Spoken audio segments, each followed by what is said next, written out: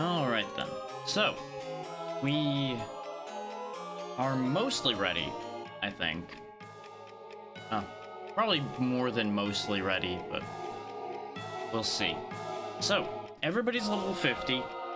I did swap to the former Phantom King for a little bit to test out what the item making ability he had actually did and how effective he would be, and no, not really.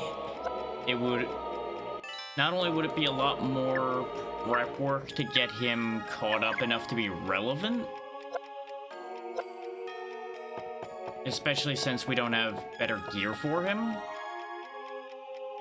because you just can't even buy better armor for him or any of that. He also didn't learn that much in the handful of levels I did get him, because I did get him a few levels leading towards 50. The catch to that being, of course, the more levels I spend preparing him, the less levels, in this particular case, Kisling would get, which would further desync everybody's levels in case I ended up changing my mind about that, which is what happened in this case.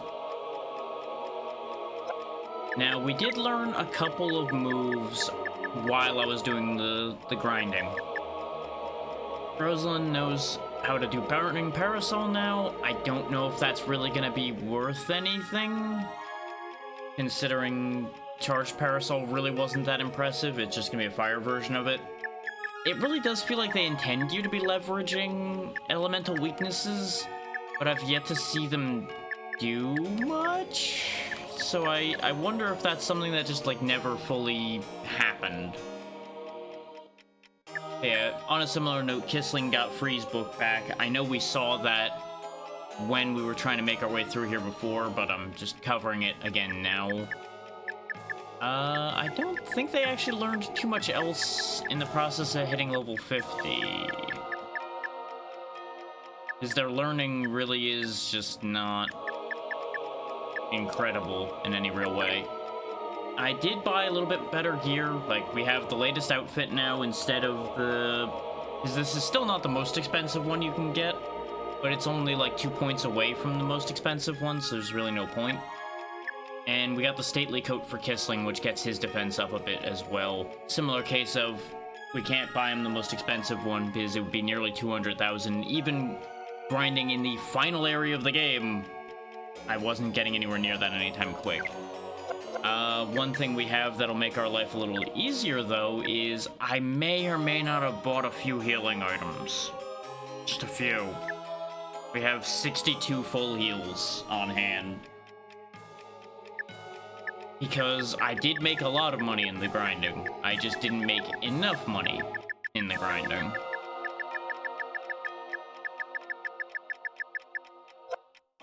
I did not change anybody's accessories around, though I am seriously considering changing the Guardian Crystal out for something that'll protect Ari from either magic or physical attacks. In fact, I think for making our way through here, something that lets him dodge physical might be the way. No, we only have avoid attacks, not dodge attacks. I'd have to take the Mirage off of Kisling.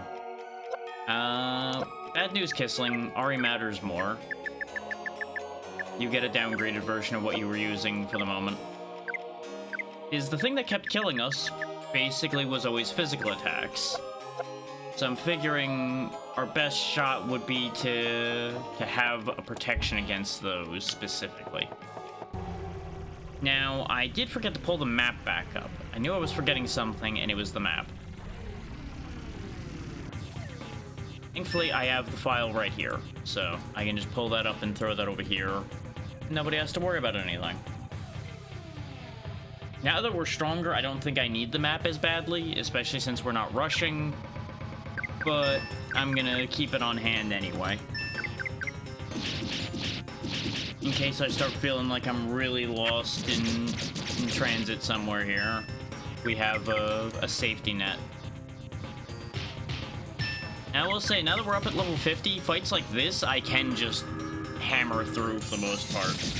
The fight that's still going to be an issue, ironically, and, well, no, it's not very ironic at all, because I think everybody expects this, is the bad poetry golem fight is still problematic at times, based on my grinding. The reason I stopped at 50 is honestly it started not being particularly quick to grind. Every fight was giving us like 100 or so experience per character, which still wouldn't be that many fights to gain a level, but that indicates to me that I'm at the level I'm supposed to be for the area. So we were a solid like 5 or so levels down when we got here, which definitely makes it make some sense why we were having as much trouble as we were, even if we got away with it in other areas.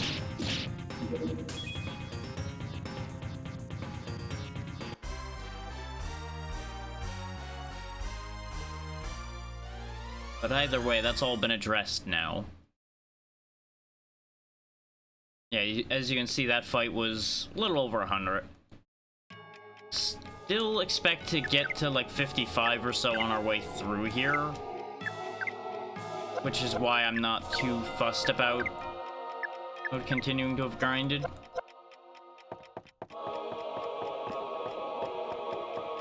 One specific spot just devours the frames for a moment. Thankfully, I do know part of the routing, because we did it like 3 times before I gave up before.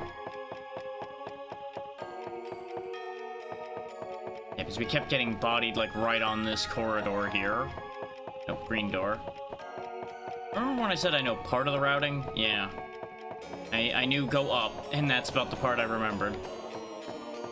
Technically, I do have more of that in mind, but we don't need to focus on it. We'll just run around and things will happen.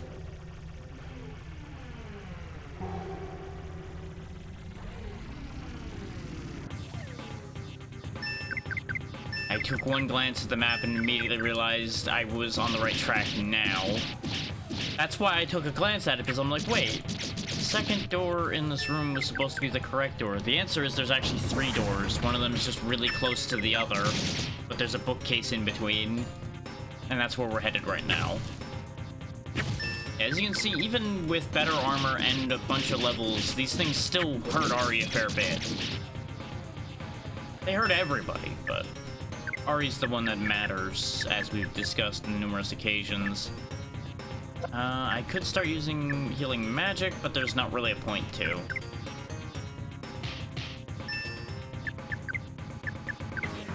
If you two heal yourselves...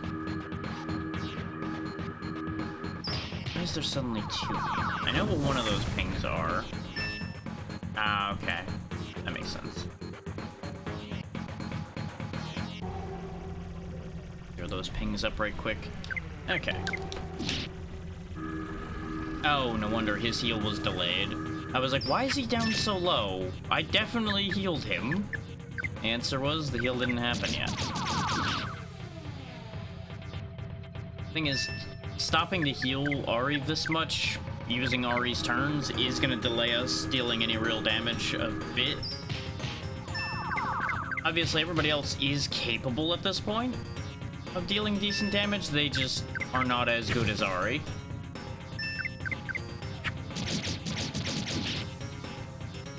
Like, unfortunately, with the setup we have, I don't think anybody is going to ever be hitting quite as hard as Ari does. Like, about the only way I would have a higher damage dealer might be if I, like, brought Big Bull or something. And I don't even know if his damage ends up higher than Ari's or if he just ends up a lot more durable. I would assume more durable.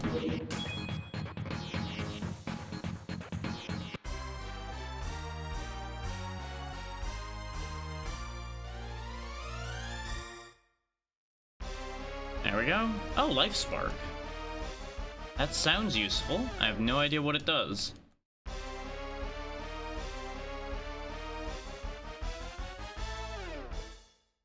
And I did round Ari... No, that didn't raise Ari's defense. I thought it rounded him off to 60, but he was already there. There we go. That's what we fucking need. A full revive so that you don't end up in a loop when you're trying to revive people where they get back up and just instantly die again. Because that's what's always been causing issues whenever we've had to revive anybody. Now we don't have that problem, as long as Ari can spend a turn casting that. Like, obviously, if turn order is vital at that exact second, then we may still have to risk somebody getting immediately demolished, but it at least gives us a way out of that situation.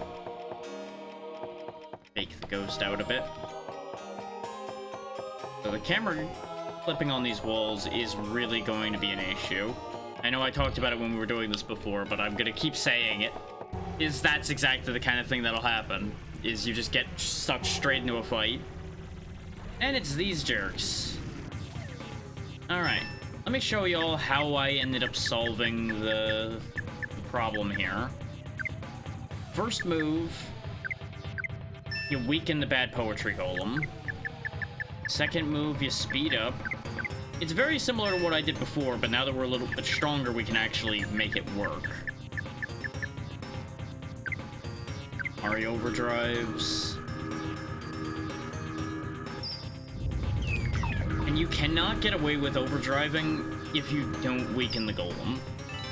And there's still a world in which this backfires anyway, if like multiple opponents attack Ari at once here, or something. Now, we're not going to burst or anything. We're just using this to make Ari hit harder, because we need to clear this board fast. Like, as fast as possible. Rosalind's second turn is casting shield. Notice, even with Powerless, that thing did 117 to Ari, who has the highest defense on this team. And you may immediately have a realization of why it's such a problem, and you gotta make sure to weaken that thing fast. Otherwise, you know, it would do a lot more than that. Now with shield as well, I think it goes down to like 70 or 80. Oh, it's gonna snatch 100,000. I've never seen it do that. And I don't think. Huh. Well, that's upsetting. I think it's just gonna leave now, which means all the spending I just did was pointless. Yep. Huh. Wow, I hate the bad poetry golem even more now. All of those times fighting that and testing and everything and grinding, and it just fucks off. And yet it never did that before. Yes, we have 0 money now. They stole literally all of my money. Yeah. As if I needed more reasons to hate that thing. It can nearly one-shot Ari most of the time. It's really durable, and it steals your money. God, that thing is just rancid. 0 out of 10, worst monster. It's only saved by the fact that it at least has a funny name.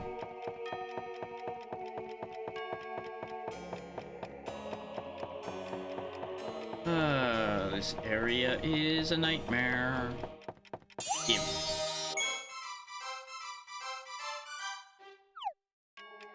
You know, we might have been saved if I'd remembered to use that last time. Because we did come over here and pick this up. Just think, one more defense might have made all the difference, he says, lying through his teeth.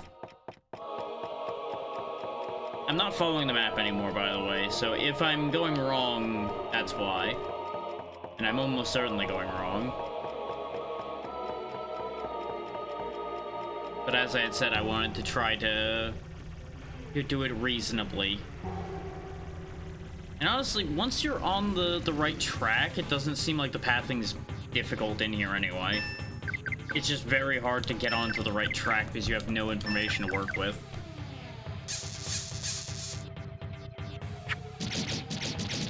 Or rather, very minimal information to work with.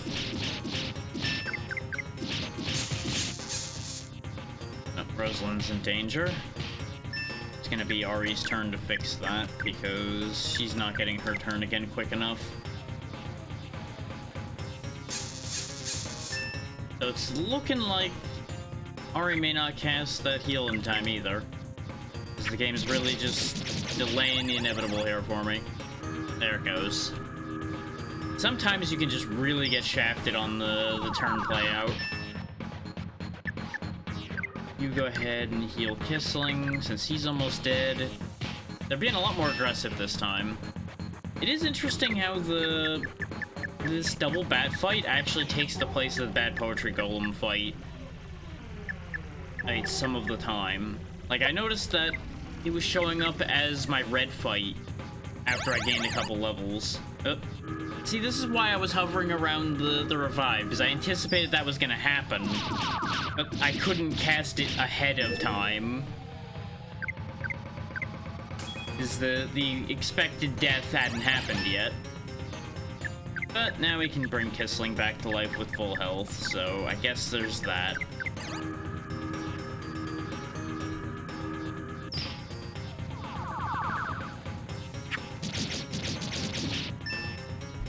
Rosalind is also in shambles again, but I think we can kill the bat if Ari attacks it, so we'll have him go for it, and we'll just have Kissling heal Rosalind.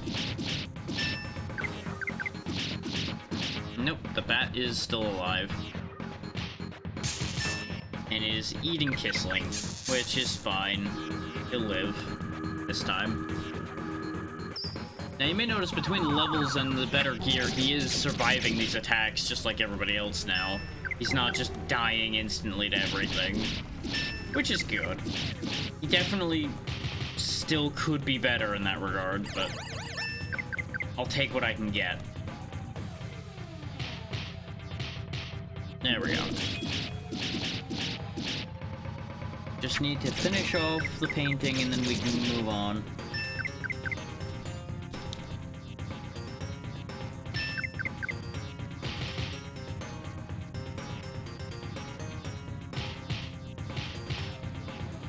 Almost there.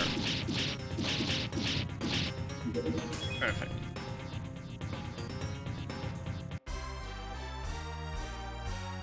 Now, with a little bit of luck, we'll be in and out and done before too awful long on this place, but we'll see.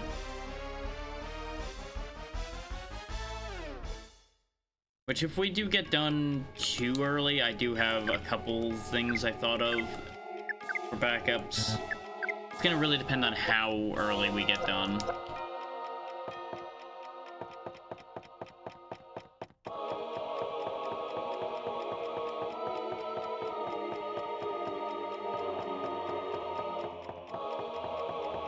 Is unfortunately, given the way last time went, I don't really want to be like, oh yeah, I've got this whole thing planned for after we're done with this. Is that very clearly cursed us last time? It's a really good thing the two trailing after us don't count towards encounters. There are a few games where that does happen, like your whole party can count for causing an encounter to happen. And it's really frustrating, because they have a tendency to trail around and get stuck on things, and that counted as a surprise attack. God damn it. I should have turned to face them when I knew I wasn't getting away. But thankfully, it's nothing big. We can just mash through this one and we'll be out of here before you know it.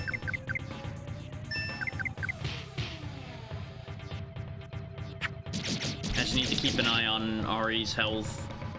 Really everybody's health, but Ari primarily.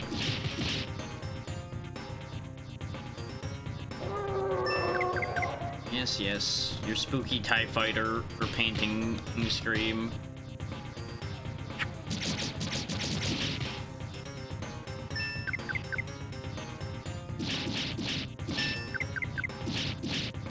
There we go.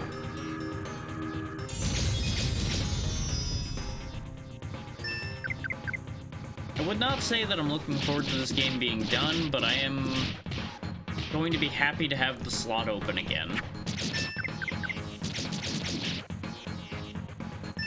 Is, you know, anytime the schedule ends up getting out of whack makes me unhappy. And unfortunately, since we had an issue last week with finishing this, schedule did get a little out of whack. It's just one of them things.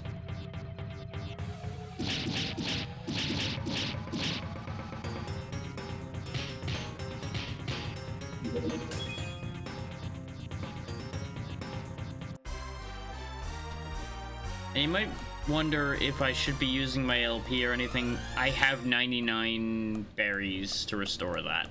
It's fine. I can do whatever I want. They even gave me another Wimberry. Back here, let's use those.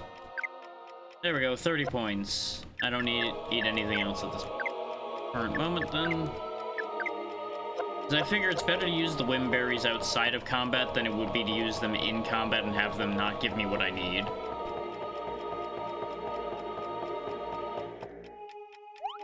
My job is just to make a classification list, measure its effect, and adjust it. I'm not allowed to do anything else. Have you ever met people like us? A man who never listens to others and calls others whatever he likes? He was always thinking of a simple way to overthrow Balloon's rules, but not the torturous way of Pollock. Then he made his decision and ran away from this library. I wonder how he's doing. I hope he's alive. I think we did run into somebody like that. There we go, we got our first key. Garnet key. Aren't garnets usually orange? Yeah, so it's the red doors. Okay. Just like this one. So now we can open any red doors. We have seen quite a few of them. In fact, I think the key also makes a shortcut back. I want to say there's like a whole path of red doors that leads back because it's designed so you can go back to the center point.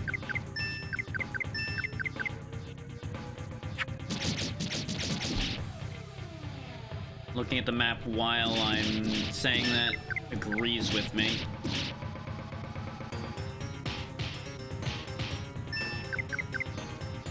There's a treasure chest in the bottom right corner, so I'm gonna go ahead and sidetrack to that, and then we'll head toward where the actual key door is. Is that they try to pull a sneaky on you here with the green door or key, so I'm glad I actually paid attention to the map and didn't just decide to stubborn this through on my own, because we'd be here for a while unless I happen to go the right way.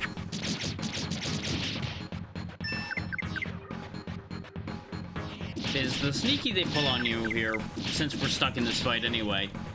The green key is only accessible through a red door that's very close to where you get the red key. So if you go running off to any other red doors, you're gonna go the longest wrong way around possible, and you have to come back basically to where you start with the red key in order to get back there. It is a bit of a bastard that way. And especially since you don't have the greatest visibility around these bookshelves, you can have a real long time of it.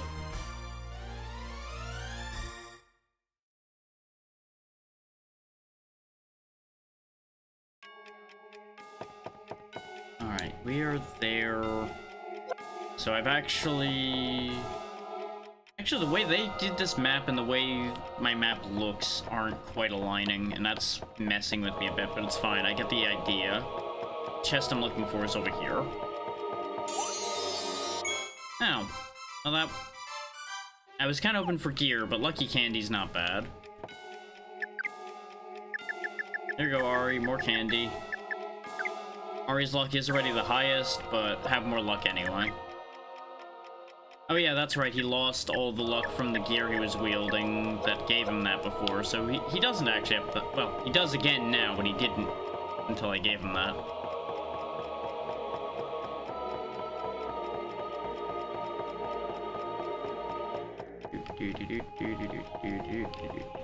Oh god damn it, there was a ghost in the doorway. Jump scare.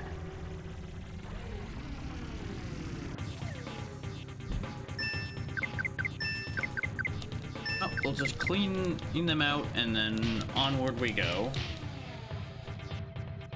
Like, looking at the map and just the pure face value of this area is actually not that big.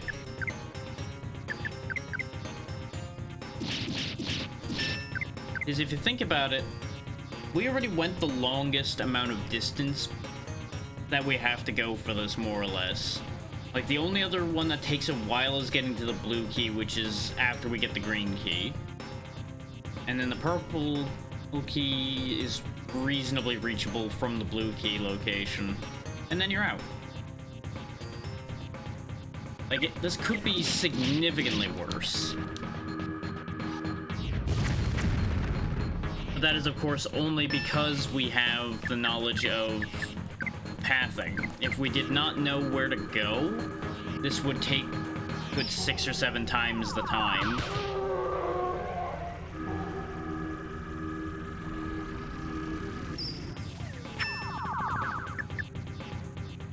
And I could just easily refer back to the video I remember watching someone play this game originally. If I was going to say I'm not going to allow myself the map, is it would still be knowledge I already had.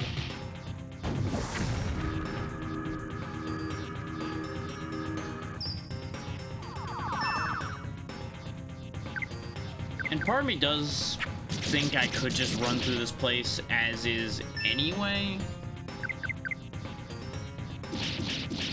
But after the experience we had last week, I'm disinclined to take that risk.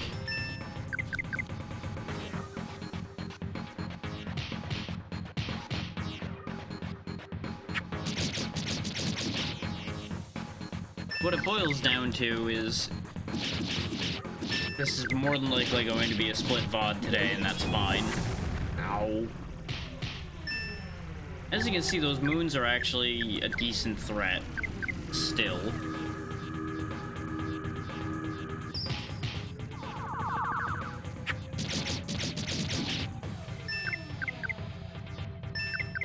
Won't be a threat for much longer, especially after Stan's done with him.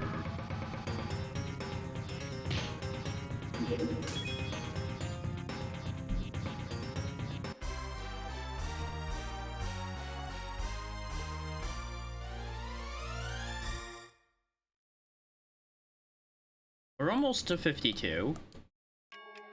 Another couple fights and we'll be there. Let's see. He was right about there. Problem is I need to go back around because that's actually a dead end.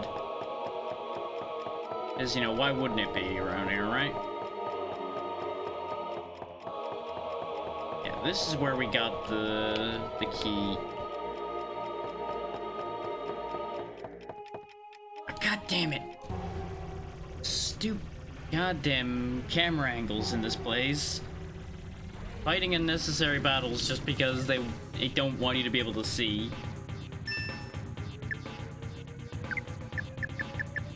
Now, based on how much damage the moons we're still doing, we're gonna go ahead and super shield up here. So we should have a little bit more freedom to overdrive. Hopefully get rid of them a little faster. If I had followed the path that I was on, by the way, it would have led me through a bunch of red doors that would have led back to the main room. Which we'll be going that way here in a moment, probably. Okay, got a little concerned there for a second because Ari took a hit right as he was overdriving. So we'll burn the overdrive turn, just making sure nothing bad happens.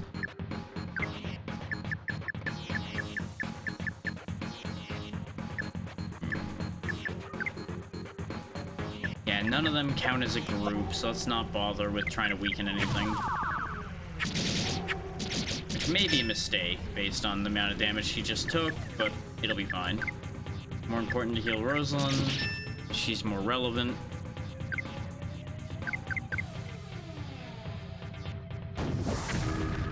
And that's why it was important to heal her. Just too slow about healing her so the item gets wasted and Kissling doesn't get healed.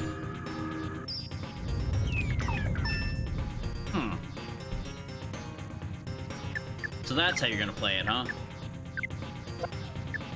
Well, Kissling, first order of business, keep yourself alive. Doesn't matter, he's dead.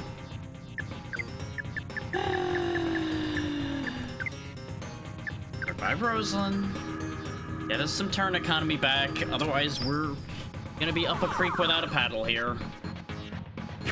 It's already bad enough.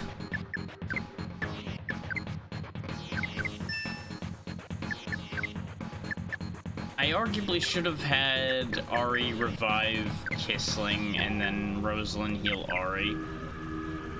Yeah, because her turn was gonna happen first, because I think the paralysis messes with it.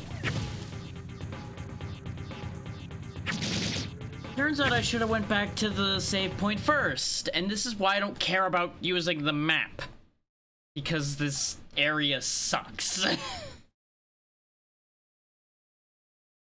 Because any time you could just end up dying, no matter how decent your group is, you are going to still have decent odds of just getting destroyed.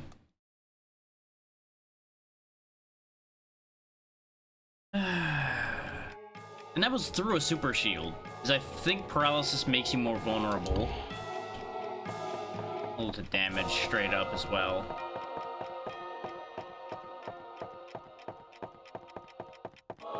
Alright, all the way back around we go again.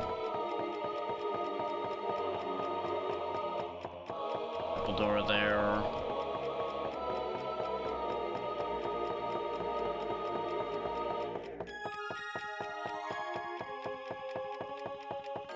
Like, I don't think I would mind this area nearly as much if I could just see where I'm going most of the time. Considering, you know, ghosts can pop through walls and attack you already anyway. And all of those shenanigans.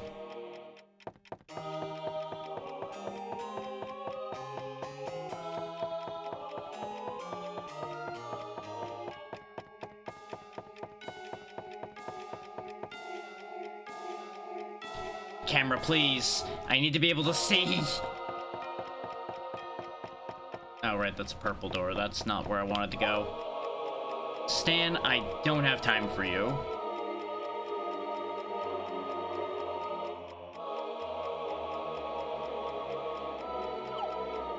Like, it's not like he's been helpful any of the times he's popped up anyway.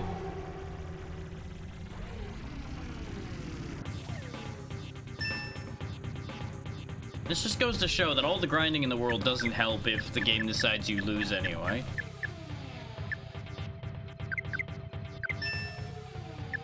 And I suppose it does prove a point about if anybody thought I had over-prepared.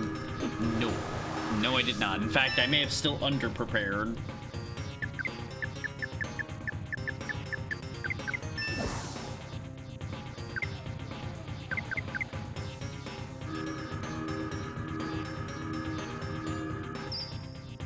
This is also why hyperdrive matters as much as it does. Is if the moves I had indicated had happened before their attack happened, we would have also been completely fine.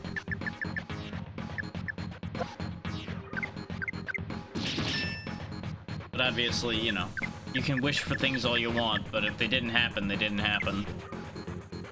Yeah, all these damn group spells and enemies just not in groups. Nah, it probably won't work. Still over 100, huh? Yikes.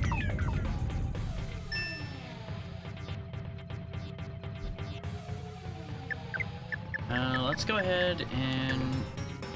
The thing is, I don't know if that counts... I would assume it's a curse. Let's see if it removes the paralysis from Ari. And of course we don't get to find out because timing once again. Nope, doesn't count. That is not a curse. Okay. Logic would denote it wasn't, but the definitions of things can be odd sometimes. Yeah, I probably should have used Antidote. I forgot Antidote was all abnormal status. Brain usually sees Antidote and goes, oh, that's a poison cure. That doesn't help anything else.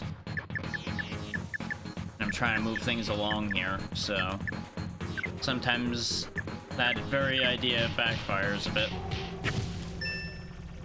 So let's see about getting that paralysis off of Ari. I think it primarily is delaying their...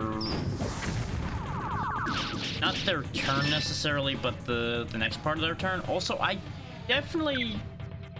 Didn't I tell her to target Ari? Maybe that's us. No, because that wasn't anybody. Whatever.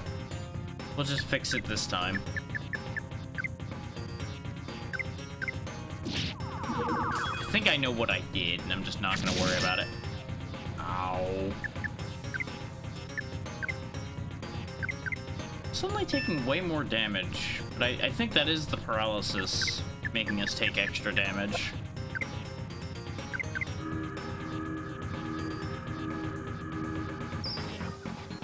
There we go. I know you're happy to stop being paralyzed, but I don't think that's the right reaction.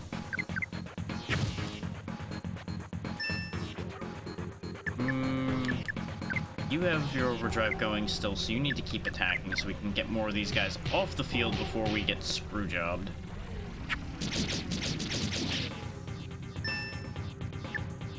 Whistling you heal Rosa because she still needs it. And of course, this is something I've noticed, because I swear the moment you try to heal somebody that's in danger, the game will target them. Like, without a question. Which is why I use so many preemptive heals and such, instead of waiting till somebody's in danger to heal them. Even if I'm not always successful about that idea. Because I get focused on just get through the fight, kill the enemy, move on. There we go. It would be very funny if the wrong save had somehow gotten loaded, and that's why we suddenly had more trouble. Now everybody's level 50. There's Life Spark back.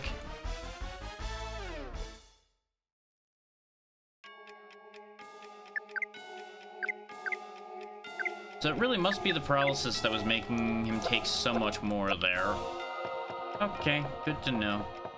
Paralysis is worse than I thought. May actually be more worth me using then, though. Because we had used it before to good effect, like, once. But I just never ended up using it again. Because you very rarely have a single good target to use that on. At least to my mind. Unless you want to sit there and use a bunch of magic before starting to do much of anything else. Which you absolutely can do, but it just starts to feel inefficient after a point. Again, though, I shouldn't be worrying about efficiency when I have stacks on stacks on stacks of restoratives. But, you know. I'm lazy. I don't want to have to hit more buttons than I have to. I would like to just get through.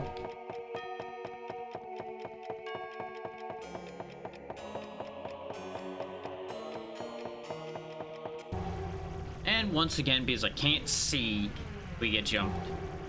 And it's this nightmare again. Great. This is actually more frightening than the bad poetry golem now, which is weird because these guys weren't a problem during the grinding, or they weren't even that big a problem when we were here 5 levels ago. Like, they weren't great, because they definitely were one of the things that killed us, but they were not as immediate death as the bad poetry golem till now, apparently.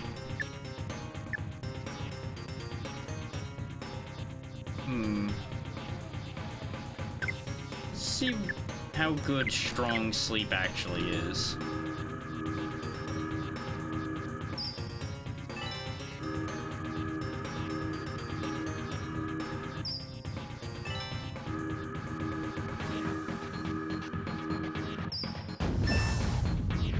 I don't know who that fireball's going for, because I can't even see it.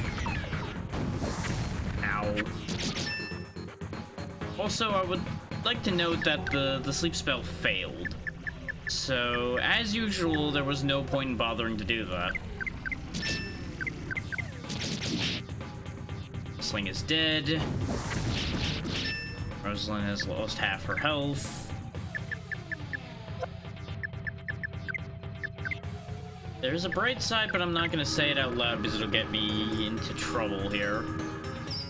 Is they will immediately go, oh really? And then ruin my whole day with it. Okay, Rosalind has gotten 2 turns in a row before Ari has gotten his turn. Wonderful.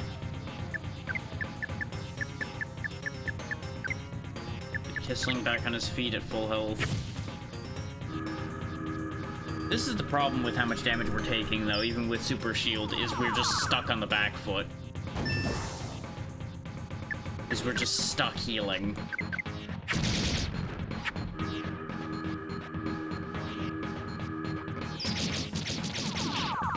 Which I don't understand. I made sure to be able to do these fights. I was clearing these fights no problem. Why are they suddenly a problem again? I don't understand. Like, do they just have a hidden setting where they get stronger after a certain point or something?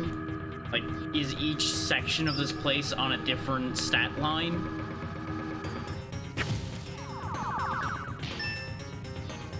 Because I would honestly believe if every section of this place has a different stat line for all these enemies. As fucked up as that would be, I would absolutely believe that to be the case.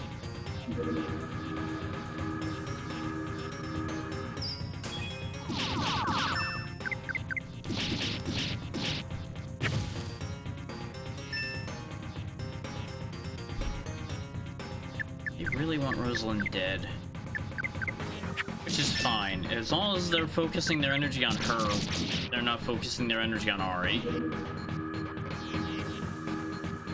But this is why I have so many goddamn healing items. Is so we can just tank our way to victory through these. These while we set up.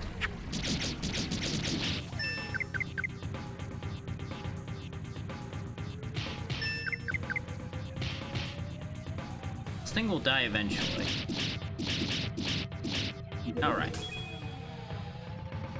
It does remain kind of weird to me, though, is this game was genuinely pretty easy up until, like, the last quarter, and then it suddenly shows its teeth at that point.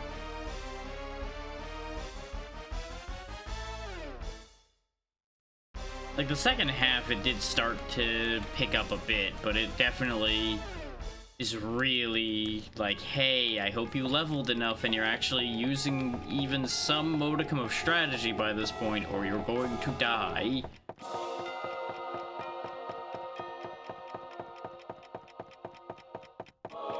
And the game will laugh the entire time you're dying. It does not care. It is only code. Code does not care. So code can smell fear. God damn it. I gained visibility of them just in time to not be able to do a damn thing about. You lot are not a red encounter anymore, unless it counted the red guy that was next to the one that bumped into us. Which is possible.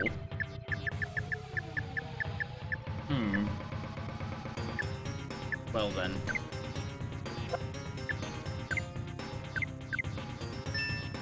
We'll super shield first. It doesn't seem like it super matters whether you shield first or powerless first. You just need one of the two. Otherwise, you just die.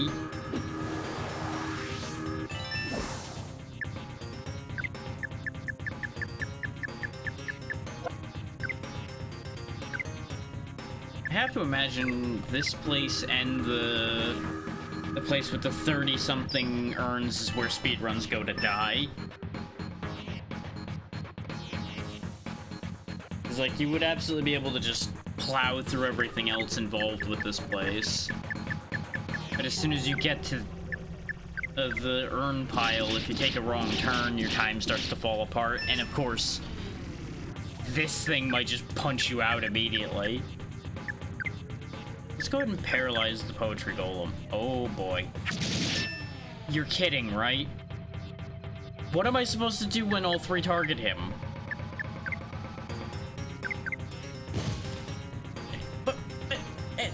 Genuine question. What are you supposed to do in that scenario?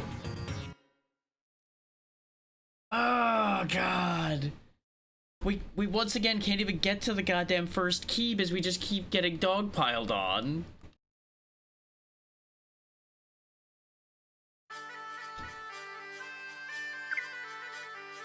Like, that is genuinely the worst case scenario, is all three targeting Ari at once. Because anybody that all three target is dead. That's just not even a question. You can have all of the buffs in the world, and I don't think you'd survive all three targeting somebody.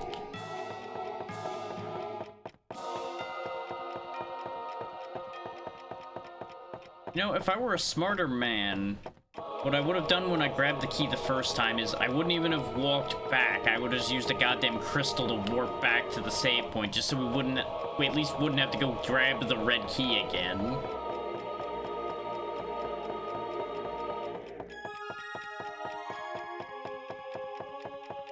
Thing is, I have a really strong concern, since we're having so much trouble with the encounters in here again suddenly, that I'm just gonna lose to the actual boss of the area anyway.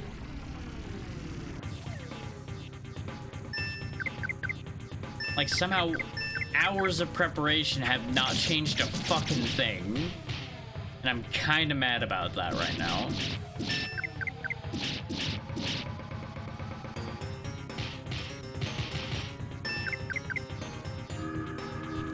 Oh yes, go ahead and drain health so it takes longer for you to die.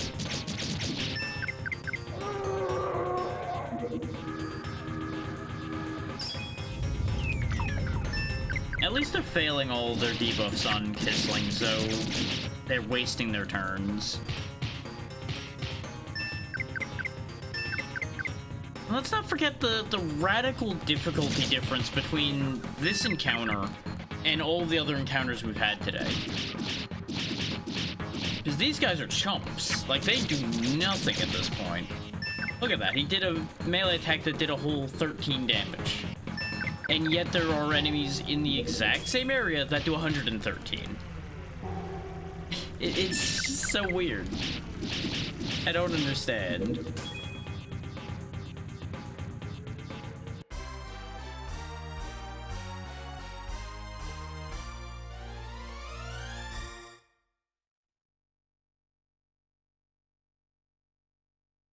Like, by all means, make your final areas difficult, but maybe do it in a way that people might actually enjoy, rather than, oh hey, we're just gonna keep kicking you into the sand deeper, and you better hope High Tide doesn't get there before you get out of the sand.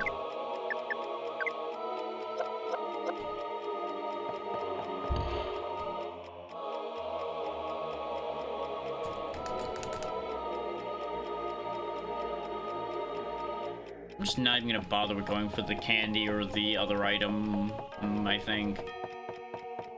Because both items were just one stat point candies anyway. I just want out of here. Wait. Oh, I see where I went wrong. For fuck's sake.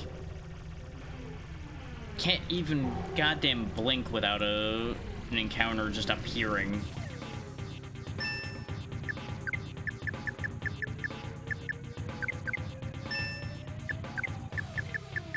Place your bets, folks. Place your bets. Are they gonna just all dogpile Ari again, so it doesn't matter what I do? I feel like overdriving is what's causing them to target him so hard, so let's just not do it this time. It'll slow us down a bit, but it'll at least give him a little bit more HP buffer.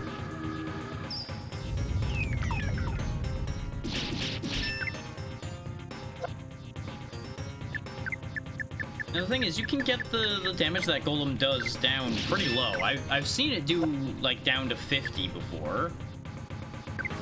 Under the exact same circumstances I'm setting up right now, and yet for some reason, he was still doing 100 before. Oh yeah, he does also have debuffs, in case people thought that he wouldn't be a threat anymore. No, he still absolutely is. He's still a fucking problem.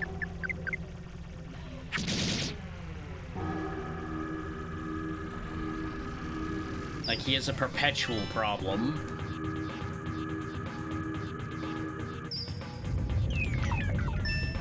just consider, he is no longer the most dangerous thing in this area, according to the game. According to the game, the double moon and then one sun fight is actually stronger than this one.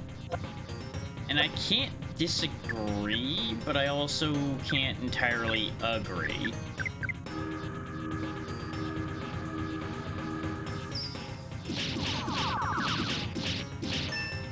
But as you can see with the paralysis and everything, we are doing good damage to that golem immediately. Now, hedge bets, heal Ari. I just have zero trust right now. See, this is exactly why I have no trust. But unfortunately, Kissling got obliterated, so it doesn't help. I just told Rosalind to attack, didn't I? We also don't have Life Spark back yet, so that's annoying. What that means is Ari heals himself first. Okay. Or we're dead again, because apparently that thing also has an AoE drain that I forgot about. I queued up that heal, what? Before 3 of their actions all simultaneously happened before I could get that heal off. And one of which was done by a paralyzed enemy.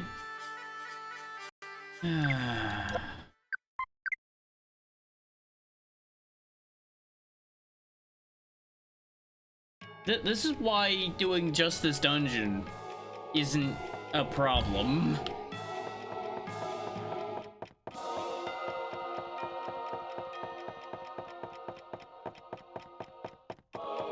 Like, I'm about to make a very controversial statement. I'd rather go back to the sand dungeon right now.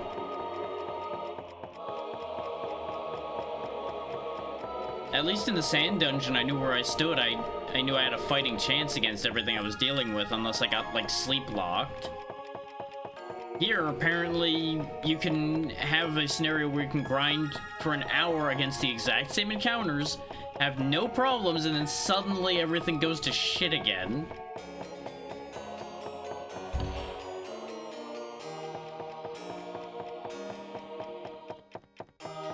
Like, that's the thing that has me upset about this, is I'm just so flabbergasted by the fact that I feel like all of that grinding amounted to nothing.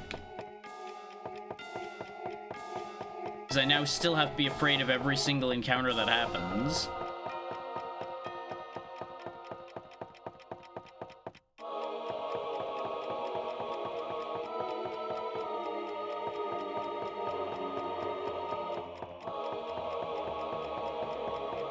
Goddamn maze, so you're forced to basically have to deal with some encounters. You're not gonna be able to completely avoid them.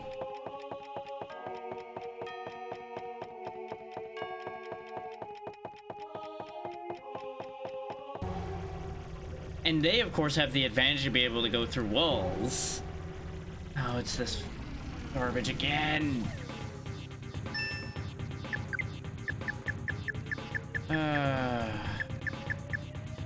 And to think, we got away with just, like, friendly infernoing this fight before. Because we would just spam that and keep healing Ari, and yet somehow I can play more defensively and get punished for it. I don't understand this game. Like, I've spent... This is now, like, the 5th session, I think, playing this game, and I still don't understand how the game's logic works on some of this stuff.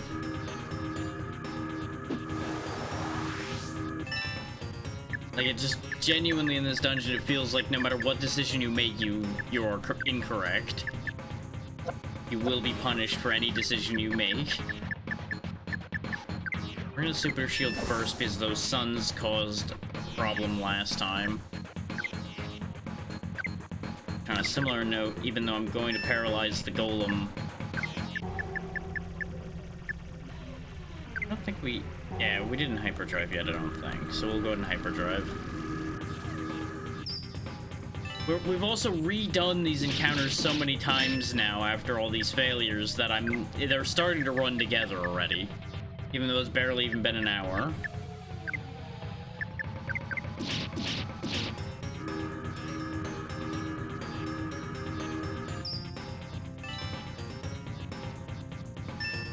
Okay, Kissling should survive that attack. He just will have trouble surviving more than that.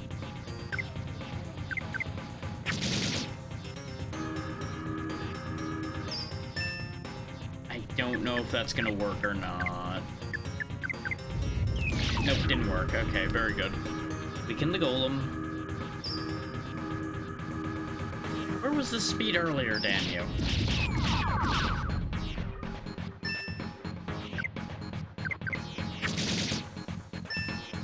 Yeah, see, the super shield makes the suns do way less damage. And that's why that matters. We should be able to get it with just keep continuing to attack. There we go. One less sun. Now he's gonna do his big AoE drain, which thankfully doesn't do that much damage. It was enough to finish the job before. Go ahead and heal Ari so he can keep on going.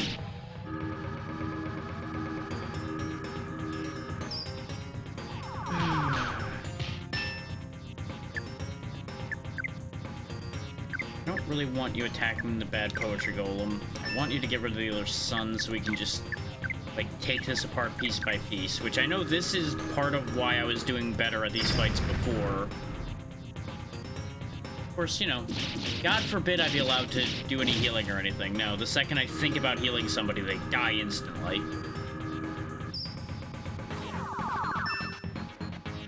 And we still don't have Life Spark, do we? Nope, we lost it every time we've had it so far. We're just not allowed to have nice things. Strongly considering just leaving Kissling dead just so we can get through this encounter this time.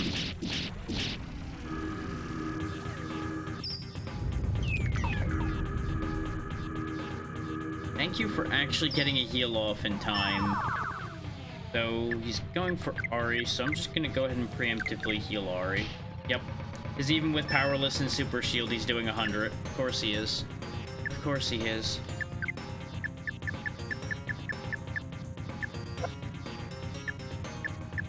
Okay, you know what? Just to give them another target, we're gonna bring Kissling back anyway. Even though it's probably a waste.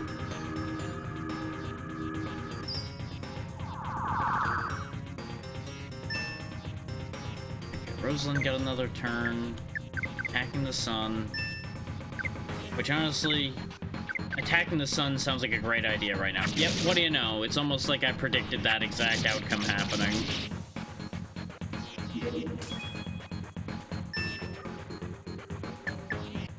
You're probably gonna survive that, so go ahead and revive Kissling again. And then we'll just have to hope that we can kill the golem before the golem can kill anybody.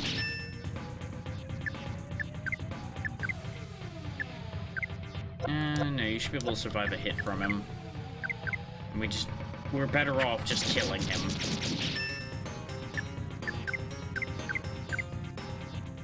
There we go.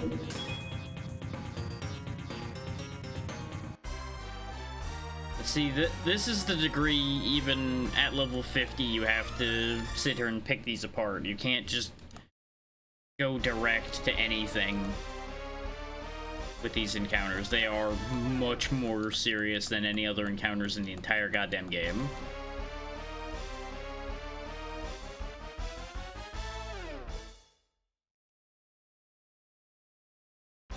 Why are they... What?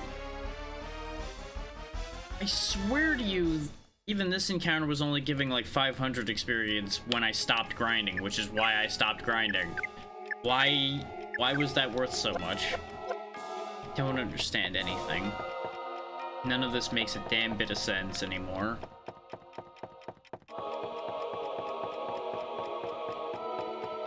I'm not gonna bother talking to you again. We already talked to you. Give me the key. Problem is, if I warp away, I'm gonna have to come back out here to get to the green key. So thankfully, the green key is not far. I just need to not get goddamn screwed by the camera long enough. I can't see anything the second I move a step forward in that area. Come on now.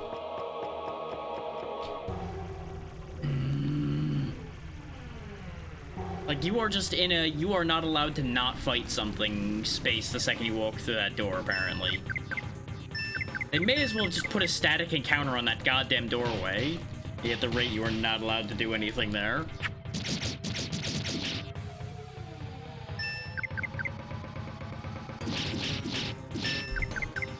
That is just ridiculous.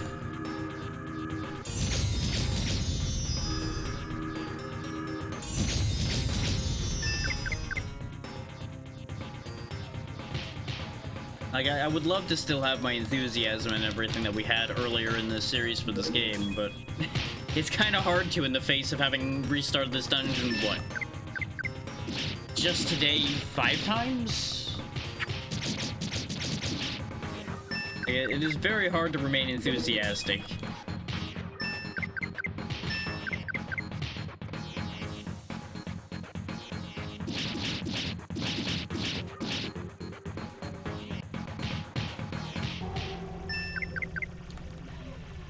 We will get through. There is no world in which we are not finishing this, but it is gonna be a painful trip to finish, based on the way this is going so far. Ooh, maximum voltage. He finally has a different move, and I think that's the AoE lightning that we got hit with before. So I think he finally has an AoE move here at the end of the goddamn game.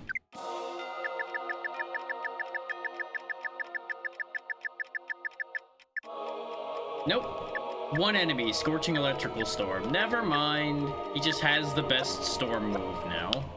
And that's still good, but I would have rathered something that can hit more than a enemy. That would be nice. Need to go this way.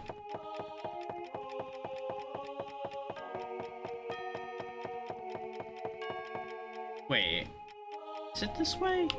No, this is the way back to the beginning. But we're going back this way because I think I'm already... Jesus Christ. No, I can't walk on water, so that's not true.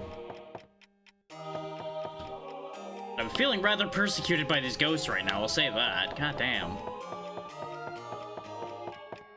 They just block path after path.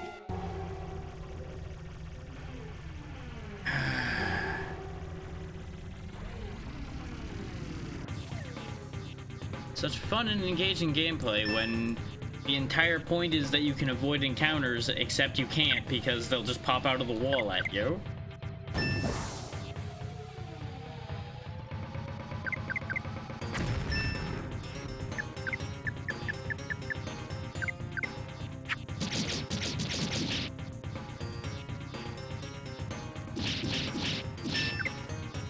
On the bright side, even though this was a red encounter, this is actually not one of the particularly bad ones, because the mummies aren't the worst.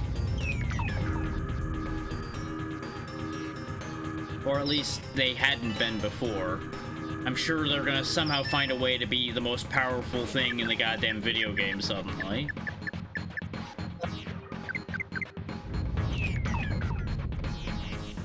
Okay, they put 2 levels of bind on Rosalind, which is fine because I don't even know what bind actually does. Because it doesn't seem to stop you doing anything, so it seems to be, much like the other status effects in this game, very odd about how it goes about doing its thing.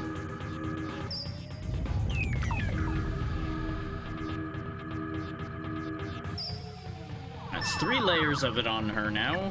Somehow didn't affect anybody else, even though it was an area spell, so that's fascinating. 1 down. Okay, yeah, it was sealing her magic. But since she already was casting the super shield, it was allowed, I guess. Or maybe it had to get to level 3 before it stopped the magic completely. One way or the other, that's not really that big a deal.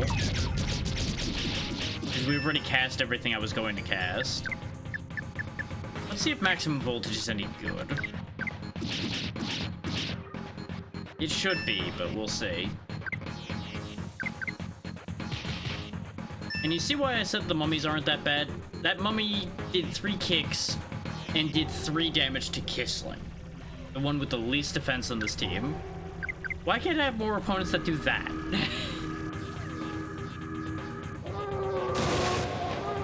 Okay, yeah, that's actually a decent spell, unlike the other storm spells.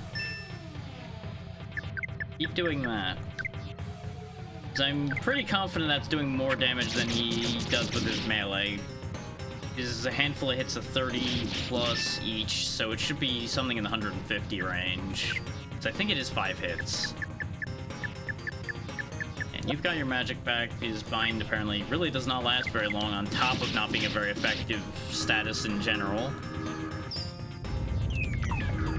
Defense down, huh? On the guy with the least defense. I see. So that's what we're doing here now. Yeah, more encounters like that, though, please. You threw a lot of debuffs around, but you didn't really kill us like everything else, so can I just keep those?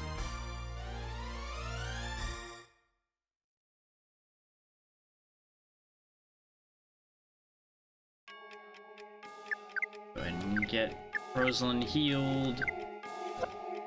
Let's get Kissling uncursed. Oh, that's an easy way to tell when something's a curse and when something's an abnormal status, I guess, is whichever ones persist out of battle is a curse. They also take up a different slot, it looked like.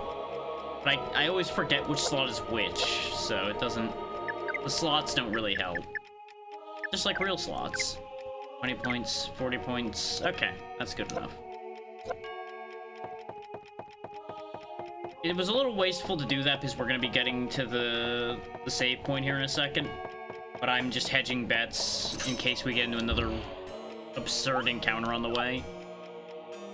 Because this is the red door you see right in the main room.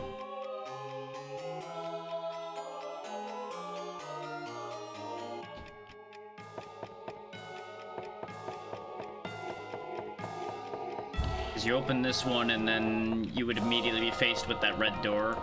There we go. We at least save the fact that we have the red key. We don't have to get the red key anymore. But I'm gonna need to run back down that hallway to get to the green key. Yeah. I see where I went wrong now.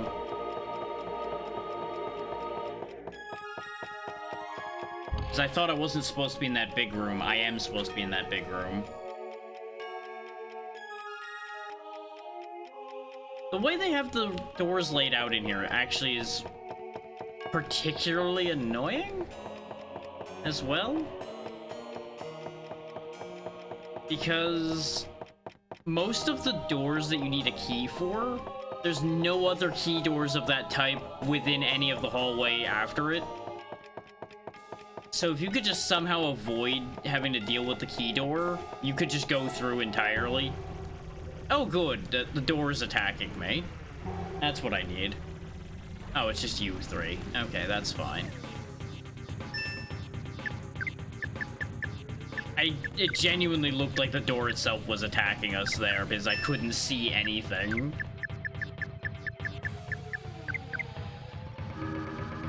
Have him just work the moon over. In fact, actually, you help out with killing the moon. Fuck the moon.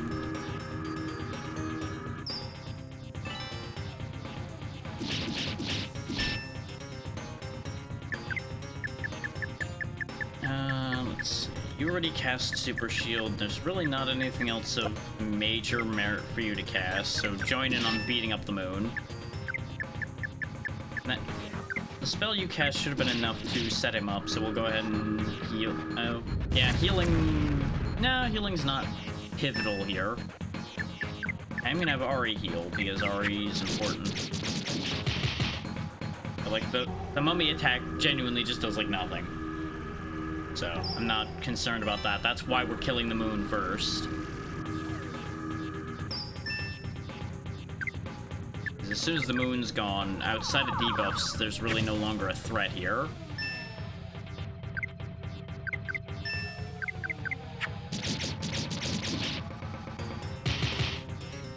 Of course you missed.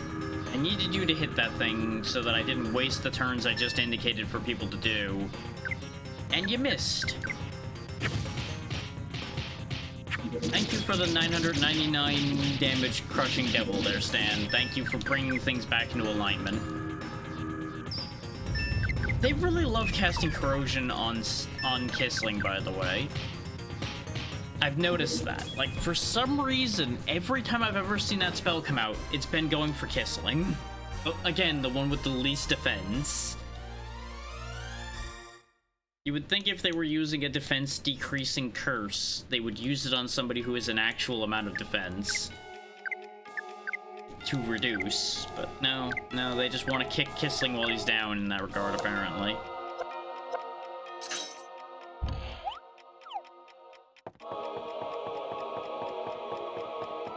Now I gotta get through the maze in here to the door that goes back toward the main room, and then we'll be where I want to be. Or part of the way to where I want to be. I want to be out of here, but unfortunately, I need all the keys.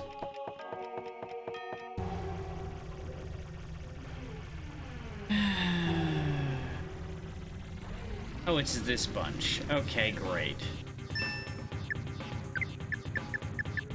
Oh, same business as usual. Super Shield is the first move we make. It doesn't matter what else we do, Super Shield is first. It's the only way I can ensure a decent chance of survival.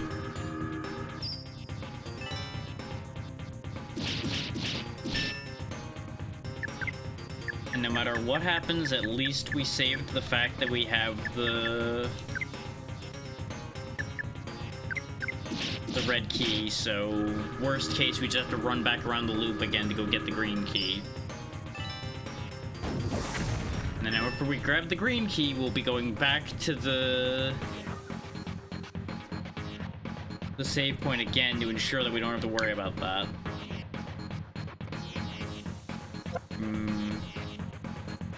Yeah, just attack. I was debating whether to overdrive or not, but since they're still doing 80, probably not a great idea to push my luck. Let's see how effective maximum voltage is on the sun.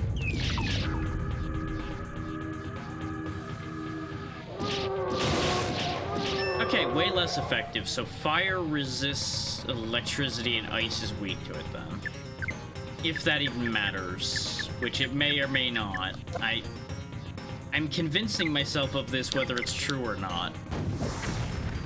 Because at the very least, it was holding somewhat true. The problem with trying to determine weaknesses in such that way is we don't know what their stat lines look like, so the sun may just have, like, massive magic protection compared to the moon as well, which makes that entire line of thought irrelevant. Also, Rosalind should be being healed right now, and she might die before she gets healed. And that really upsets me. So I'm gonna put a redundant heal down here in case one of them happens. Okay, no. She didn't die, but neither of them happened in time, so we're gonna be wasting an item again. His Kissling decided he wanted to take his time digging through the bag to find the right miracle nut to give to Rosalind. First one was too round. The second one was not round enough. The third one smelled funny. Turned out it was in his pocket. Fourth one, we don't want to talk about that one. And then the fifth one was just right after she got hit in the head again.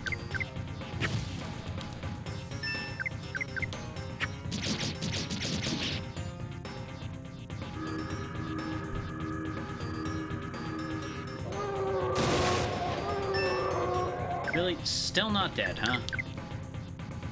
Would you kindly perish? You need to heal so you don't die.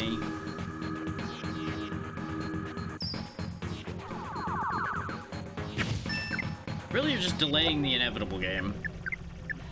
I will win eventually. You cannot stop me forever. I am too stubborn to be stopped that way. It would put entirely too much time in for me to give up.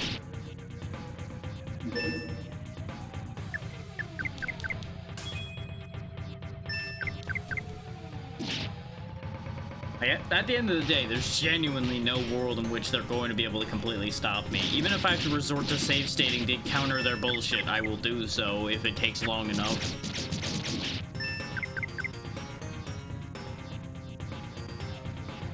I refuse to allow them to stonewall me with just burying me with encounters. That are way stronger than anything we've faced before. That just occasionally destroy Ari before there's anything I can do about it.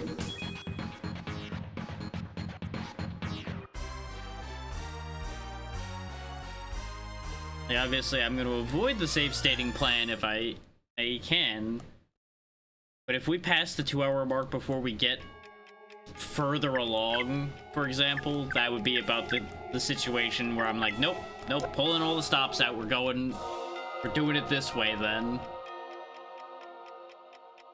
Because after a point, it ceases being entertaining seeing me get defeated like that, probably.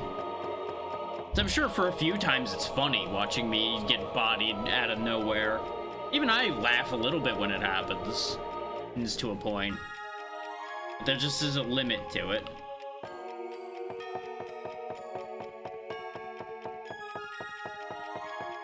See, here's the green key box. Just right off the first hallway you come into the area where the red key is. But if you don't know what's there, you could easily just miss that completely and go on this whole long journey through hell and get nowhere. And the only other door attached to it was that green door, so you weren't gonna be able to get at it from the interior side. You have to go all the way around to the back of the room to get in it. It is not offensive, but it is annoying.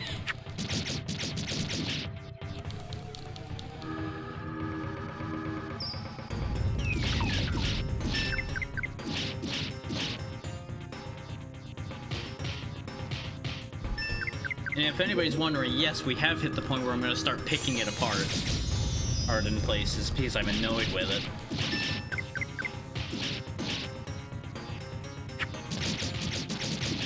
It is harder to go along for the ride when you're annoyed with something.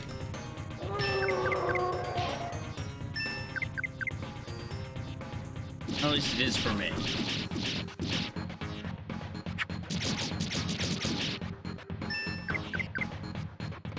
Thankfully, they at least gave us a little bit of a softball here. But I do need to remember to increase our LP back up here soon. So we should be getting to the save point very quickly, so I don't think I need to worry about it. Problem is that ends up being famous last words rather consistently, as we all know.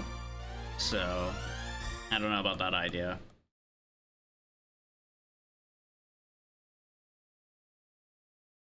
Come on. Top up everybody's health.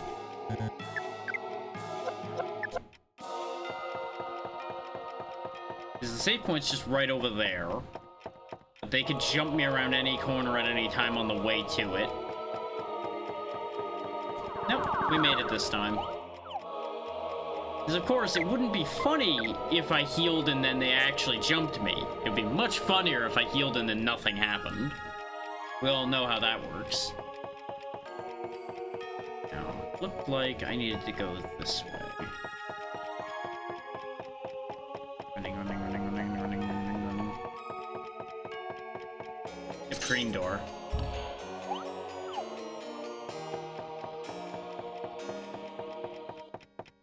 Nope. Delete you by using the door. Goodbye. Get deleted, scrub.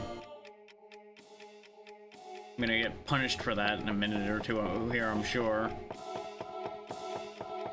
But I gotta get my little wins where I can. Okay, we're at the main intersection. Exactly, Yura. That is the intent here. Okay, I need to go way... Oh, I see what they intend for me to do. Okay. Gotta go around. Is, God forbid, anywhere in the library be a straight path. No, you gotta do as many twists and turns as humanly possible.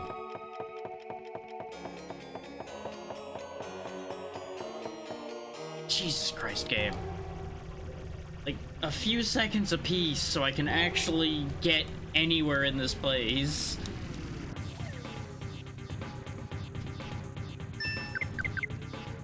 Like, I genuinely do feel as the game has progressed, they've raised the encounter rate as well. Like, just across the board, more ghosts are spawning.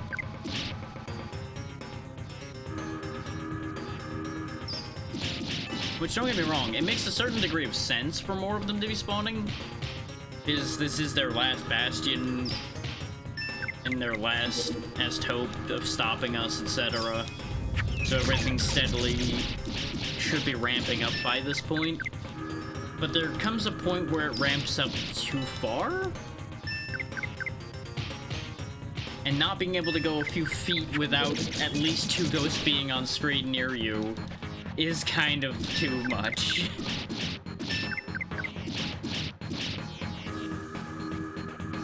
Like, at that rate, you may as well use just a timed encounter system where you walk X steps and get attacked. This ceases being a viable way to avoid them after a point.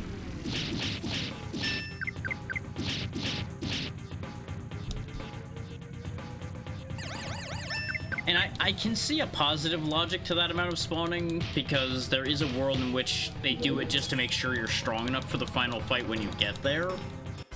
This guarantees you a lot of experience. The counter to that being it also wears you down before you get there. Which is also the other half of the intent, I'm sure, because why would the final dungeon not be designed to wear you down before you get to the fight that they don't want you to win?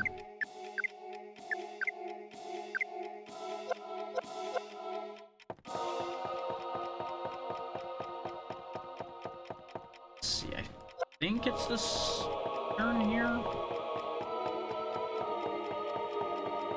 Is the fucked up thing, once again, is the blue key is actually not that far away from where you come in. You know what happened to Marlene, the daughter of the man? This world was created for her to begin with. He cut a small world for his daughter, scattered evil kings, heroes, guides, and ghosts for his daughter to play. Nobody imagined his daughter would disappear into the world. Probably it was separated from the power of classification. We couldn't find her either.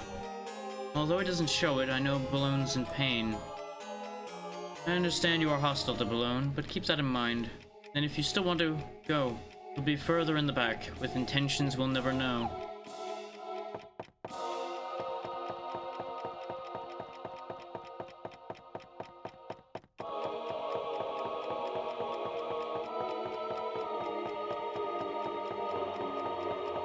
God damn it.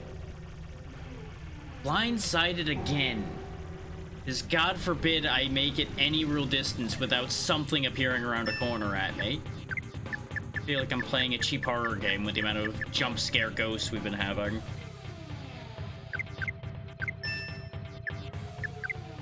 Let's go ahead and overdrive. Because these guys aren't the worst as long as certain things don't happen. I caught myself on that jinx before I finished that thought.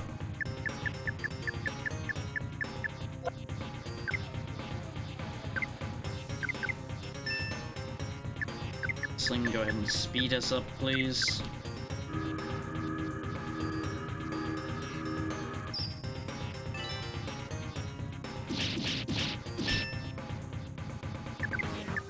It really is a hell of a thing that I came into this with all this confidence that we'd be able to just power through here now.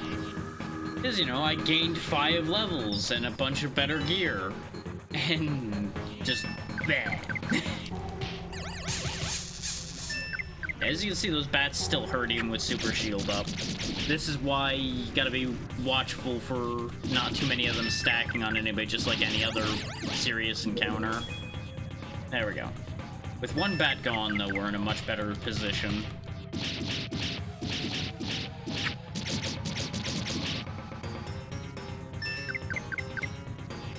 But I will say, with the way this is gone, I think I am going to skip a week before we start the next RPG.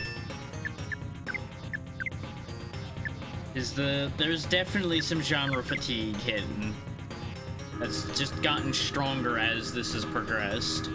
So we will take a week off of RPGs. And I'll just do a filler day next Monday. You have some description.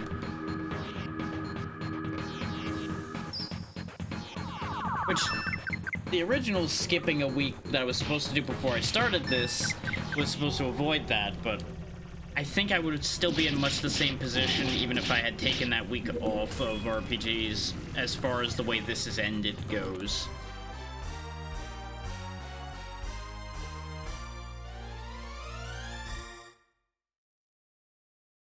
It's one of those more than likely damned if you do, damned if you don't scenarios.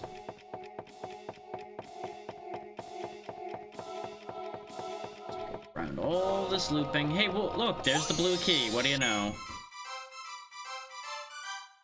Because of course, it's right next to the blue door that would have made it a much shorter path to this spot.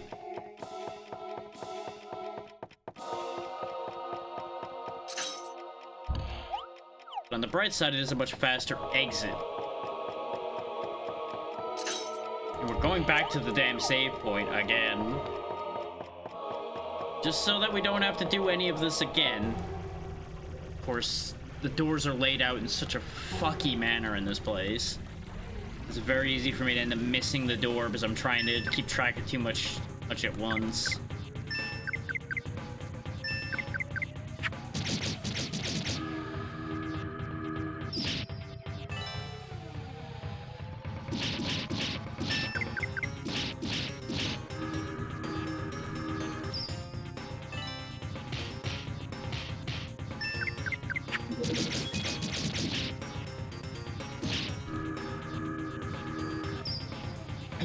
Shield stacks, so I don't know if the AI is wasting its time by doing that, but I feel like the AI knows something we don't know usually. So maybe there's something to stacking those shields. And maybe I should actually start doing that.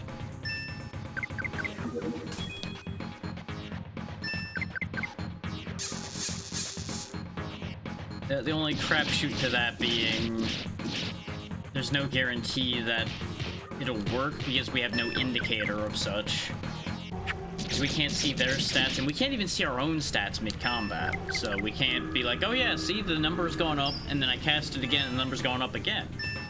So clearly it works. It's like, well, no, that's not actually going to be a way we can do anything.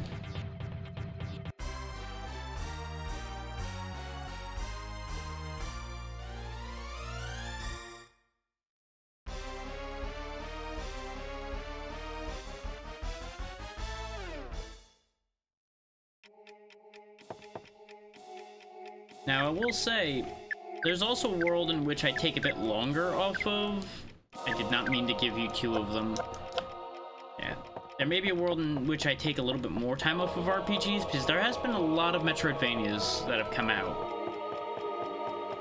And are coming out. So I may put Monday back on that until we run out of those again. But at the same time, I could always just move RPGs to a different day as well. We'll see. We'll see how the schedule frames out as time progresses.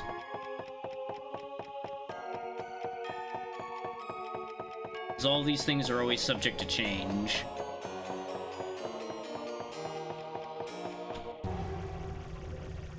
The only thing that's not subject to change is their ability to blindside me with goddamn ghosts.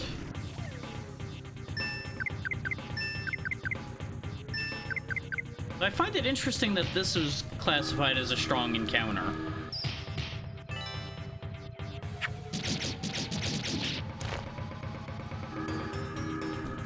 But at the same time, I think this game's capacity to define difficulty is questionable.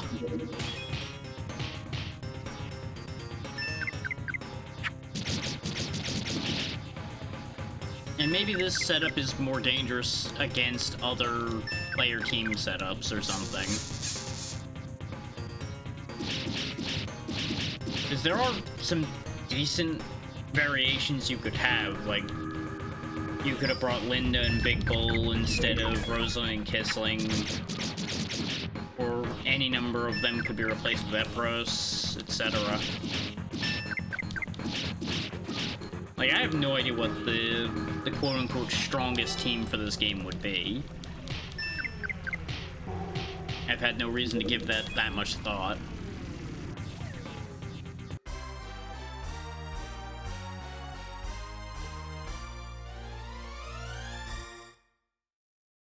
I've just been sticking with the team we started with, basically, because we would otherwise have to sit there and level somebody up to the rest of the group's level.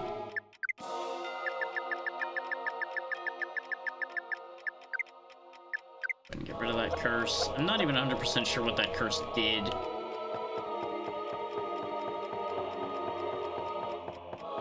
I think that was the one that made your targeting go weird. Also, we apparently didn't need to go around that corner, because the fog is just short enough. Thanks for blindsiding me again, game. Appreciate that. Oh, you guys are back to a red encounter again. Okay, maybe what I think the encounter system means in this game is just not accurate in the slightest. Maybe it's all just a crapshoot, and I should just stop trying to understand it.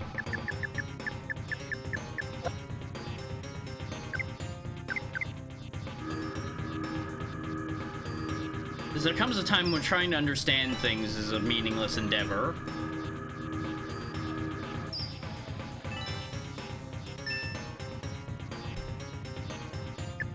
And right now it's feeling like one of those, this is meaningless to try to understand situations. Because the consistency just keeps getting chucked out the window.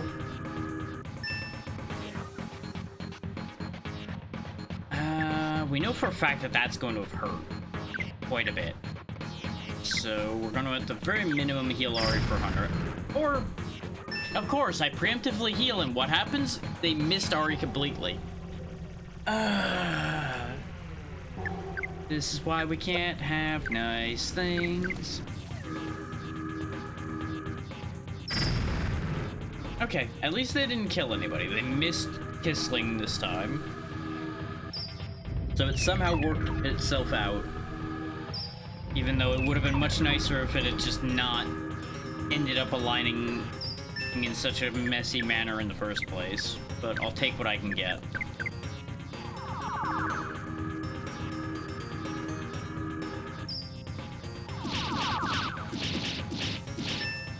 Sun is still there, but that's fine. It would have been very surprising if it had died already.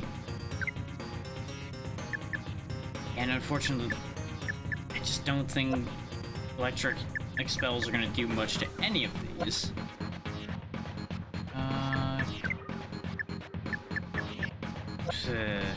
Just attack. It doesn't matter. See, this is about the scenario I expected. That's why I was saying it doesn't matter. No, you only need 100 heal. And now you're gonna suddenly need a lot more than that. It's like they know. It's like they're reading my goddamn inputs. If I wanted something to be reading my inputs the whole time, I'd play a goddamn fighting game again. I don't like the angle those took off at. Okay, no, they're... Well, that's not a good angle. That's Kissling dying, but it could have been worse. They could have been both going for Ari and actually making it matter.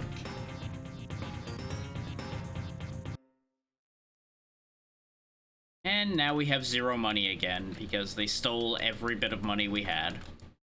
It's a good thing money doesn't matter at this point. There's no world in which I'm going to end up making enough money to buy any of the final pieces of gear in this game. Considering they're all like 200,000 to get.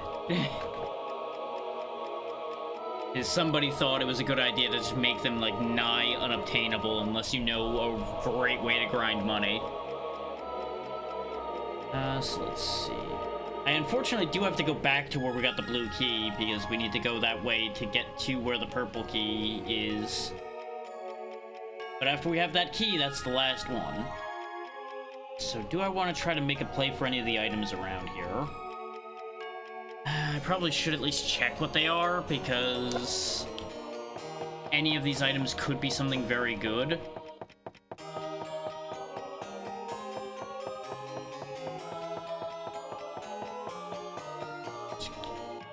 Gotta figure out how they expect me to get into that room. God damn it. Quit clogging every hallway with goddamn ghosts. What's this? Like, this is the thing. You either make no progress because you're constantly backing away from ghosts, or you make no progress because you're in an encounter every 5 seconds. There's no winning. Because these hallways are too damn small for you to squeeze past them like you would in other dungeons.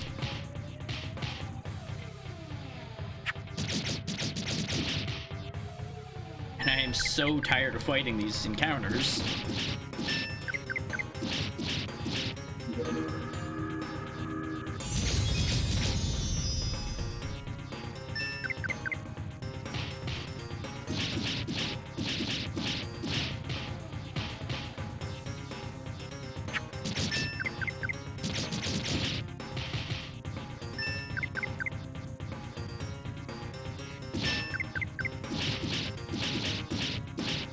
Yeah, I'm genuinely sitting here just like trying to figure out if there's any way to make any of these encounters go faster.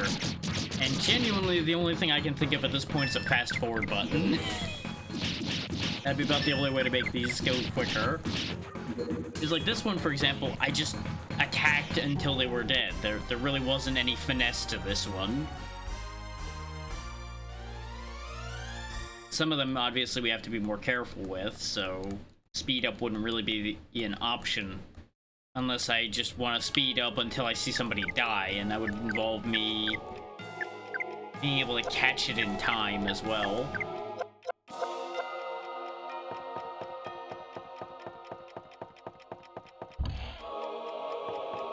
I missed the door where the item over here was, because you end up having to wend around so many goddamn bookcases that are not marked on the minimap.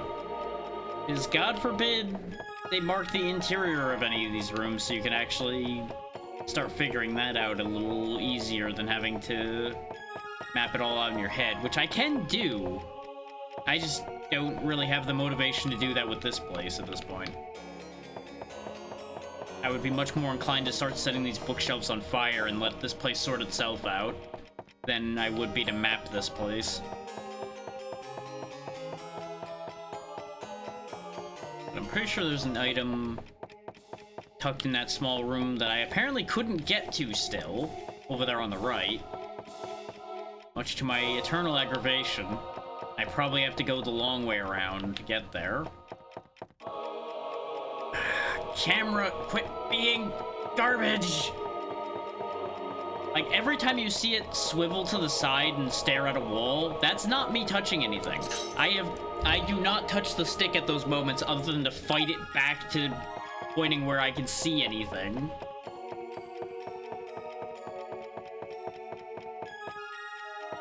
And it is so frustrating. Because this game's camera has not really been a problem in any other regard. But in this place, because they didn't think it through particularly well about where any of the camera pathing needed to be to get around all the walls they put everywhere, it just is a constant issue. And, you know, there's also the additional problem of the doorways are all relatively normal height, so the camera doesn't fit through them because the camera's high up. So you end up seeing the top edge of the doorway blocking your view of what's in the room when you first walk in it. So you more often than not run into a ghost because you can't see that the ghost is there.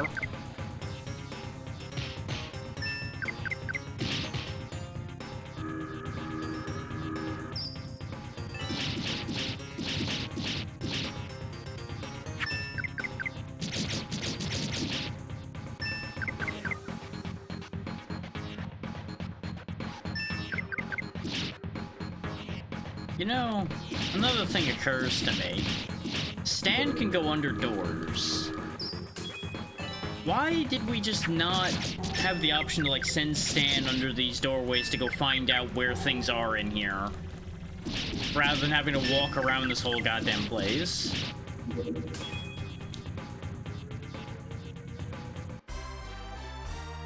Like, we've been able to send him under a doorway to check shit out before. So it had to be his idea. Which I suppose the problem here is he has no interest in being helpful.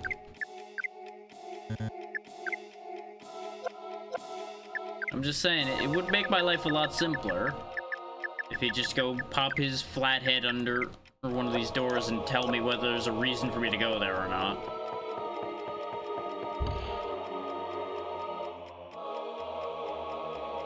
I guess what we'll do, since I went the wrong way, is I'll go grab the last key, and then we'll go grab the items.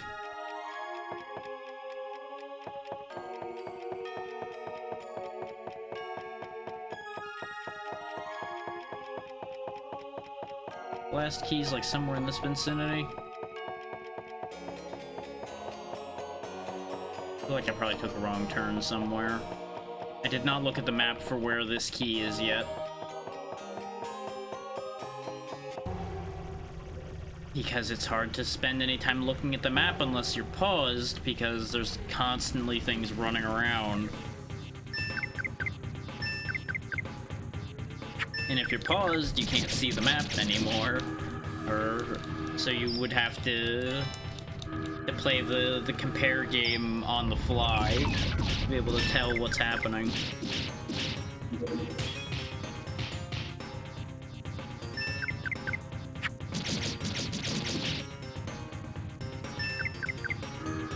One way or the other, though, we'll get there. I assure you all that we will get there.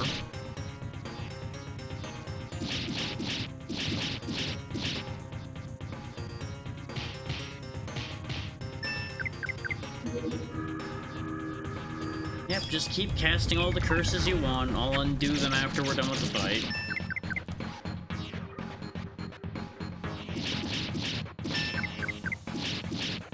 There we go.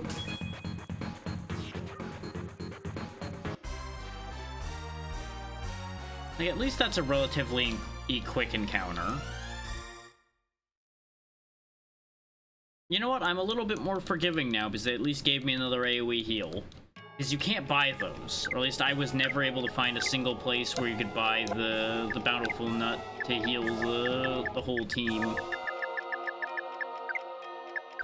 Because I assume they intentionally reduce the amount of those that are available so that you don't just spam those instead of doing anything else.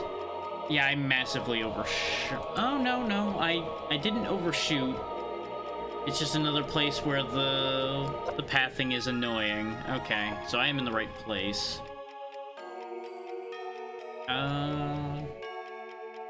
Really wish their map and this map looked more similar. Okay, I am on the right track. There used to be a man named Pollock, who would remove important aspects of evil kings and heroes, ruining Balloon's world. Evil kings and heroes were important entities and the basis of this adventurous world for the princess. He used to make Balloon really upset. Pollock thought the people classified by Balloon were to be pitied. To take the rules away, he escaped. It's been several hundred years now, although it was within the classified time frame. Pollock tried to sneak into the gap between classifications that Balloon in order to transform the structure of power ruling this world. As if he was trying to break a boulder by driving a wedge into a crack. The great hero Hopkins was one of Pollock's wedges. Their activities slowly transformed the world, and now here you are. If you are breaking the classifications of this world, it must be the flow of the world. It was originally desired by our company at the beginning. Maybe Pollock expected that and returned Hopkins' sword to the center building here. They say he hid various goods all over the world that only the sword could open. If you find the sword, go look for them. Yeah, that's one of the things you could do after completion, basically, is use Hopkins' sword to go get a bunch of stuff. Though, The only reason to do that would be to go to bonus dungeon, I would presume. And, not gonna lie, at this point, not that interested. Not that interested in doing bonus content on this game.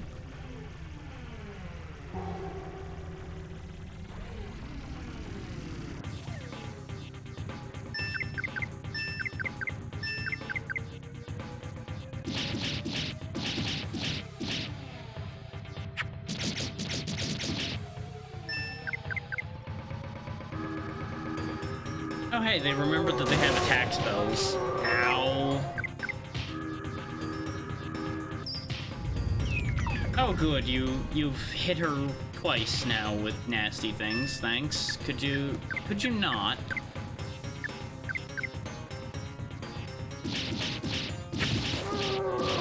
One down. Hey, go ahead and heal somebody else while you're getting kicked in the face by a mummy.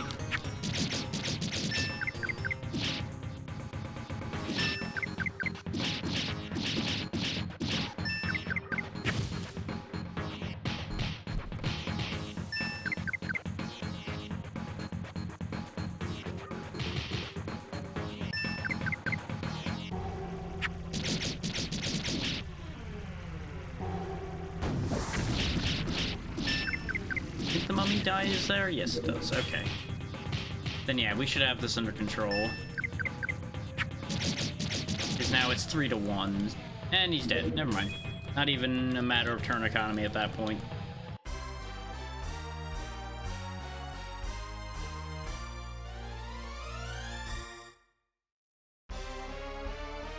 $54. Remember when I said 55 was probably about where we were gonna end up by the time we got through here?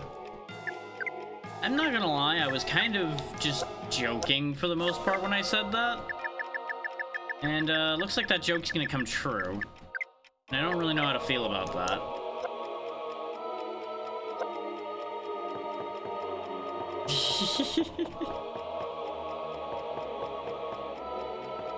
That's the thing, though, Yara. I'm always joking for the most part. That's part of the fun. Of course, it becomes interesting when people can't tell whether I'm joking or not. That's when it gets complicated.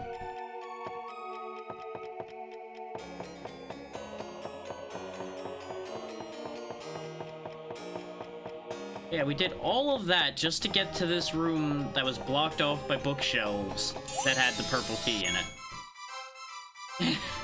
I mean, that is true. The games tend to call me out on my bullshit immediately. Well, that too all becomes part of the fun. God damn it. Earth shaking, complete. There you go. Yeah, I didn't figure he was gonna appreciate that. But it's not like Sewer Rat was gonna go well.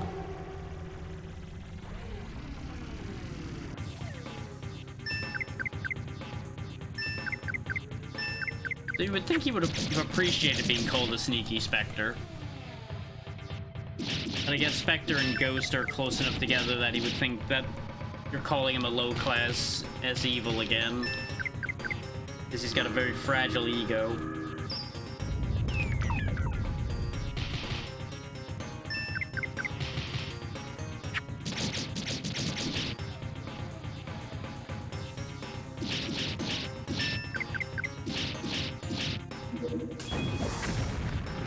That's fine.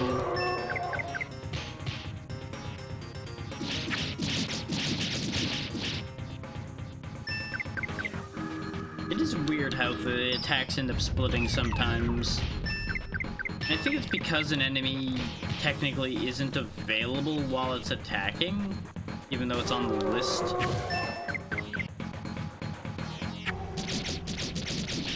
So they just retarget occasionally.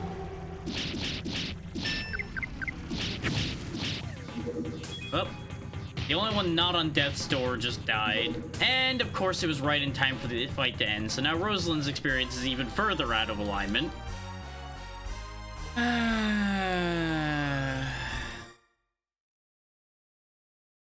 There really wasn't anything I could have done about that either. The attacks were all queued up already. The only way I could have prevented that is if I took a lot slower an approach to that fight. Where I was taking everything move by move. And we'd still be in that fight at that point, and I'm not that worried about that at this point. Let's get those Death's Door curses off of everybody, before bad things happen. Let's just go this way to get out of here. I think this is how I can get to one of the other items.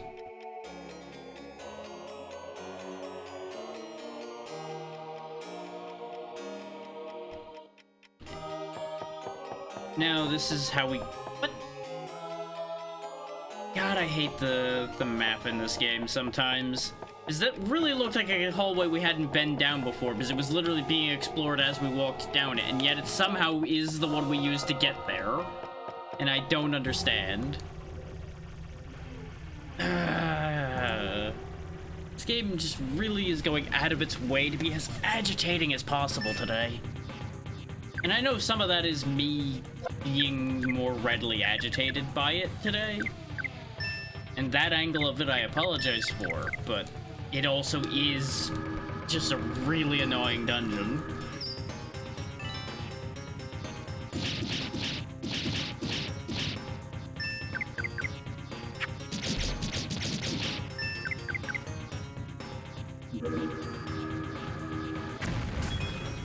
Ah, you have a explosion move, I see.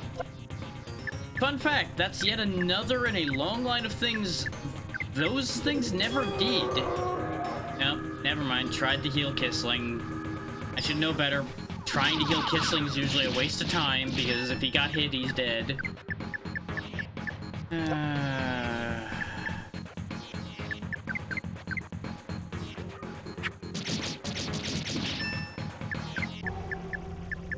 If the mummy survives, we'll bring Kissling back at full health. Okay, good. He actually managed to instantly cast it.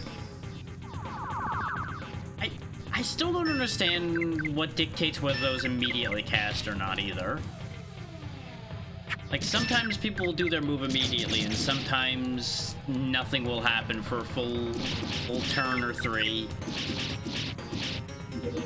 And sometimes it seems like there's rhyme or reason to it, and sometimes it doesn't. And I really do wish to understand, but I can't seem to understand. There we go, there's level 54 for both of you. Oh good, at least Kissling gained a point of defense from that, so maybe it's worth it. Yeah, we'll use the purple key here, which gives us back access to the main room. I see where I made my wrong turn. The item should be down in here. And of course, God forbid, did I be able to see to avoid things. Like, I'm just trying to be able to move forward. But in order to move forward, I'm gonna have to go through these guys. As we talked about before. Because you just really don't have the luxury of backing up all the time. Because if you keep backing up, they'll just keep spawning more.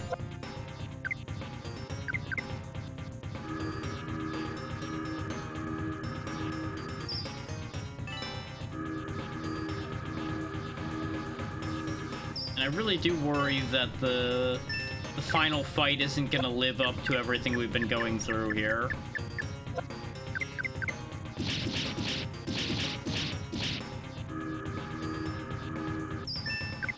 I swear I remember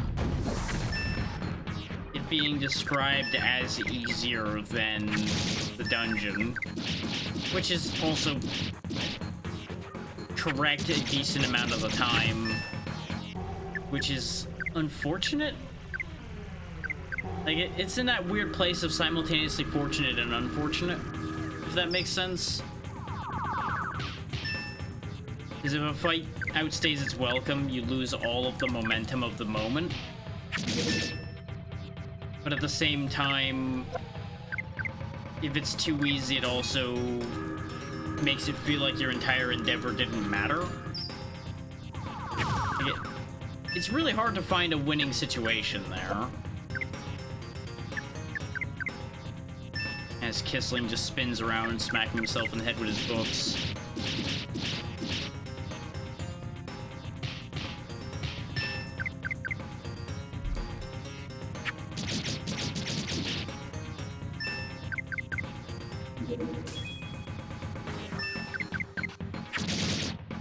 Okay, we kept control of this fight.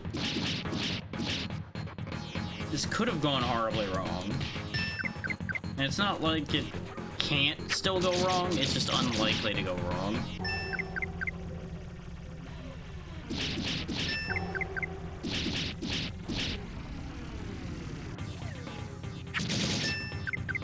And I can't say that it can't go wrong, because otherwise it absolutely will find a way to.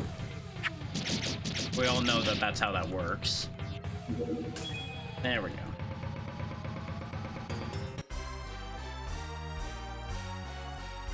And that item it drops is probably not going to be anything I care about yet again. Oh wait, that is something I think has not dropped at all, so maybe that is something good. We have finally gotten an interesting drop out of these guys.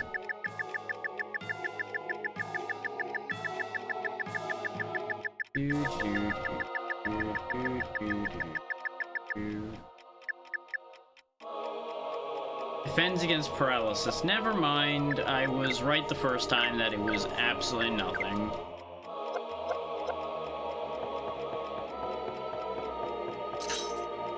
Meanwhile, behind the green door here,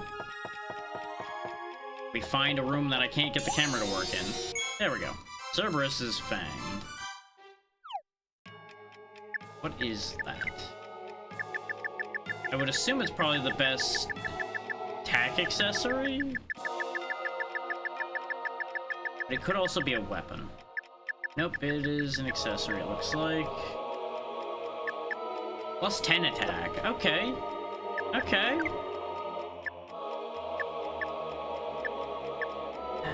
I would lose the defensive benefits of dodging magic, but 10 more attack on her is very tempting. This way she, in theory, should be doing about as much damage as Ari. Even though I swear everybody's individual stat lines multiply differently.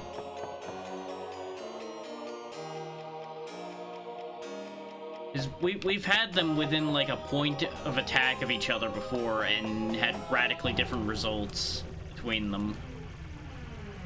So it's very hard to trust the numbers.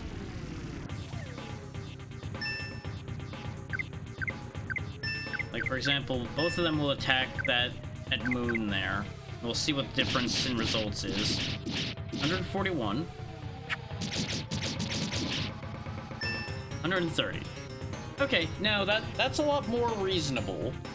Because that's only like a 10-point difference in damage, and they're only like 2 points different in stat. I've definitely had it be more varied than that between the two of them, with like a 1 or 2 point difference. But I guess maybe it's a degree of the scaling? Like maybe now that we're at a higher amount, the scaling variance shrinks? I don't know how to explain that thought in a more clear way. Also because the thought's not complete yet. Goodbye, Kissling.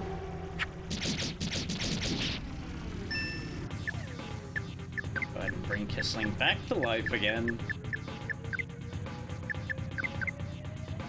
Using the last of our LP right now, so I'm gonna need to recharge that.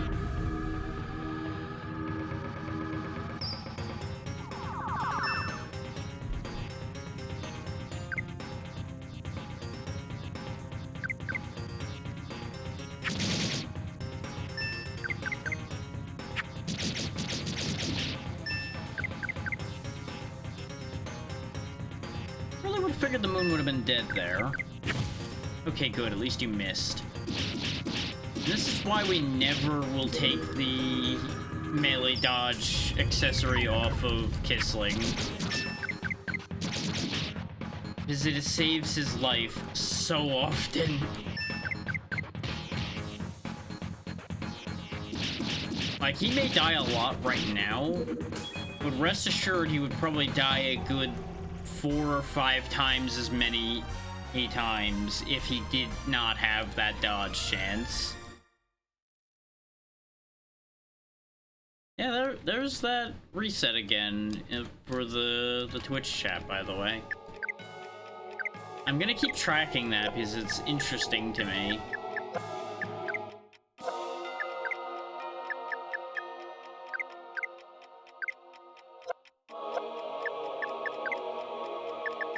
Like, right around 4 o'clock, there seems to always be a disconnect.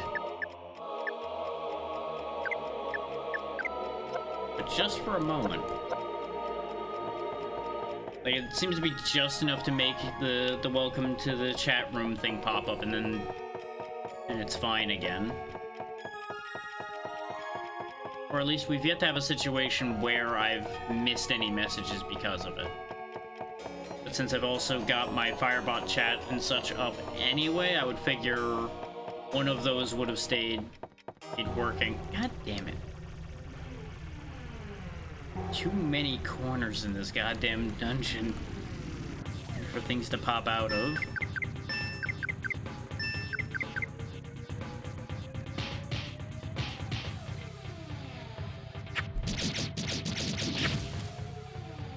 Like, consider how small this place is in terms of, like, actual size.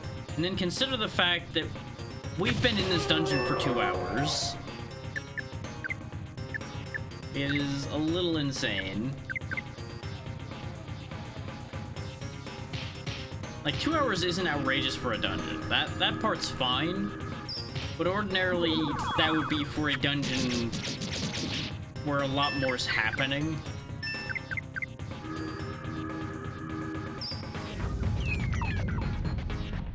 God, this mass paralysis thing is annoying.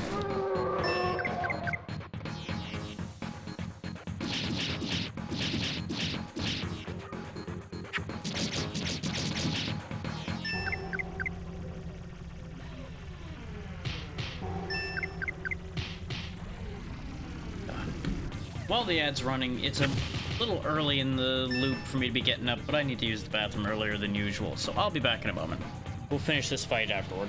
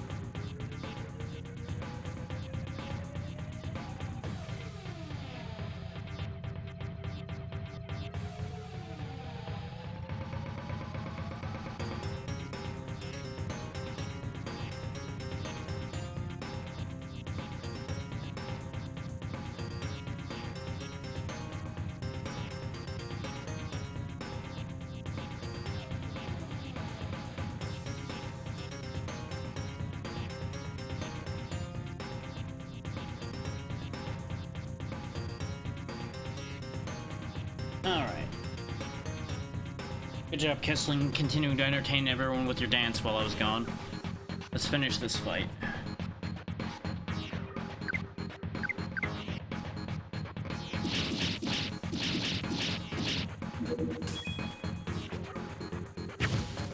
now.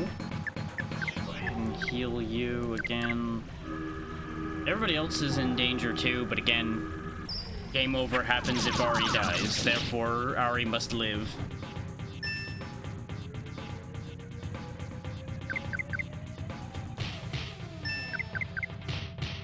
There we go. Now we can just clean up the rest of the healing needs before we carry on any further.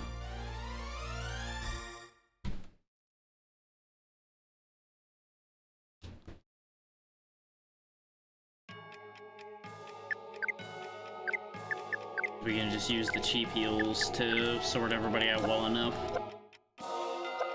25 LP is good enough. Map. Is there anything else nearby where I am for me to be bothering to look for? No. There is something far away that I probably should go check, because I think that's the only other item we didn't go get. Oh, actually, no. There's one other item that you need a purple key to get. Which, that's probably the thing I'm gonna want. Is the thing behind the purple key door all the way on the other end of goddamn creation. First things first, let's go back to the save point. For safety.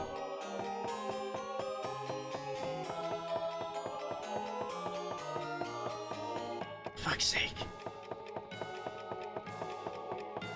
They really shouldn't be able to spawn just in a doorway. Come on now.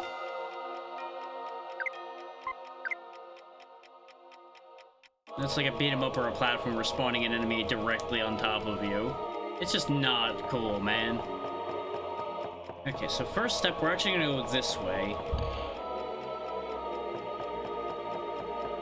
We didn't bother going through here because this is the shortcut back from the blue area.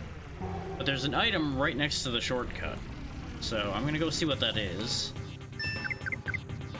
And then we gotta go back to the red area. Funnily enough, right back to where we got an item before. As you may remember, there was a purple door that I ran into when I was running around over there. Specifically, I think I ran into and got into a fight because I couldn't get past there. Because I ran into a locked door. Or trying to avoid my enemy.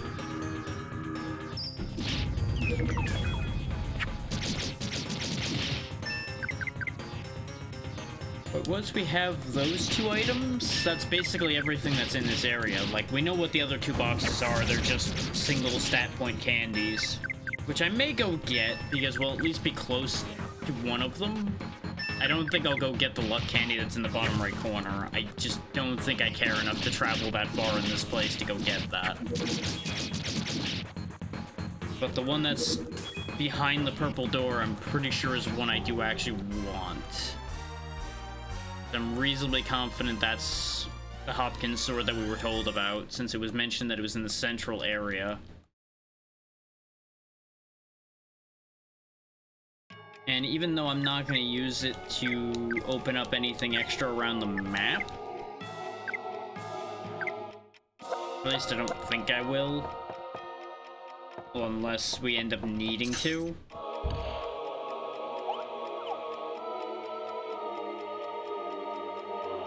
Because if you do get the sword there, I think you could leave. Because you can leave this place anytime you want. And in fact, that's how, in fact, I went and bought all those healing items and such. I for some reason thought you were locked into this place when you got here, but you're actually not at all. They present it as such, but you're not actually locked in the slightest. Because they present it as you being trapped in here in order to build the attention of the narrative and everything. There we go. What's in this box? Agility candy. Okay, so all of them were candies that weren't that one up top. That one up top may also be a candy.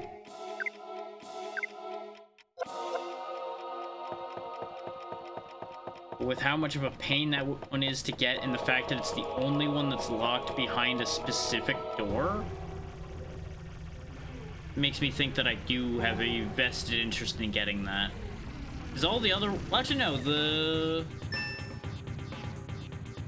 one that was in the main room that we got was behind a green door as well. So technically there's two that are behind a locked door. The green one and a pink one. So considering the Cerberus Fang was behind a locked door, presumably the other thing behind the locked door is also very good. Whether it's Hopkins' sword or not, well, we'll find out. But to my mind, that makes it inherently more valuable because they made it harder to get to. And so the odds of it being more valuable are higher. Now, I can't guarantee that that logic is valid or correct. That's just the logic I'm operating under.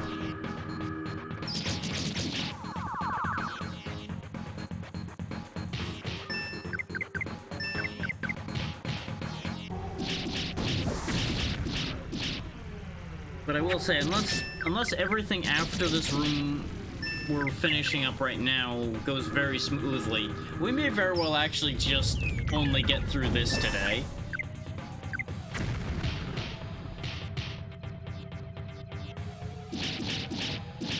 And by this, I mean only get through finishing Okage, which would be fine. It would mean this was a bit shorter, but at least then I wouldn't have to split anything.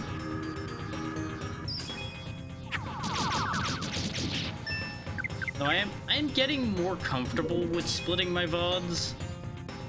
The catch to that being, and I may as well detail this all out for y'all anyway.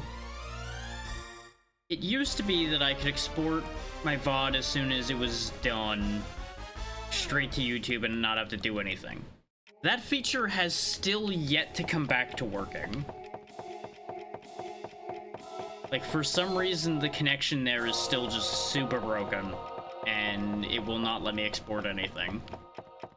So I have to download it all and then re-upload it all. Which also means I have to retype everything out. I mean, obviously I can just copy-paste it, so that's not that big a deal, but it's just genuinely annoying because it adds a couple extra steps. So if I split the VOD up, I then have multiple files to download, which is finicky sometimes because Twitch sometimes just doesn't pay attention when I tell it to download all of them and just goes, oh, I'll just download this one. You clicked all three of these, but now you only really wanted this one, right? And it's just a whole thing.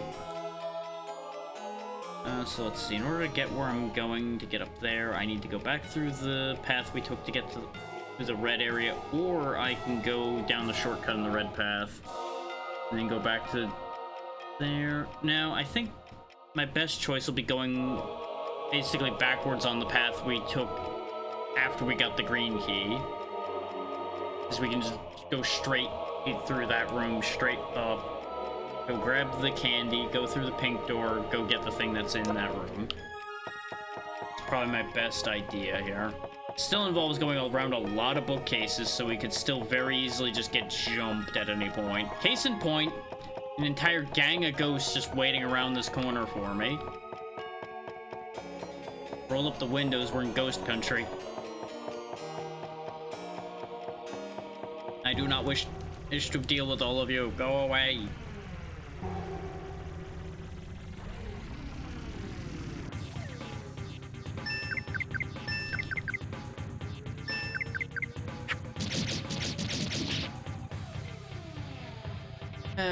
So close yet so far.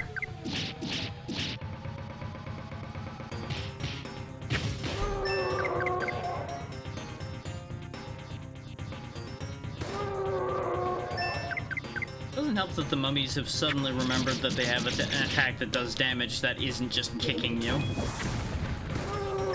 Yeah, no, they're consistently doing that attack now. The AI in this game fascinates me, honestly. There's something I've noticed it does, and it does a lot, is it gets, like, stuck on a move, and it just keeps using that move more than anything else for a while, and then it'll switch to doing something else and doing that a lot. I don't know if that's supposed to be doing that or not. I know they got the defense down on Ari this time. Not great.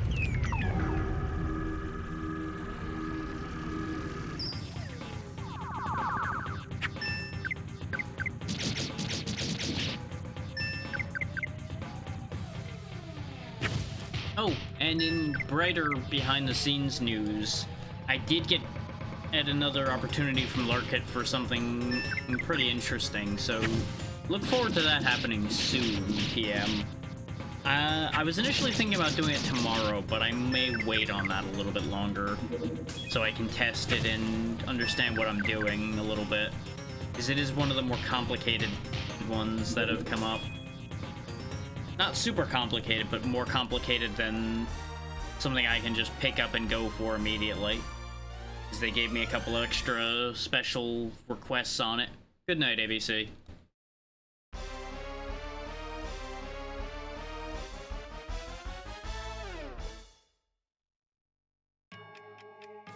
It's an interesting turn of events. The way that particular Lurkit thing worked out is it was for the DLC for a game, but they actually gave the game and the DLC.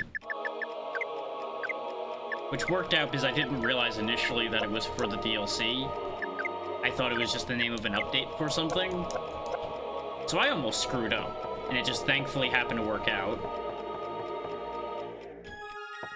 Actually, yeah, let's go this way. I didn't realize nope, that's why I didn't think that connected, because it doesn't actually connect. Just all fuckery. It's all lies, and I hate it here.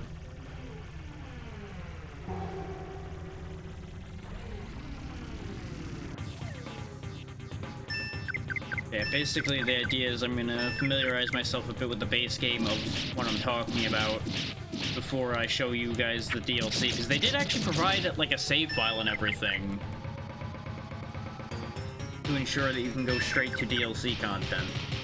But I'm gonna learn a little bit about it first, just so I'm not making an ass of myself.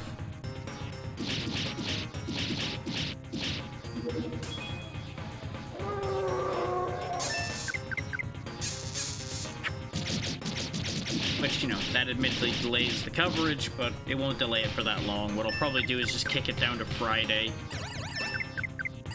instead of doing it tomorrow.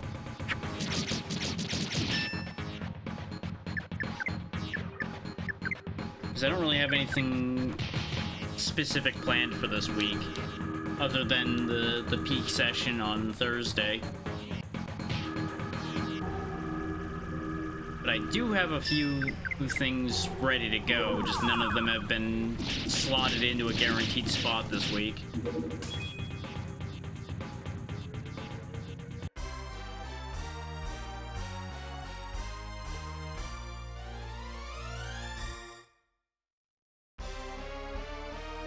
There we go, that's 55 for everybody.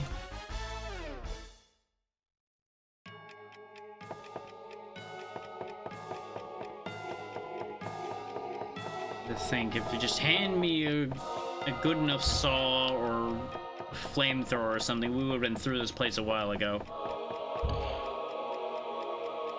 Just take the direct path, just straight through all these bookshelves and walls, just wreck the place.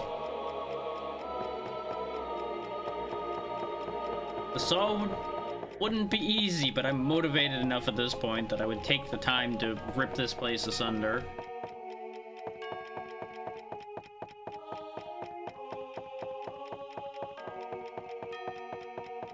That is the gift of being empowered by spite.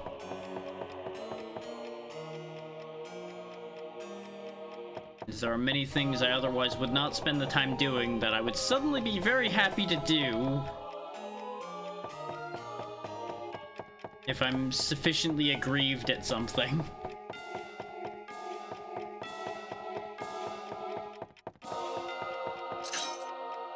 There we go. The item in question is right here. Son of a bitch. Oh, wait. Why did that one not despawn? Like, I swear they have varying times for when they'll despawn, too. Like, they fly way further sometimes. Then again, they were going faster, so maybe that was the thing. When they're enraged and going faster, maybe that's what makes them seem like they stay longer, because they cover more distance in a shorter time.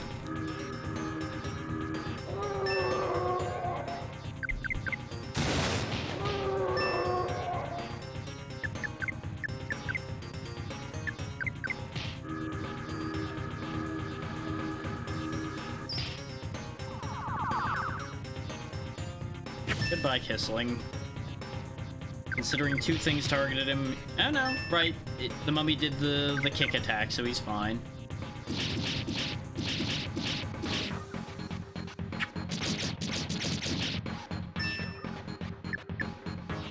It's Ari's turn. Just go ahead and attack. And there they go, double teaming Kissling again, so of course he was going to die there. Apparently they wanted to prove me right.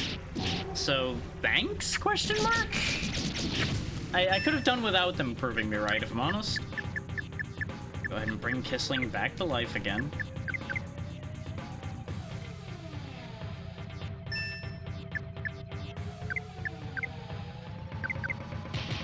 Keep Ari's health topped up because the moon fireballs do still do nearly 100 damage because I haven't done any defensive benefits here. Because we're just trying to zoom through these. Which does increase the cost, but the cost really isn't a problem. Considering, you know, we got like 60 of everything still sitting around.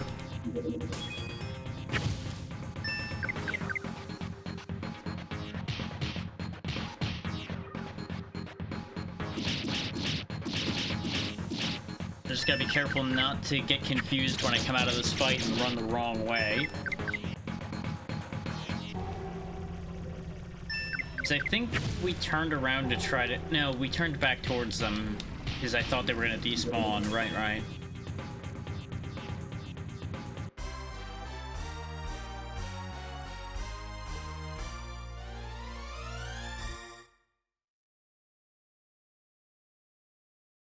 Not too shabby, not too shabby.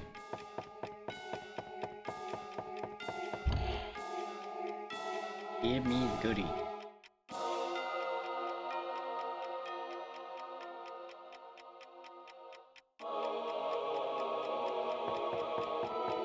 Oh right, it's a bit longer a hallway than I thought. There it is. Forgotten Sword.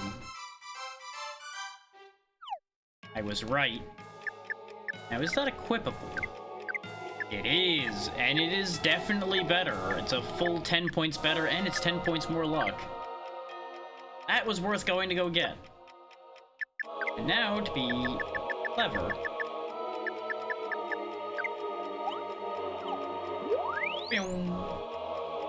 This way we don't have to come back out of this whole corridor of hell that I went into to get it. I really thought it was gonna break there for a second. I was gonna be very upset. Because that would have honestly been a very funny punishment moment there for my shenanigans of teleporting away. And now we can just go across and go down the middle. Because I could go get the candies, but I genuinely don't care enough. We've died getting them so many times.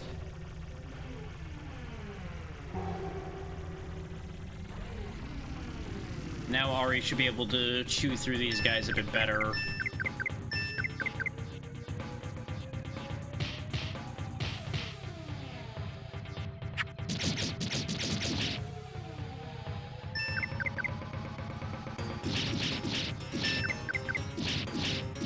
Yeah, a little bit better.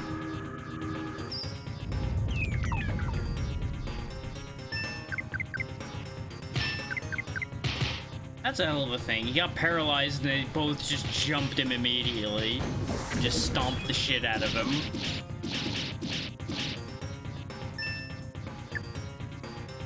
Really is just so fucked up.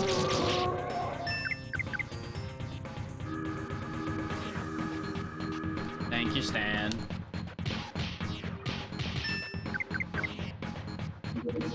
That was actually the perfect one for him to attack, so I didn't have to readjust anybody's targeting.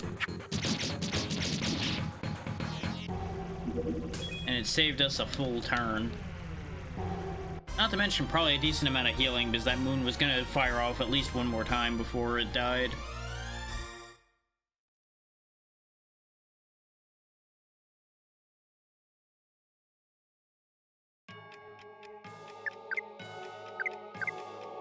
And top up health. There we go.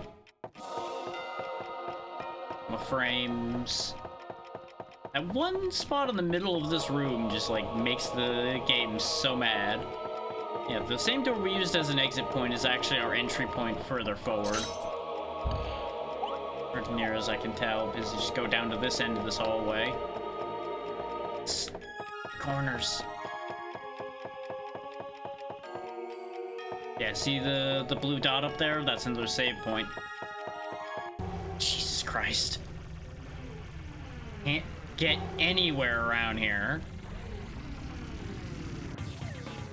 Like, we're just so close, and yet they're gonna do their damnedest to make it take longer. The thing is, I forget if there's a second floor or anything to this place, or if we get to Bologna after this. If we're going straight to Bologna after this from that save point, that's great. If not, we got a ways to go yet.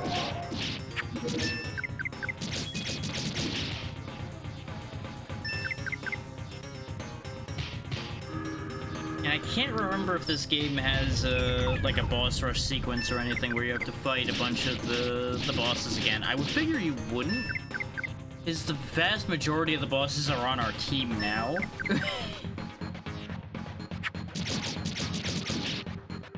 Because if you think about it, let's see. Swamp Evil King, Sewer Evil King stayed and went to the circus. Big Bull, obviously, used to be Big Bull Evil King, became our teammate. Fish Evil King, don't know what happened to that one. Chairman Evil King just hangs around, he's an NPC now. Phantom Evil King, obviously, became Epros and joined us. Teen Idol Evil King Linda joined us. So no, actually, there's more that didn't join us than did. But at the same time, most of them were also a complete joke. So it would not be a problem if they challenged us again.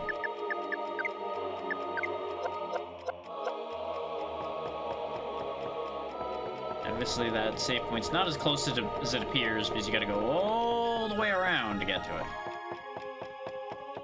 God damn it.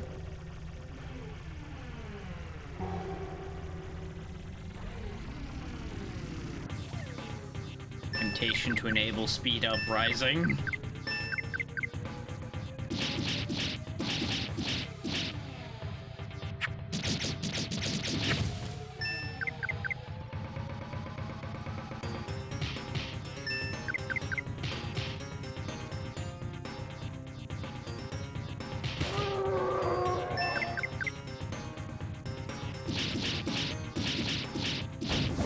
Down.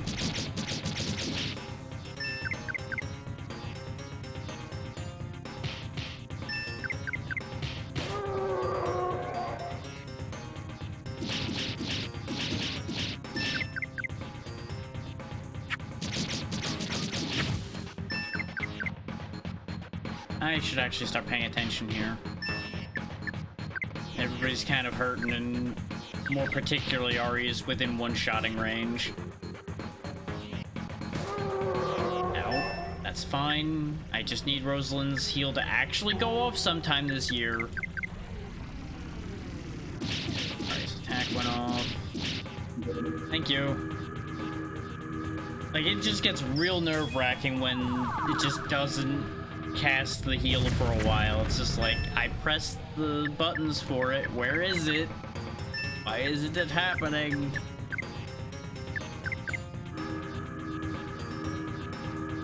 Like, I think to a certain degree it actually gets more confused when I'm going through the menus fast. Like, if I'm just like mashing attack for half the party, and then I change to do something else with any of them, it really does not seem to handle that very well. Oh look, another full moon medal. It's a shame that those are garbage. Like, don't get me wrong, protection from paralysis is nice, but there are much better things available to us. Like most anything else. Like in here, protection against paralysis does at least do something.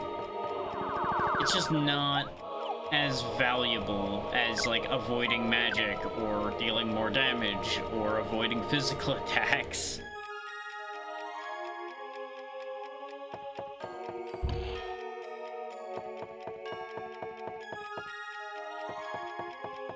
Fancy door. Here comes everybody. At last, we're here. You know what to do, everybody. Defeat Balloon, who's pushing his luck in the name of the great evil king. Get ready. Hey, Stan. He's going down, bro. What are you talking about? This is a war of justice against the enormous evil that created this insidious world. He's nothing like those floppy evil kings and must be a hard nut. Give it your all, guys. I'm here searching for intelligence, though hopefully in the end I'll find some. Yeah, you know what? You're right about that. I see, Ari. Then to each his own is on detra. Who is to say who's right? For evil, for justice, for science, only you can know truly why you fight. Forward, comrades, advance we shall with variant motives in sight. I will learn what I need, and on to victory we unite. You practice those? My faith and plans are in thy hands.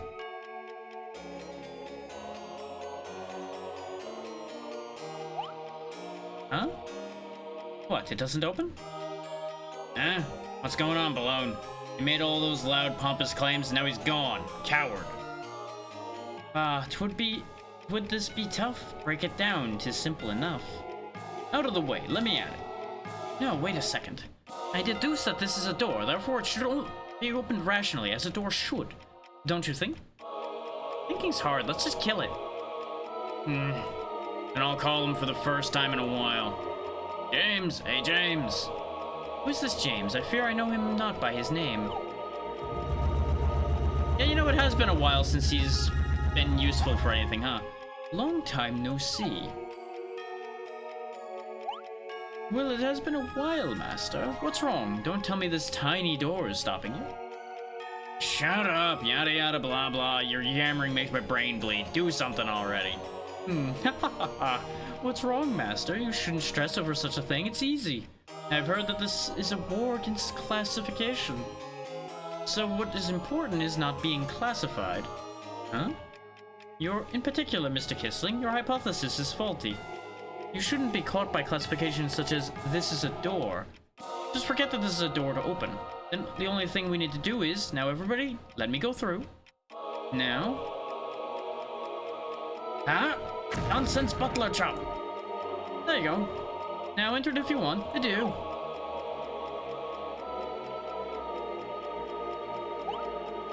Aw.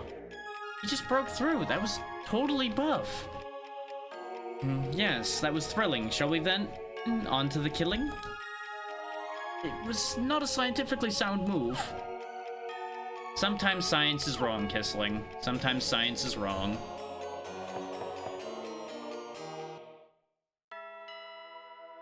You know, he had to be useful for something at some point. He just kind of was existing for the longest time. I found you, you classification freak. Your man, the Vampire Evil King, is mine, defeated by me already. Your way of being evil is not as clean as that of the Evil King's. I just can't stand it. Ah, here you are. Now I can make an adjustment. You have created a great bother for me this time. Naturally, and we plan to continue. Not only do I not need Ari, I do not need any of you in this world. The reincarnation of Goma and Rosalind have accumulated too much power on the way here. It's good for me that you came together. I will let you disappear here while no one from the world is watching. Thy meaning, sir, speak plainly. Evenly matched you two, fight and die on each other's swords. This is what you both wanted, the powers of the great evil king and the great hero. Now take it.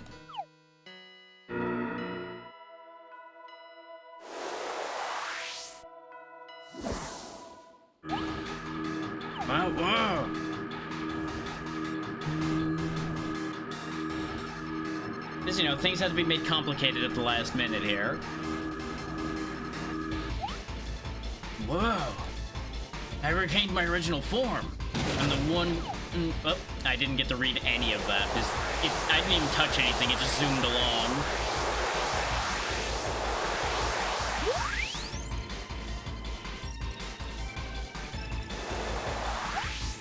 The power of justice fills me. I'm the great hero, the representative of the Justice's world, Rosalind.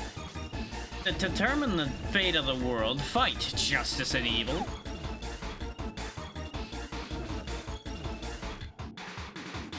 The whole room's rearranging to make this happen. And we all get to watch. Ah! Huh? Doesn't really seem to be going very well for either side, huh? A lot of nothing's happening. It's almost like he was right when they said they were evenly matched. Light guard me. Where was this before? I mean, I guess it's part of the power of the hero, huh? What's wrong with them? Oh my god, Stan looks sort of scary. Curses below, this must end. You've adjusted the world again. What do you mean? This is good, fine. No one can stop those two. Now you observe them from the balcony. By the time the fight's over, neither of them will have survived. Alright, it's up to you. Devise a way to stop those two. I mean, I want to watch the fight, but you're right, I do kind of need to do something about this. Whatever, it's now or never. A pity, dost thou I possess a way to make them remember? Pray, act, lest you see them either dismembered.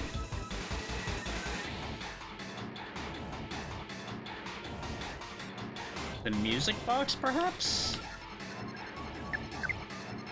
The music box seems like the way, but do I still have it? The voice recorder could actually be the way as well, because we've been building that this whole time and we haven't used it. And I don't have the music box as an option, so the voice recorder is probably the one. Ari pressed buttons on the voice recorder randomly, then...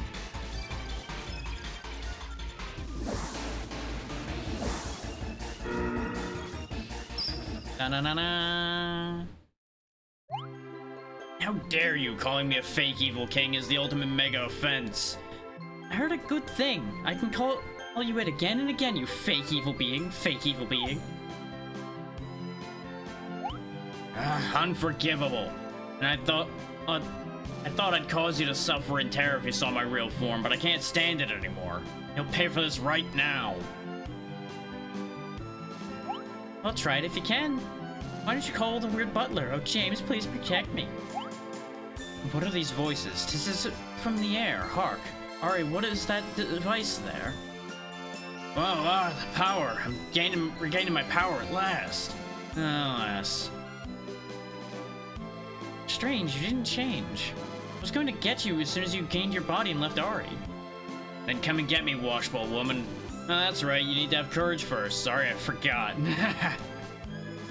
I don't understand. I thought this vampire evil king was the last fake evil king who had my power. This is... Huh?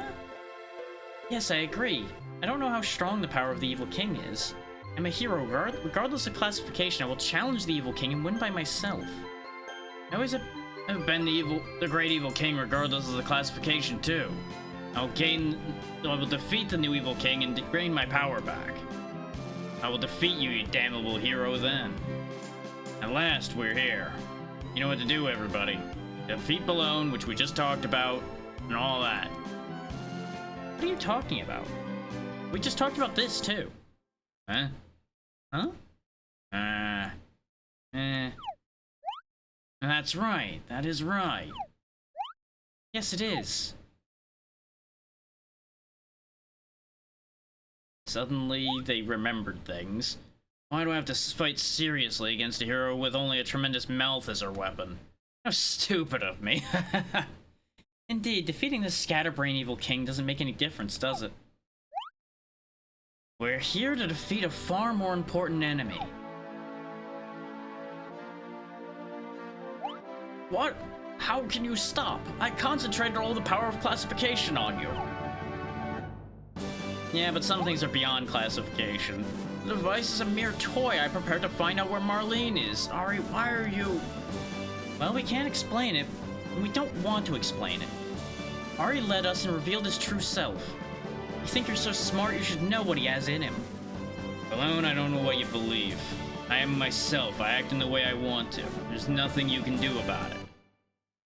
Huh? No, not yet. I have to maintain this world till the day my Marlene comes back.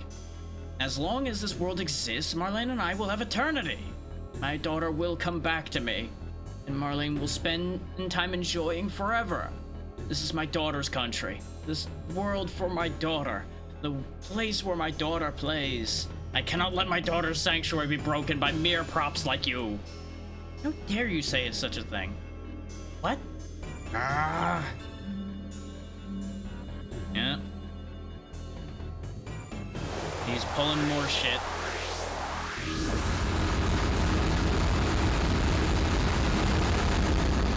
Thanks for that sound. I think you could have not done that and still become as big as you did, but you know. With this power, my last power, I'll erase all of you from the world. I'll recreate the stage. But I won't let you break the frame of the world, my great illusion. Let's do this one last time. Because, you know, they couldn't have figured out a way to make Stan a party member at the last second like that or anything. It would have thrown off everything. Alright. So did you gain anything from the power you were given? No. He looks a little goofy, honestly. Balone here just looks a little silly. Especially when he keeps stomping around all pissed off like that. He's just throwing a tantrum.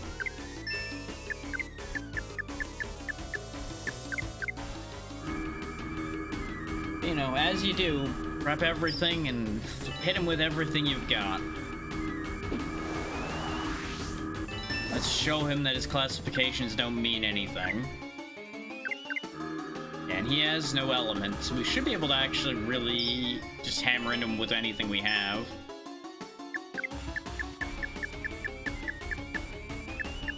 Let's see. Could probably hit him with powerless as well. 232, not too bad. Go ahead and hit him with a maximum voltage. I could slow him down, but I don't know how much that would matter. Ow, that stings a bit.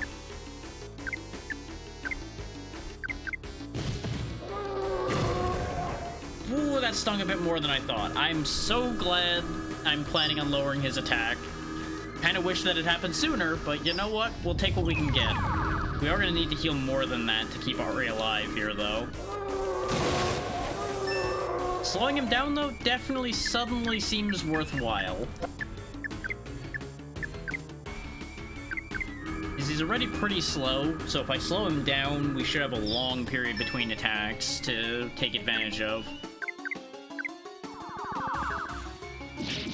So it may be worth our while to overdrive Rosalind as well, now that she's done debuffing him. We can also hit him with a Paralyze and see if that works. Yeah, actually, we'll Paralyze first, because that should make him easier to hit and do real damage to. Yeah, making him powerless definitely decreased his damage, as one would hope. So we'll go ahead and overdrive Rosalind now, then. Especially since he burnt his attack attacking Rosalind. Yeah, she does way less damage as well, so the overdrive is going to be necessary, I think, for her to do a meaningful amount in this fight. Get paralyzed, nerd. Is there anything else for you to do? We could see if stacking Super Shield matters, but I don't think it will. We could try silencing him, but he hasn't used any magic yet. So I think we'll just have her heal herself up a little bit first, and then have her resume just pummeling him. Yep, I should have mentioned that he hadn't used any magic yet. I don't know what that's gonna do, because again, the turn timing landed awkwardly. It seems to have done nothing? That might have removed our buffs, though. Didn't remove the overdrive. Oh, there it goes. It was just really delayed. Kissling, do us all a favor and heal everybody. As much as I would like to attack him with magic or something, a group heal right now seems like a good idea. 190 for Ari, I don't feel comfortable with, though. I think he still needs to heal more. And that's taking into account the heal from the AoE. But the 50 will be enough for everybody else to be in reasonably safe shape. Just to be on the safe side, I am going to recast the shield because I'm nervous that it got removed. Nah, it couldn't have been, because otherwise Kissling would have absolutely died. We didn't burden him yet, so let's go ahead and burden him, because he is speeding up. Or at the very least, he's starting to be active. I don't know if speed up's the right word for that. But in case Super Shield does stack, a second one isn't a bad idea.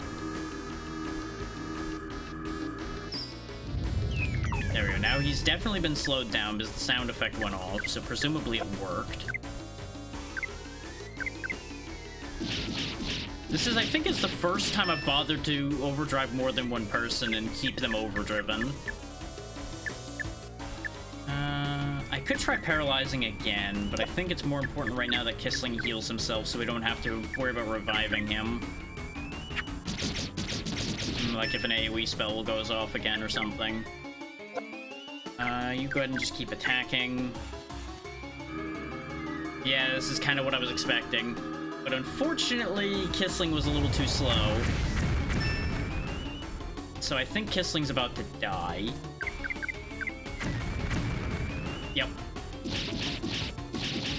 Everybody else came out of that reasonably well. Kissling, not so much. So Ari, do what you do best. Bring that man back to life. We need that turn economy. I don't know if he'll have lost his shielding from dying. I'm betting he did. And that's a problem. But it's a problem that I will deal with in a moment here. Ah, that's what I was afraid of. I was hoping that he had finished that attack, but with how many attacks that has, I should have known better. Well, to hell with it then. Since Ari's already mid-attack, just go ahead and immediately bring her back. And we'll try to get a turn in to save her.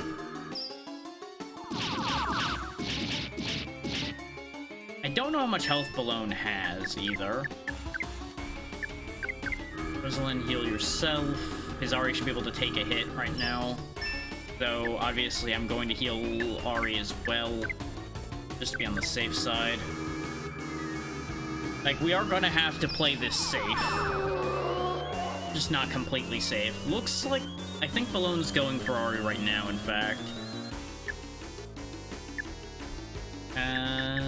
I could defend, but defending's for silly people. Nope.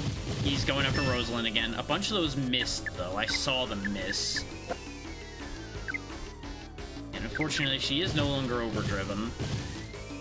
Yeah, he did way less damage that time thanks to a bunch of misses. We should be able to fit in a maximum voltage. See how much it does since he doesn't have any elemental affinity of any kind. Go ahead and give her back her overdrive.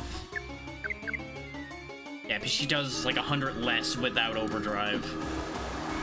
So it's definitely worth keeping that.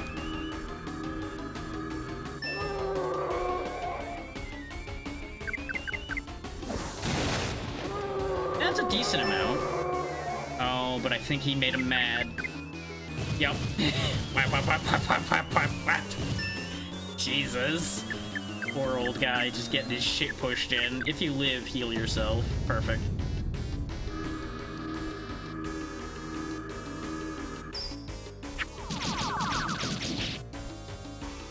I don't remember just how long this fight is, but I know that it takes a decent bit of time to get through with this fight.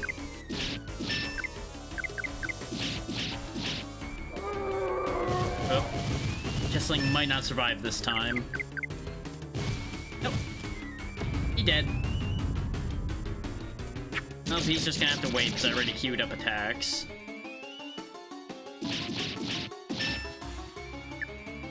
We'll have Rosalind heal herself so she doesn't meet the same fate, and then I'll have Ari revive. Yep, this is what I was anticipating. This is why I didn't just go for a regular revive, because he would have... We're out of LP. Shit. I didn't have full LP when I came in here, did I? Okay, Kissling, you're just gonna have to wait a minute here, bud. Thankfully, the damage went off before the heal went off, so he'll be back at full health. Yes, Stan, get him. Show him who his boss. Show him who the real evil king of the world is. 661, not bad. A little bit off of being the peak number for him, but you know what, that's fine. You go ahead and eat a strawberry. This way, on Ari's turn, we can actually do the revive I was planning to do. Oh, but his turn happened too soon. Fuck's sake. You know what? Fine. We'll eat a Wimberry as well. Let's just get our LP up real high. Okay, so we don't have to worry about that further. There we go. We got 61. Please live, Rosalind. Please live. Please clap.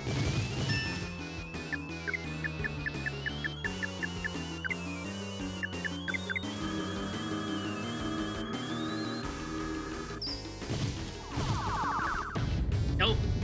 Got dunked on too. I'm glad I gave myself all of that at LP so I could afford to just keep doing this, apparently.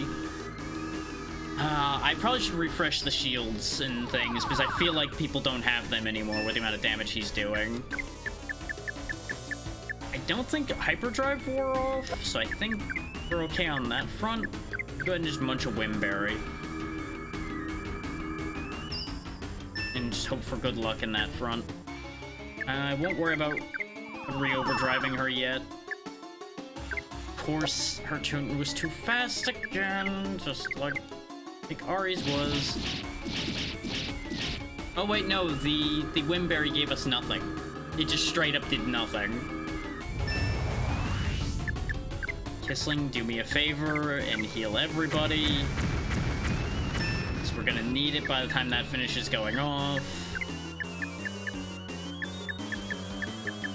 In fact, we have more of them left. Just eat 2 of them, because that'll put everybody back at full.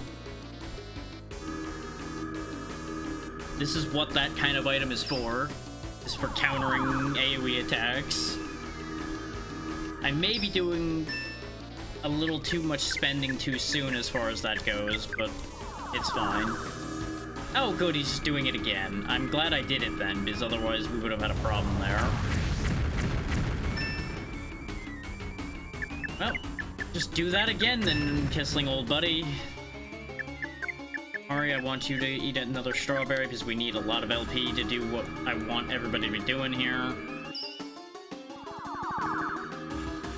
That is the last bountiful nut we have, though, so we can't keep doing that as a solution to him doing those attacks. Though, arguably, I'm happier that he's been doing the AoE, actually, rather than him just destroying a single target and making me have to revive them.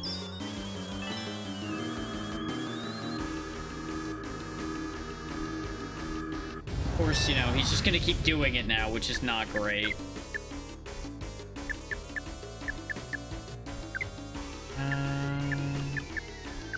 Go ahead and safety net Ari.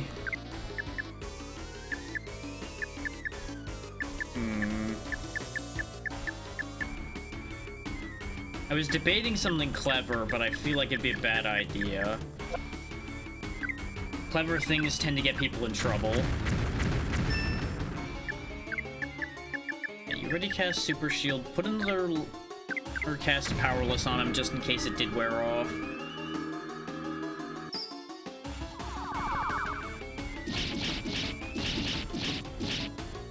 Right now, no matter what happens, we have enough LP to revive somebody at full again.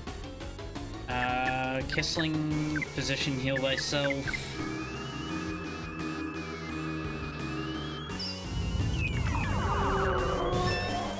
That's fine, he's targeting Ari. Ari can take it.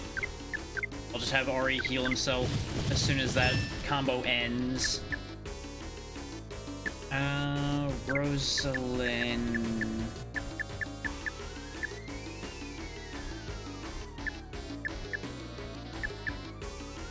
You're already super shielded. Go ahead and just heal yourself too? For safety? No, you go ahead and attack. We'll have Kissling further heal Ari. This way Ari will be back at full health. I should have just used a Miracle Nut, but I misjudged the situation a little bit there. I was originally gonna have Kissling heal Rosalind, and then I realized how low Ari's health got after the multitude of hits. Yes, Stan, get him!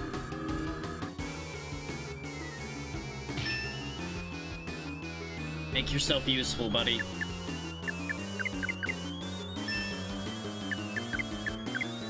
Kissling, just keep us topped up, bud. In case another channel comes out. Nope, he's doing the ground punches to Ari again. And attack Ari. And maybe taking a big risk by having Ari attack. His Kissling's turn just finished.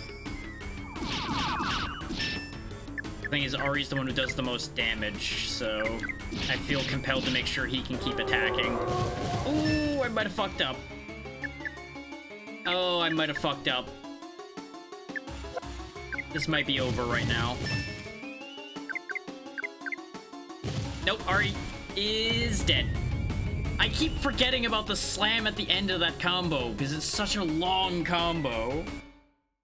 Alright, we're gonna have to get through that sequence again, so just bear with me a minute.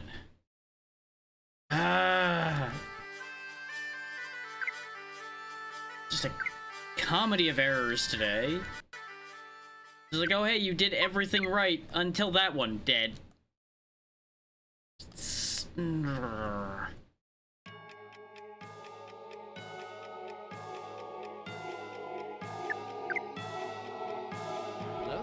Hey there, Callista, how's it going?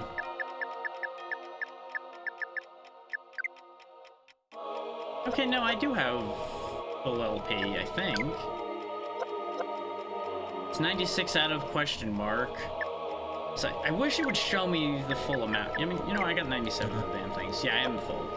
Because we're right in front of a save point, so of course we're full. Understandable, Callista. Hopefully things at least work out, whether they're quick or not. I have real mixed feelings about Pacific Drive. It really seemed like something I would like, and then it just really just was...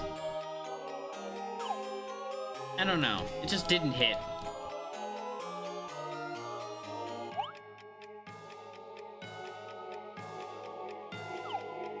Just gotta mash through this because we got a lot of cutscene to get back through. And you can't skip it. Not completely, as far as I can tell. None of the buttons moves through this any faster than me mashing has been.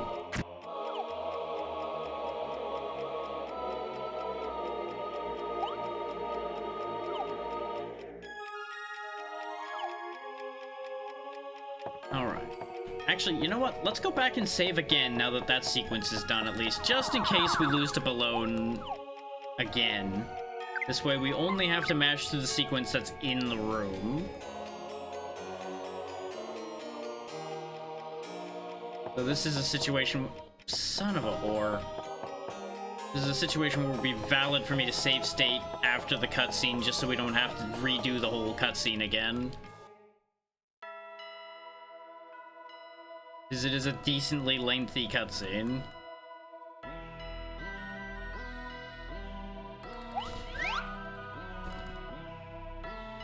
dum de dum de dum de dum de dum de dum de dum dum dum dee dee dee dee dee dee dee dee dee dee dee. They get their full power, but it doesn't really help anybody, because all they do is use it to fight each other.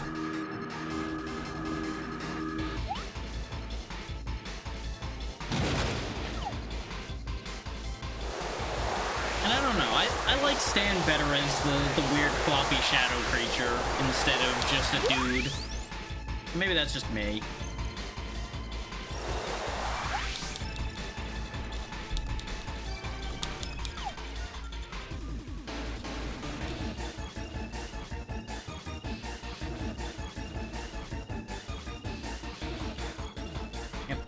Floor rearranges itself to provide them in their arena.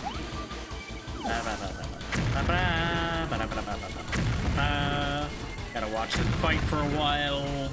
Gotta set the scene for the moment.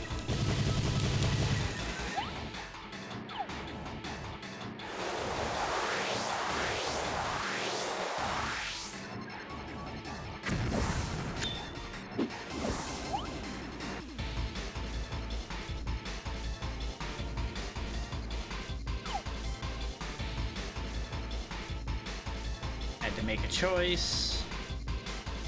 And now, I hit the wrong button. We cycle down here to the voice recorder again and let them hear a recording of them arguing, because that totally will make them fight less.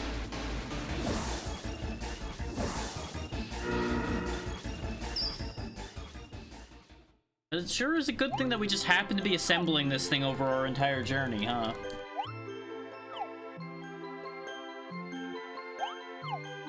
Because we just conveniently kept finding pieces of it laying everywhere we went.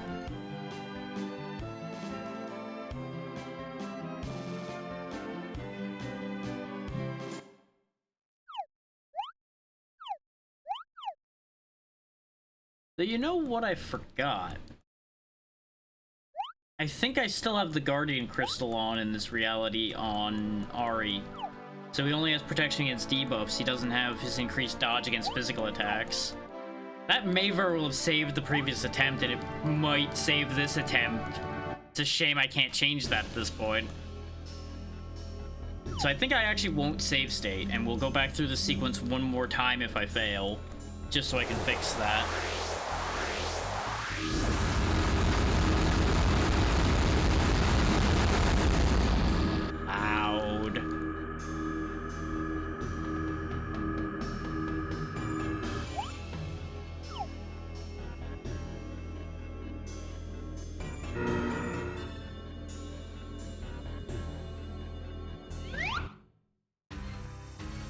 It is interesting how Stan can just revert back to that shape, too. Okay, so same way we started this last time. I'm not sure which is more useful, though, is the super shield or the powerless, but either way, that is the way to start this. Overdrive for Ari, because as long as we don't just get turbo dunked right off the top, it works. We obviously need hyperdrive.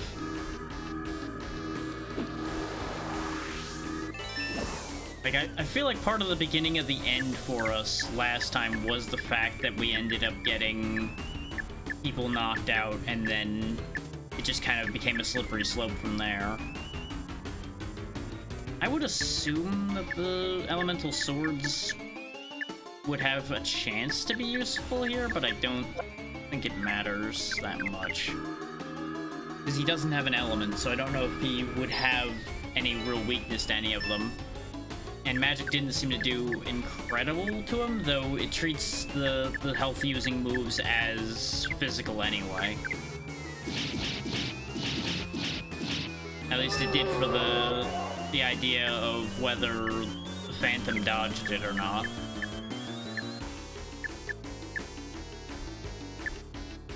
Go ahead and hit him with Burden. That is if Kissling survives this.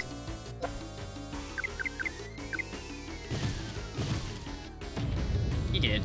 Okay. Right, because he hadn't been... Actually, yeah. He hadn't been hit with Powerless yet, and he still did that much. I can't even guarantee that those are working. As far as I can tell, they worked. I'm curious to see if this will work. We'll know it if it works, but I have this feeling that things like that just don't work on him. Because it'd be rather silly to be able to debuff the final boss in such a significant manner.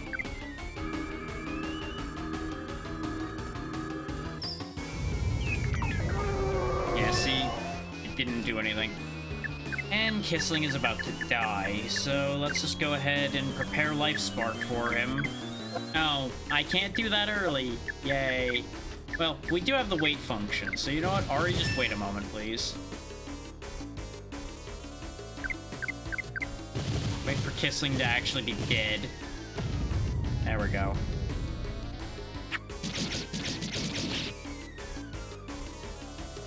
Game, you gonna... Okay, waiting might have been a bad idea there, because I'm pretty sure Ari's turn would have come back around by that point. Ow, ow, ow, ow. Ow, ow. Why did he do so much damage that time? Like, he basically did a full health bar that time. Oh, and now Rosalind's turn is all fucky. Why is everybody's turn all jacked up now?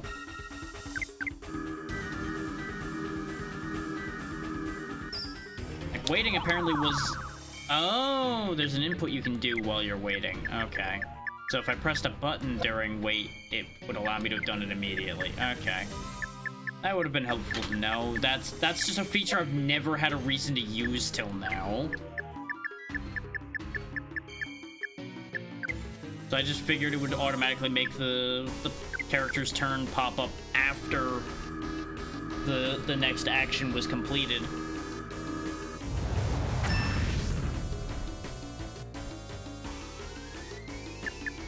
Let's see. We're gonna at the very least do that. I think that'll be good enough for that one. It takes so long for that spell to finish casting, so it's hard to tell how much damage it actually does. Because by the time it casts, like, 3 people's turns will have happened.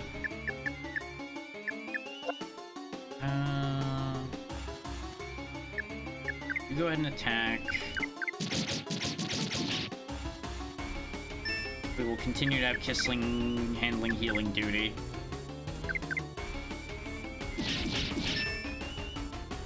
I could try to paralyze him again, but I just have serious doubts of that doing anything. Oh no. We might be hooped again.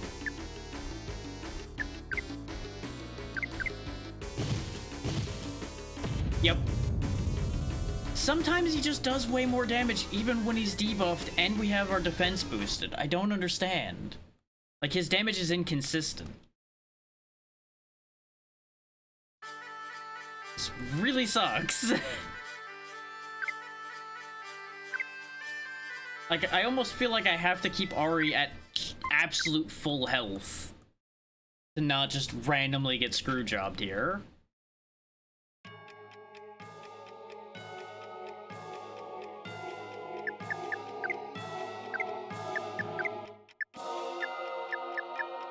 And I did still have the Guardian Crystal like I thought.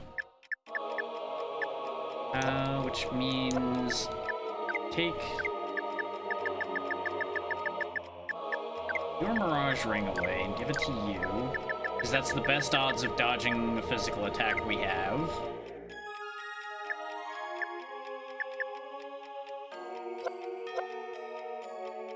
We'll go ahead and save having done that, though I probably will save state when we get through the cutscene again, just so we don't have to sit through all of that cutscene again.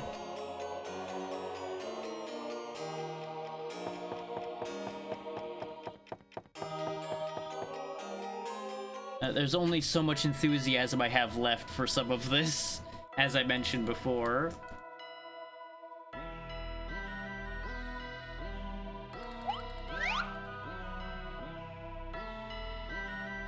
is there are boss fights that can carry the momentum of the end of a game, and there are boss fights that can kill the momentum of the end of a game.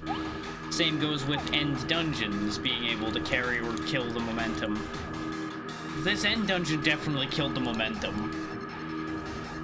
Like, things were clicking along real nice till we got here. And then, of course, this fight just keeps devolving into, oh, hey, you have 90% health, but 90%'s not good enough. Guess you're just gonna die now, because he'll just take the entire health bar off. And that's with a defense buff and an attack debuff supposed to be on him.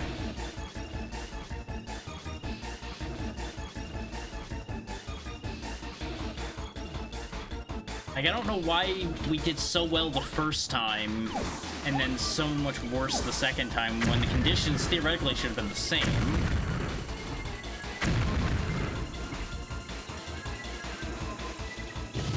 Like, obviously his attack pattern can end up being different because he chooses to do different things. So maybe the layered shield did work. Maybe using super shield more than once does matter.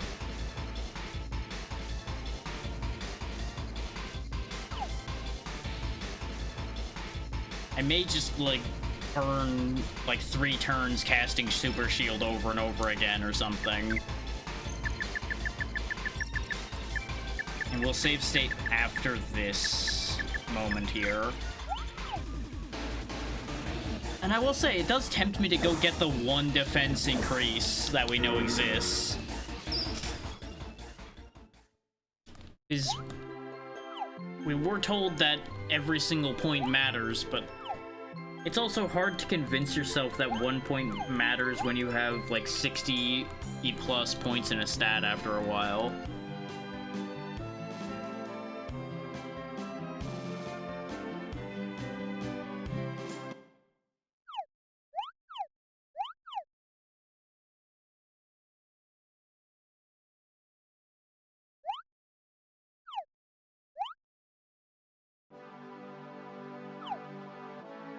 It's convenient that the floor just happened to arrange in such a way that we could reach him.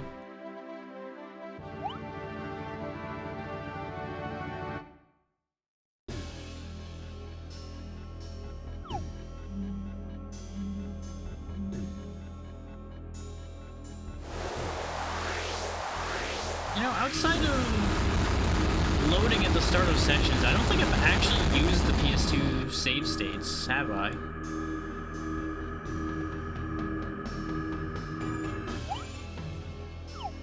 At the very least, not very often.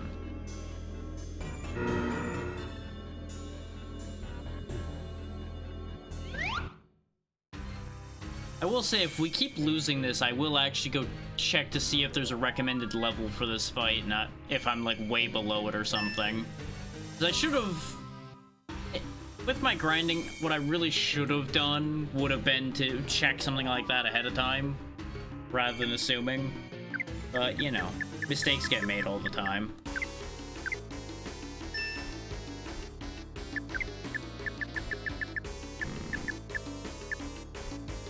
I could decoy, just to ensure that he always attacks Ari, and then I can just keep hammering heals on Ari.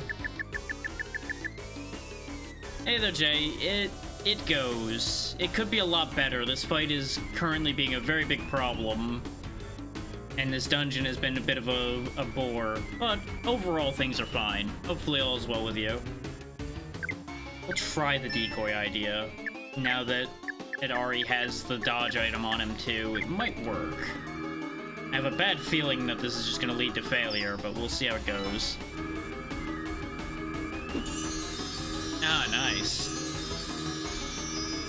I didn't realize they added a new class for Darktide, because I haven't really been paying attention to that at any time recently. Good to know that they're at least still updating it.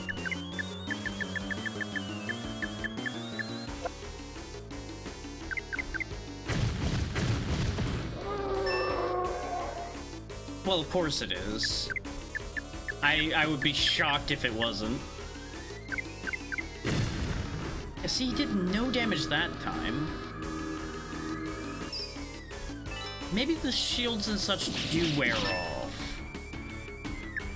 I have so little clarity of information in this game that it's so hard to tell if what I'm doing is mattering. I mean, it's going reasonably well. We are at the final boss. The final boss is just being a bitch, so it's a bit of a problem there.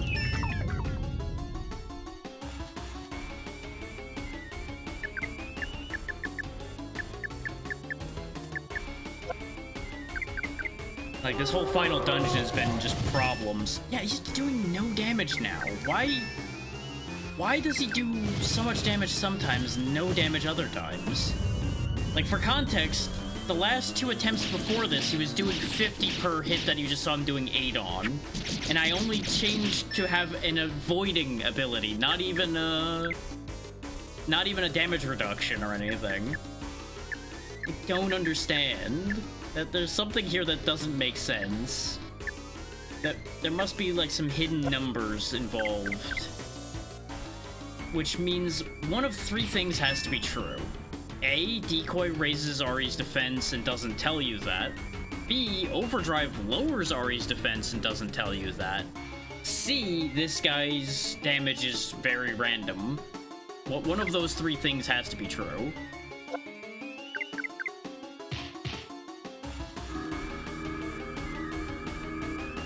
We know for a fact he's got a couple thousand hit points at minimum because we hit him with a couple crushing devils and a lot of 200 damage hits, the most successful attempt we've done. So I would hazard to say he's probably in the 10k range at the minimum.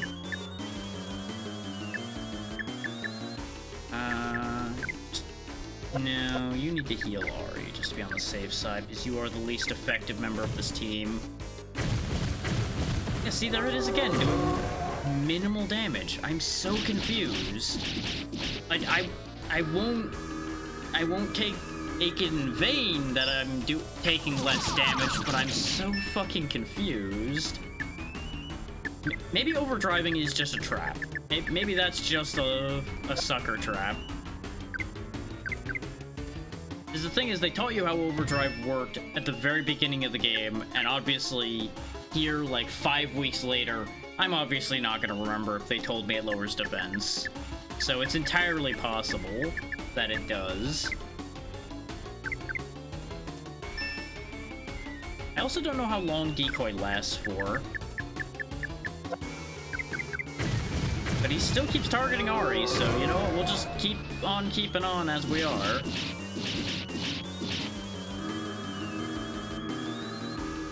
And what might be the thing that's happening is the dodge increase is actually just A, manifesting as a damage reduction even though it's not supposed to, or B, it's not showing it in a clear way, but it is actually reducing the total damage. Even though we're not seeing him visibly missing, even though usually we did with it. Oh, here comes the AoE spell. This is where the wheels on this bus are gonna start slipping off a bit.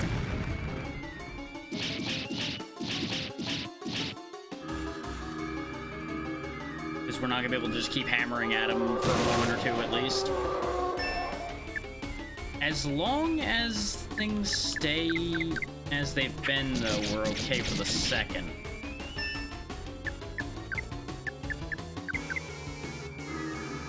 Yep, that's what I was afraid of, is that he was somehow going to get to cast that again before I had a chance to do anything else. You also use a Bountiful Nut too, then. Yeah, because I wasn't sure if Kissling was going to die, and I also wasn't sure if anything else stupid was going to happen. So I'd rather give everybody 100 health before anything stupid has a chance to happen. Obviously, it'll be in my best interest for Ari to get a little bit more health than that. Yeah, see, he's doing slightly more damage now, but he's not doing nearly as much as he was. So I think I was making, like, a horrific error overdriving. Which would also explain why Rosalind died so fast suddenly after I gave her an overdrive boost as well.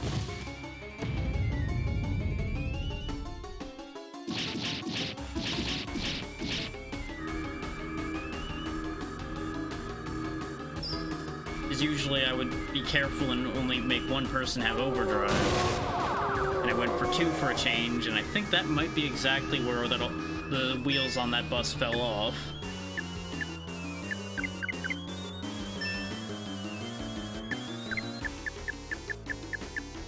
Just in case any of these things do wear off, though, I'm gonna hit him with another powerless just to make sure he stays weakened.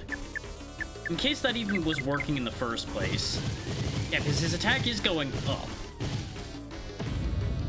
So I feel like it is, like, degrading over time.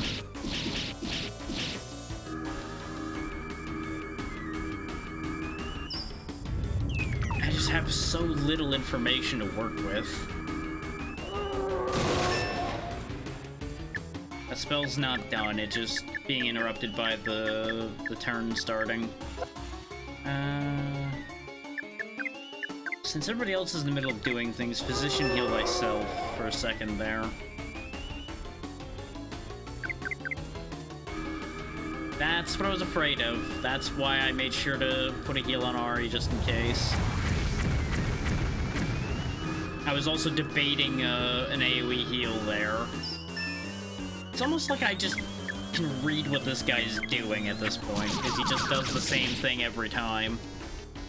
Because he has 2 moves. He has that channel AoE, and he has a punch, it seems. Well, he's got 2 different punches, but they don't really have a significant difference between them.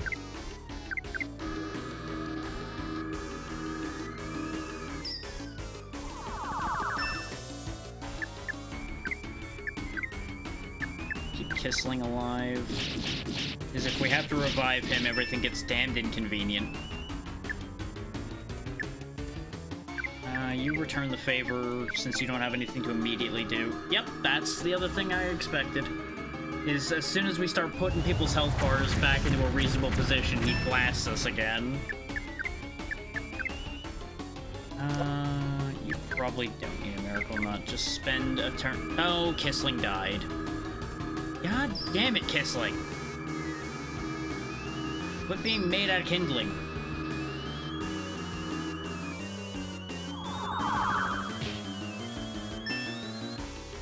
Okay, it's fine. Rosalind heals herself. Ari brings Kissling back to life because he can do a full revive. And then we just resume the loop from there. But we're gonna have to restore some LP so we can actually do that again if it happens again. Yes, please punch Ari. That is honestly ideal. It's not often I'll ask you to punch my main character who will cause a game over if he dies, but right now, please do so.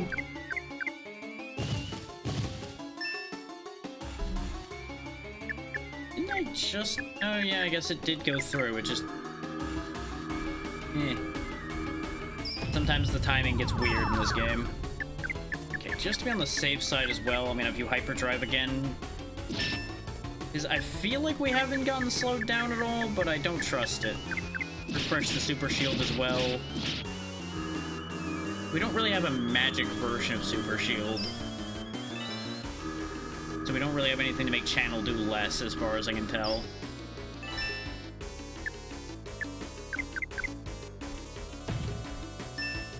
He's gonna go punching.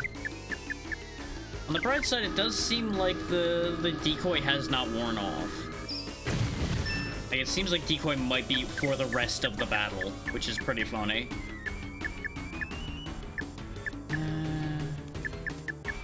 Means you should be able to get away with attacking him while he's busy punching Ari.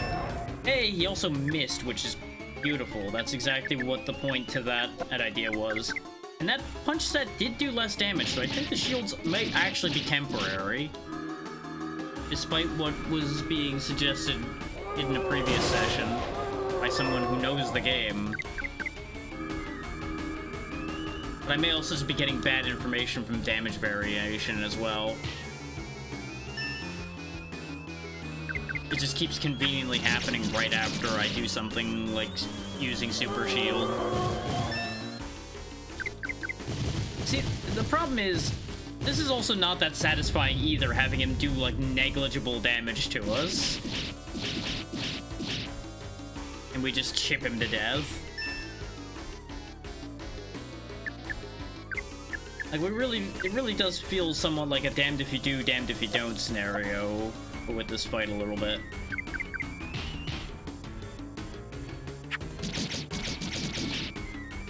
I do think that the hyperdrive did wear off, though. But maybe it's because Kisling died. Like, maybe he holds the spell together, so when he dies, the spell dissipates or something.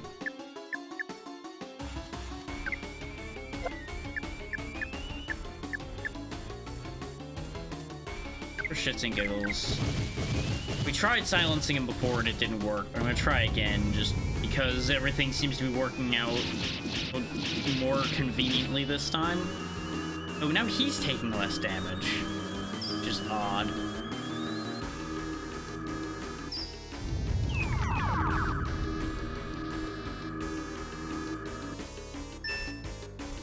Like, it's possible that the icon fort is just so high up. No, that doesn't seem like it would be high enough up that I would not be seeing it. Because when he lowers his head like that, it would have logically followed down enough that I'd be able to see it.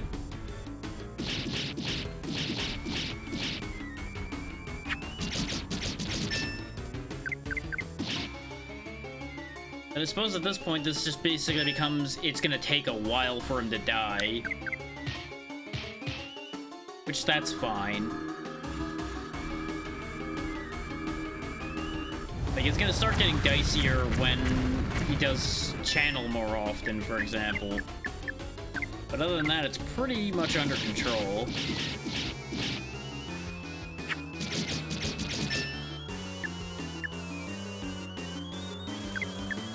Of course, I utter cursed words like that, and I immediately am gonna hedge my bets. This last thing we need is for me to say that and then immediately get punished for it. At this point.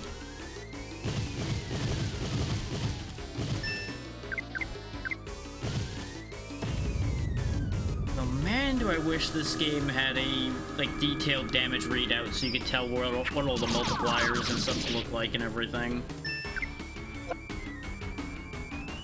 There's a lot of games that don't give you that information even these days.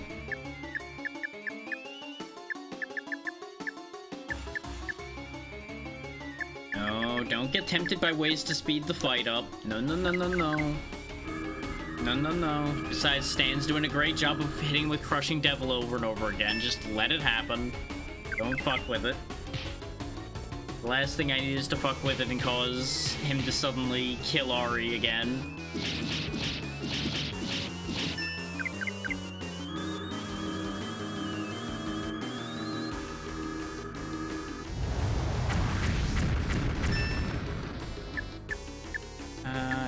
Everybody's turn. So Ari, go ahead and attack. Rosalind is heading off to attack him already. Oh, Kisling was queued up to attack too. Uh-oh. Mistakes have been made. You only need a big nut to heal him. We gotta wait till Ari's attack finishes for the heal to go on to him. Kisling, position heal thyself in case there's another... Yup, there it is! Every time I get even slightly complacent and send multiple people to attack at once, I get this nonsense happening. Just safety net, heal yourself.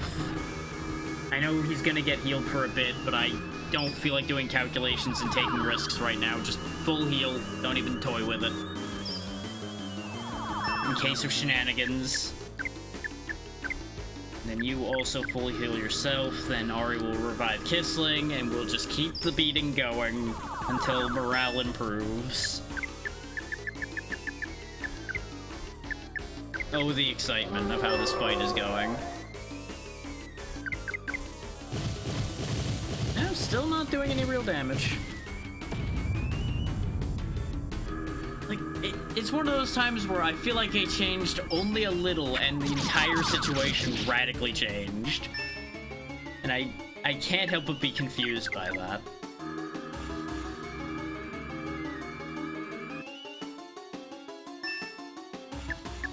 Like, I may genuinely look up to see if there's any answers as to why this has ended up this way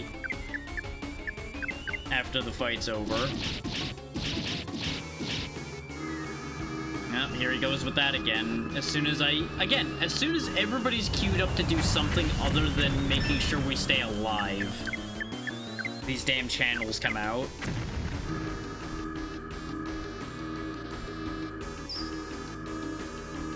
So I was trying to make sure I regained enough LP to make sure I didn't have to worry about constantly feathering that back and forth, and lo and behold, here we are again.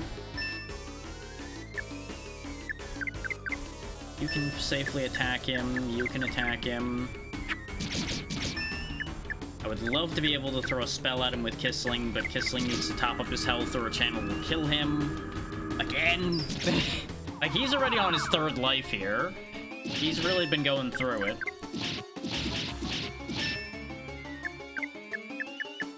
Now you should be able to get with maximum voltaging him, which is the other reason why I charged my LP up so much, is so that I could actually get away with using attack spells again.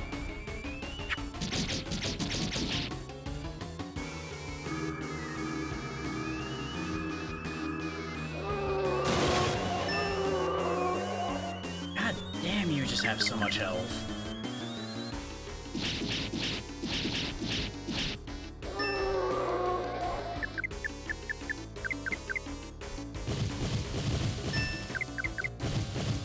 You know, in a way, it is kind of fitting for him to have been rendered for this irrelevant in this fight, though. The impotent flailings of an out-of-touch ruler who no longer can control his domain.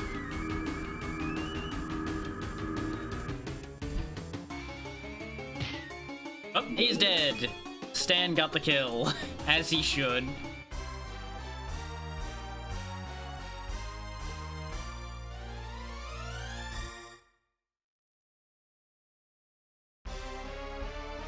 Yay, we're gaining levels that I don't know if they'll matter.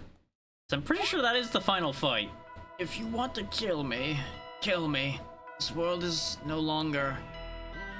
I wanted to see you like this, but I won't kill you. It's too much work. Now I'm satisfied. You're free. Go. Huh? Erasing the classification of the world. Isn't that what you desired? I'm searching for the... I'm leaving for the vast open world in search of Marlene. Marlene will no longer be able to find our home by herself. To find me in the unmeasured, spread-out world. So I must search for her. The time is finite now. No matter how long it takes, not a doll, but a true. And off he goes. Defeated, but still trying to do what he's been doing. Because at the end of the day, that's all he's ever wanted, was to take care of his daughter. And you know, we can't begrudge him that. We can begrudge him his methods, but we definitely can't begrudge him what his intent was. Crimson, thank you for the raid. Hey, what were you up to today? You're just in time for, I think, the ending cutscene of Okage. I don't remember if there's anything after this. I feel like there might be like a bonus dungeon after this or something.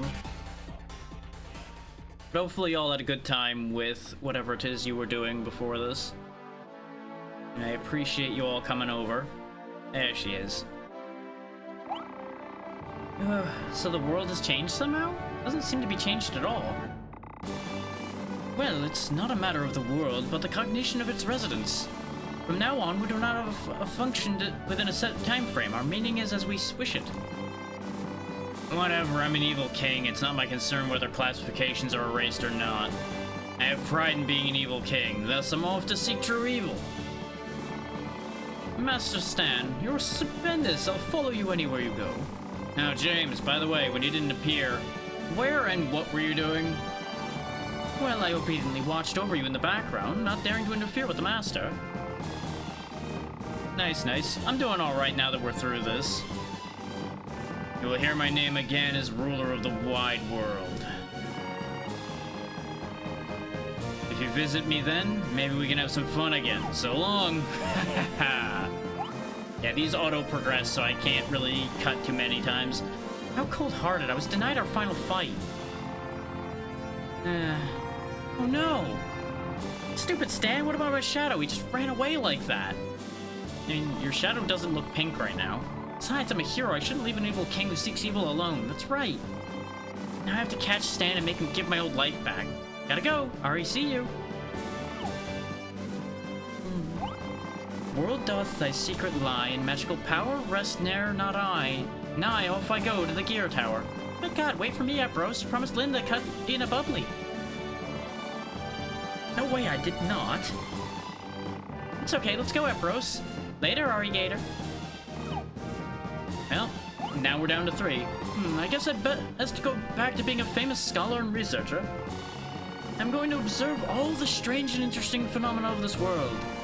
Throughout the great multidimensional neurodynamic intellectual engine residing in my cranium. Yep, that was Kissling. I have a vision. It's called the Oxhole. I'll set up a training center for macho men everywhere. I'll have a mighty macho army ready for next time, bro. See ya. And then there was one, Ari alone. Just as we began this adventure. Overshadowed a bit less now, though. He's learned to stand up for himself a bit more. Yeah, overall, it's been a good day. This game was kind of being a pain for a bit, so mood dropped down a little bit. But overall, it's good. Hopefully you're doing well, Crimson. It's always great to see you. It does sound nice to have had a cozy Monday.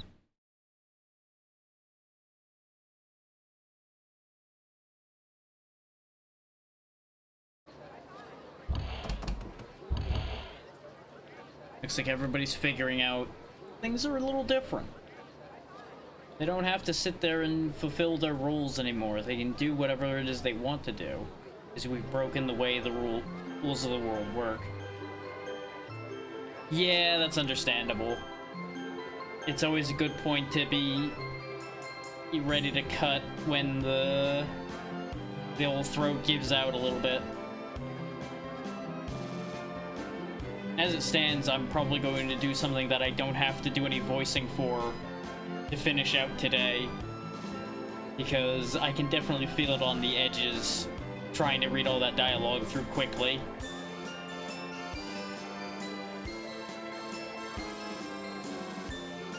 Now, I do think we are missing part of the ending? Because I think there was something I was supposed to go back and do before I finish this, or it's gonna happen now. I don't remember which. I forget order of operations to the ending of this game. There's the music box again. The music box that had gone missing with the princess.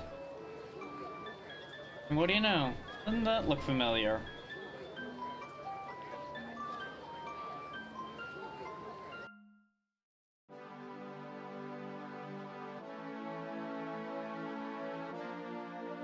Yep, nothing to do here. Carry on.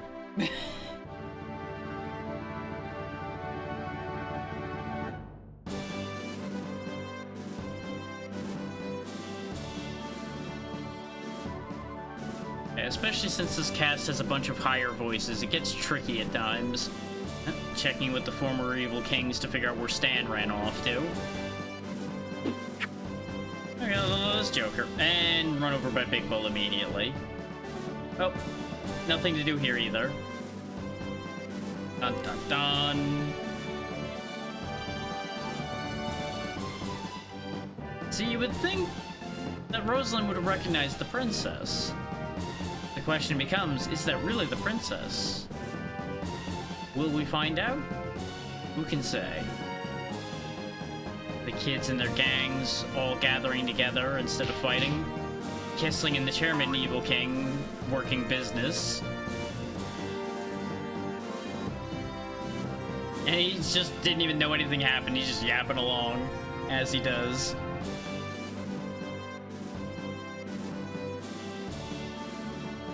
The circus has come back together, and Epros is working with the sewer Evil King to help out with it.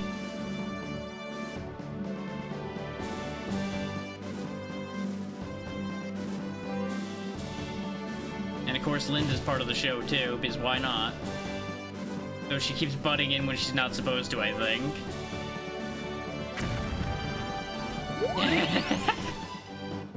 The audience wasn't having it, and I think they were in grave danger for a second there.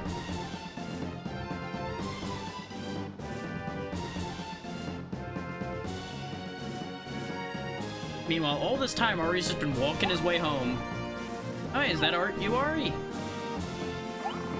You came back at the right time. It's the annual festival today. Have we really been gone an entire year? It's crazy in the village. Everybody's real busy. Why don't you go and help them? The more help they've got, the better. Well, what are you two doing? Your dad's organizing things in front of town hall. Hurry, go. Off we go. Go do all the work as always.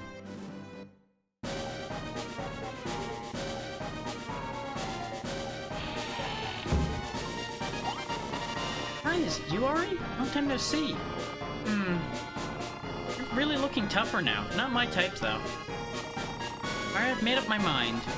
You're not my ideal man anymore. You said that before. You're just really being a pain about this. My prince must be out there somewhere. So I'm gonna wait. My docile, obedient dream prince is out there somewhere. I know it. You do realize if that's what you're looking for, they're also going to be sitting there doing nothing, waiting for somebody to come to them. Oh, Ari, where you been all this time? Something big has happened. You want to know what happened? A totally new world was discovered beyond the outer edge of the world. Now we've been reconnected to the original world. What's so scary about that? You never know where scary things there are. Ugh, scary. Listen to this, Ari. My auntie saw it again. Near your house, Ari. Saw what? A weird black shadowy thing. Is it that rumored ghost? No, so you don't believe me, Ari. But it's true. She told me she saw it this morning near your house. Might be Stan. Might not be Stan. No, Ari, it's you, Ari. Your return this time doesn't seem like a simple visit. So what did you learn, son? I want to listen to your stories, but right now my hands are full getting ready for the festival. Put aside the stories for now and give me a hand, huh? You must be tired from the long trip, so you can let the others carry all the stuff. Alright, why don't you go home and pick up lunch? Mother has lunches ready for us. I appreciate it. See you later. Didn't even give Ari a chance to talk back or anything. Business as usual carries on again.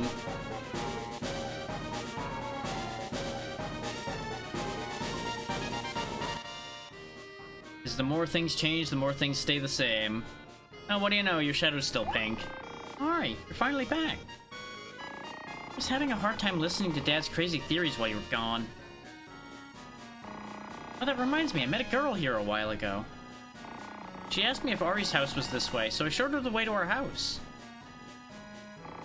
She was totally cute, you lady killer, breaking hearts left and right.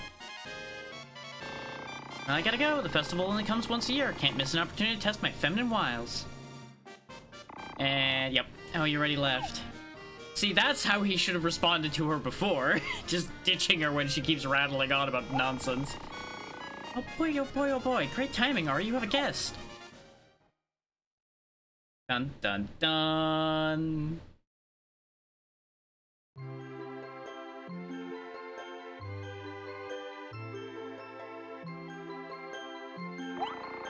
Yeah, I'm so proud of you finding such a pretty girl on your adventure. Come on, don't just stand there. Come inside. Oh no, I have to deliver lunch to almost everybody in the village. Oh, you may. Let me give you a hand. Oh, really? Are you sure? Can you cook?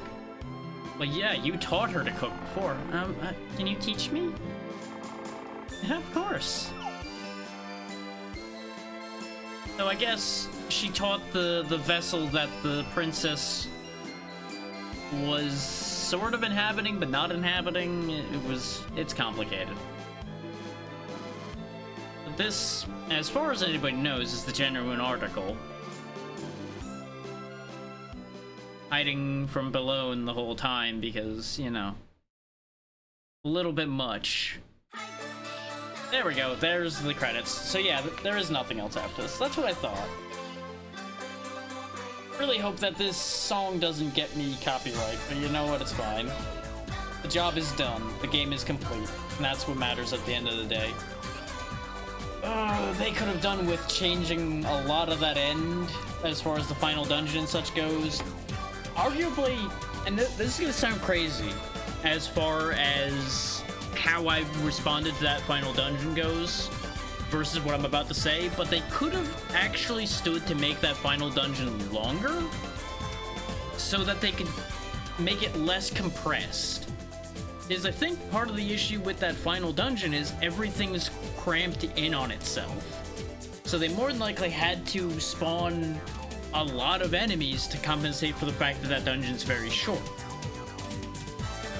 So if they had made the area much larger and more spread out, they probably could have reduced the amount of spawns so you have a similar amount of fights, but it doesn't feel as rushed, as constantly you're being pressed on, enemies are after you constantly, everything is always in the goddamn way. And I think that would work, because instead of looping back to areas you had been to already, you could then use those keys to also give you access to whole other wings of the library instead of just looping back on itself. I will say, I'm glad at least they didn't just do the same thing they did for all the other dungeons and just fill it with goddamn urns you need to kill to go to another floor. So there's that. And the final fight getting trivialized like that,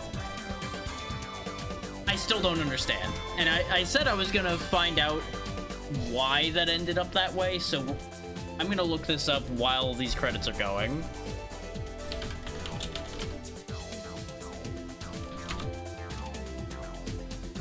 Let me see if I can find any answers as to how stats work and everything, at least as far as people have been able to figure out. Okay, there are apparently a bunch of things that are mislabeled, so let's go to that and see if I can make sense of that.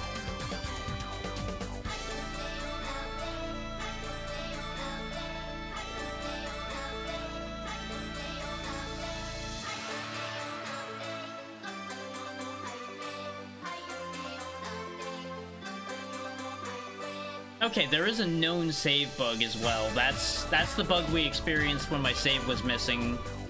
So if I hadn't had the save state, we actually would have been in trouble there.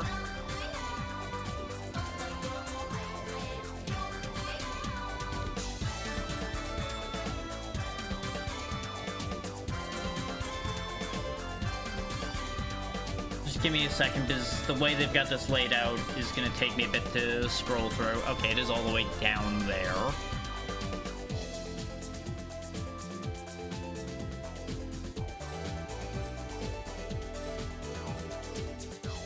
Ah, okay. So that Queen of Hearts, by the way, that we had gotten randomly when I got destroyed, apparently is a super rare item. So it's unfortunate that we lost that. But, you know, it is what it is.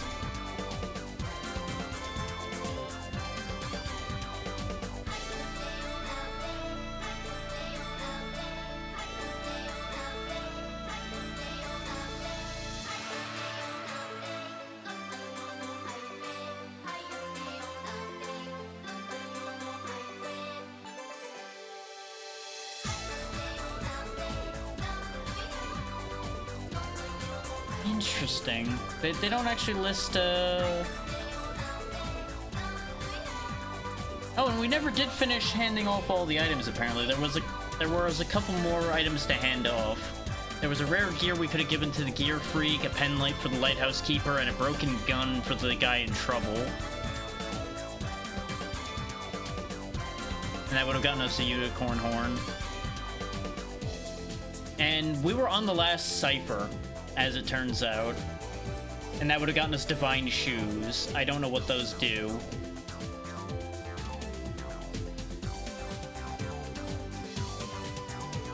But those might have been helpful.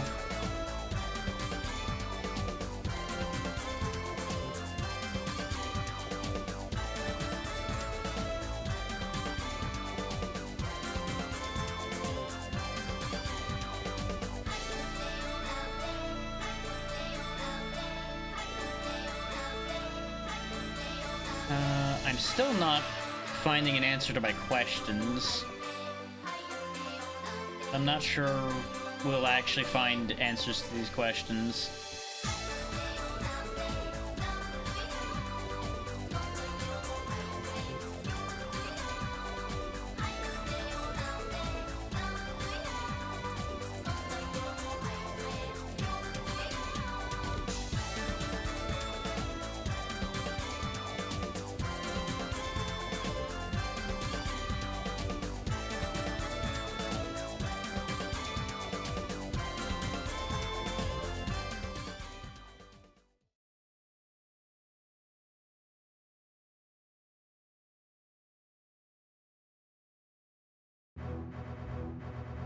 Oh, there we go. There's another scene. Hang on. Abusing my slave brings amusement few other activities can match. Now, what kind of calamity shall I heap upon him next? Thinking about how to torment my servant is almost as fun as doing it.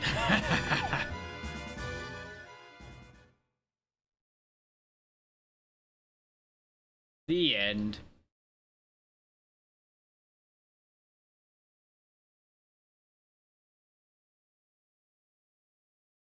Yeah, there was a lot of, like, odds and ends I could have ended up doing something with as well.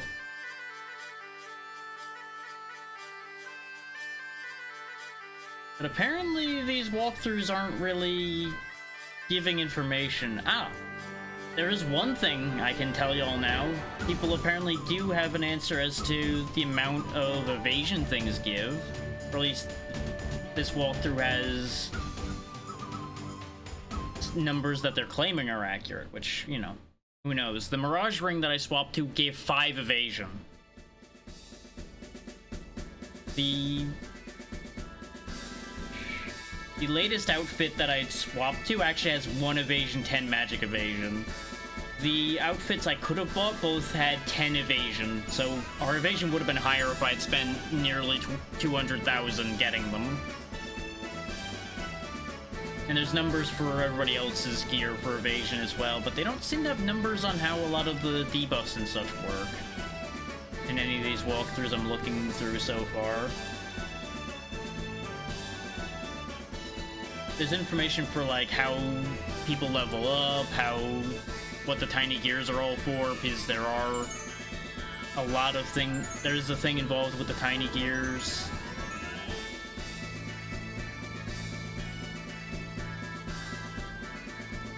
Which, by the way, level 51 was the last level where Ari learned anything.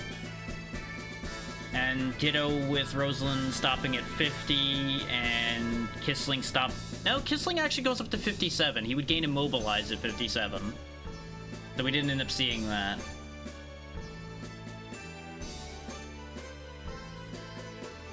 Everybody else takes a fair bit to learn much too, and as you might imagine, Epros being the last one you gain learns the least amount of things at learning 8 new abilities.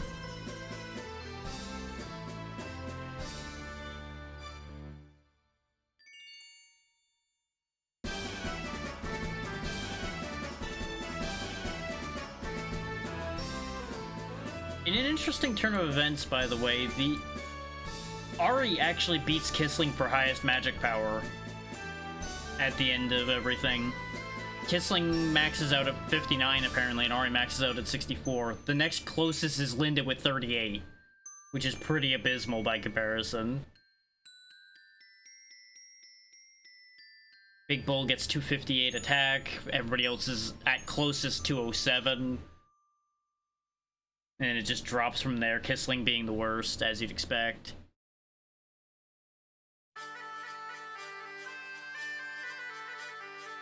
So, the Divine Shoes was 10 agility. That's what that ends up doing. And there was also a Necklace of 10 defense and a Leaf of 10 luck out there somewhere.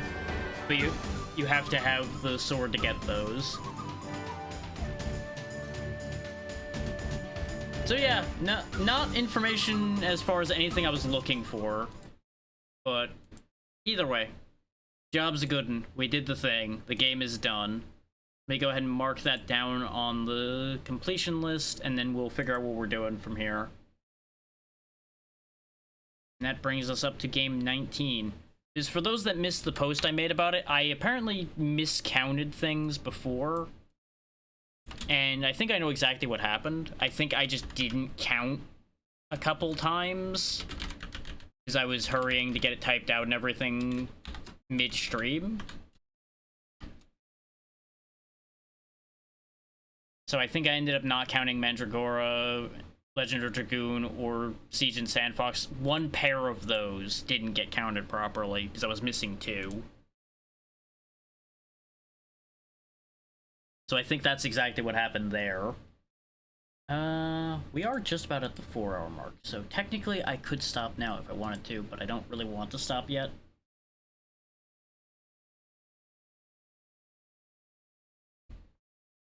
So I tell you what, I'll show y'all something I had mentioned I was going to show off before.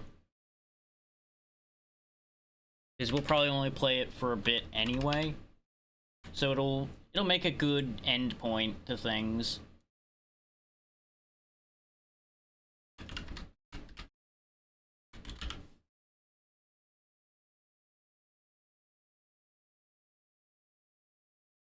I just won't fix the whole title because we're not going to be worrying about that for too long.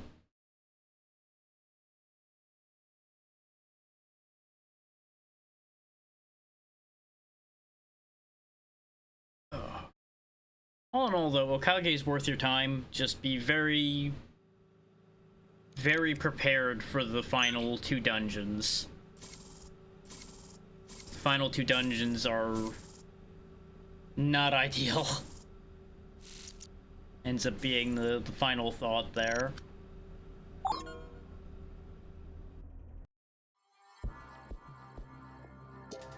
Making sure the volume wasn't too loud. There we go. But this is net attack. What this is you've seen me play plenty of Survivor style games. It is definitely one of those, but it's hacking themed. And its main gimmick is that you assemble lines of visual code to make your attacks instead of like combining items, gathering equipment, anything like that. All we have is E83 at the moment, so I can't really show you any of the other characters. As far as I can tell, these 2 are available, just you need to unlock them because everybody else is coming soon. And we only have the 1 area to go to. But we can go to a higher difficulty. I did it on password and it was very easy. So we'll go ahead and go on the next difficulty up.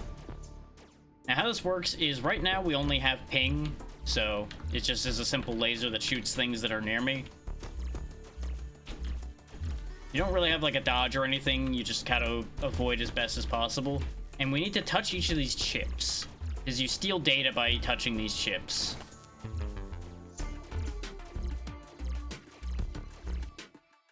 And at any point you can activate this screen, which is where you can purchase new bits of code and take a look at what your code is right now.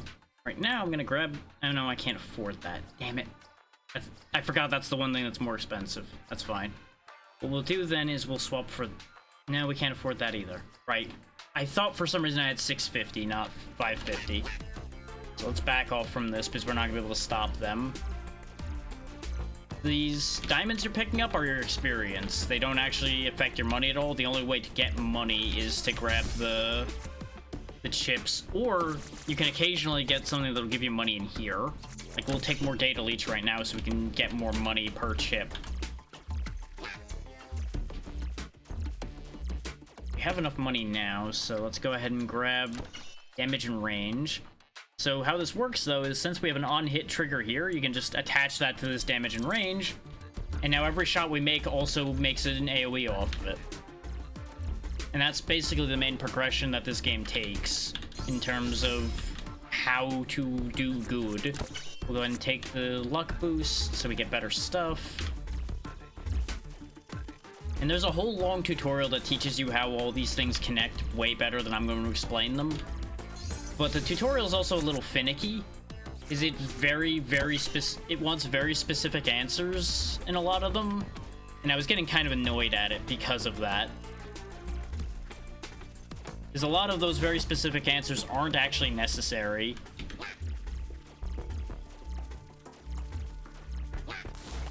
Now, after you grab enough of these chips, or I believe it's also just time in general, the firewall will kick in, and you need to get out of here. But yeah, see this Bytecoin value? That'll make your money amount go up just by grabbing that. See? You just gain 10% value immediately. Because technically, everything you have stolen up till that point, I believe, increases in value. And you can tell how much is on the stage by looking up there at that top right meter. So you know how much money you're going to be able to get. But you go through, I think it's like, yeah, it says right there. We're in layer 1 right now. You go through till you run out of layers, and then the run ends. Go ahead and take no damage up, because that just makes all of our shots stronger. Once I abscond with a bit more money, I'll be able to explain things a bit more about how things interact. But we have 60 seconds to get out of here or we lose. I'm going to be a little greedy, and I might pay for it by trying to grab this big chip before we run. There we go. Go ahead and take a damage additional percentage. It really depends on where the exit was in relation to us, whether I'm going to make this or not. I'll be fine. Yeah, there's also a bunch of power-ups that appear. At every stage you complete, you gain another free node, which are usually a really good one. Like, this one's actually very good. So what we're going to do is on hit now triggers the 4 each in range. So for every enemy within 1.5 nanometer of where that ping hits, it'll now set off additional damage in range. You can just do ridiculous things by combining those over and over, but it makes each of these on tick effects take longer. Like, you'll see this one is plus 600 hit now, as opposed to the 500 that they start with. So be careful not to go too crazy, or you're not going to be able to do anything. It'll just take like 20 minutes for your attack to go off, and you're just probably gonna die. But what we also can do is on hit cast this triple ping, and if this triple ping kills anything, it will also fire off extra stuff. And we'll just have a strong ping just going off over here as well. Yeah, now we got a new stage to steal chips from. So let's just get us some money. As you can see, we have more effects going off. It will continue to ramp up in intensity, both in the difficulty and the amount of nonsense I have going on as we progress with this. The smart idea is actually to save grabbing the chips until you're sure that you are happy with what you've done on the stage that you're on. And I believe there's ways to math this out so that you can actually get the most bang for your buck before triggering the firewall. Which is probably a big part of how this works, is to finagle it around. Is the bigger the chip, the more money it has. So like this one will be worth more than that little one we just grabbed before.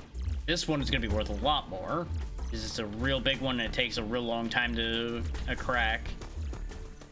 But this Maver will trigger the firewall. Yep, I had a feeling I did bad math there. Yeah, and all of those level effects can go up to 10, as far as I can tell. It only shows a meter up to 10. That doesn't mean it stops there, but it stops visibly there. You'll notice the firewall hasn't triggered yet. I think it is timed then. I wasn't 100% sure if it was time and that meter, or if it was time or that meter. The answer is it is just time. So since we were fast, we were actually going to be able to clean up all these chips. So, steal everything we can. It ain't nailed down, so it's mine. It's that easy. Get us some more ping range.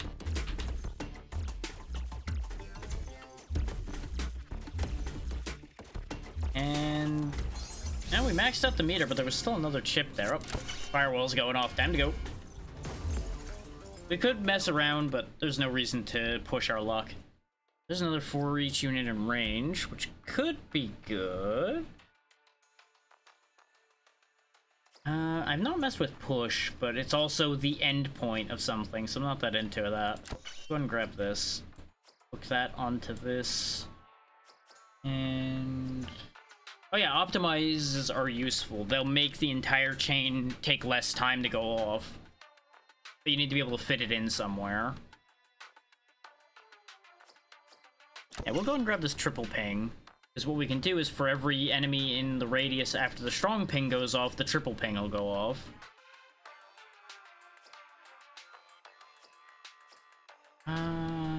Just grab a regular ping to put down here. I would like to show off some of the other stuff, but no packets or anything are showing up. Because there are packets and everything, too. Like, most of your normal terminology like that will be in here. Packets are interesting because they basically are just arrows that you shoot that bounce around and just wreak havoc. And there's a lot of very interesting effects you can attach to them. Is like, consider an on-hit effect with something that pierces and bounces around, and you might understand where things can get a little goofy there.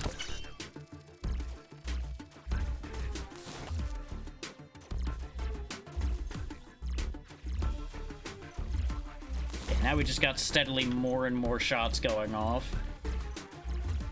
But this is also why I was like, I can't make a full stream of this game. People aren't going to be into it that much, and I'm not into it enough to be able to push it for a full stream. But as like a capstone to something, or as an opener, this definitely works. Raise our fire rate up a little bit. Like, I'm looking forward to this game getting more dev time and getting more stuff added to it, because it has good potential. It just doesn't have as much as I expected in it at the moment, ends up being the thing. Like, I do appreciate that as you're changing direction, your little, like, avatar head thing actually does move. Like, you'll notice he raises and lowers depending on what direction I'm moving in. It's actually a surprisingly clear way to indicate that on just such a simple little model here.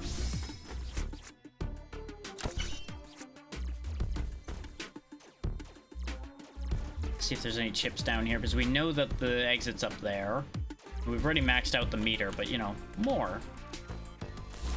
When we go to the next stage, I will see about buying some stuff, because we have a lot of money right now, but we could have more. Plenty can be more. Oh yeah, and you'll notice down in the chat there, it actually says, like, virus integrity loss and such when you get hit. So it stays on theme even for the damage you take. Because we are breaking in and using a virus to fuck around with things. Obviously, for those that don't know, this is not really in any way, shape, or form how any of this stuff works. But it's a fun representation of it. This little 4 thing here is going to be helpful because I sit on my rerolls a lot, so it'll give me an extra shot for every reroll I have.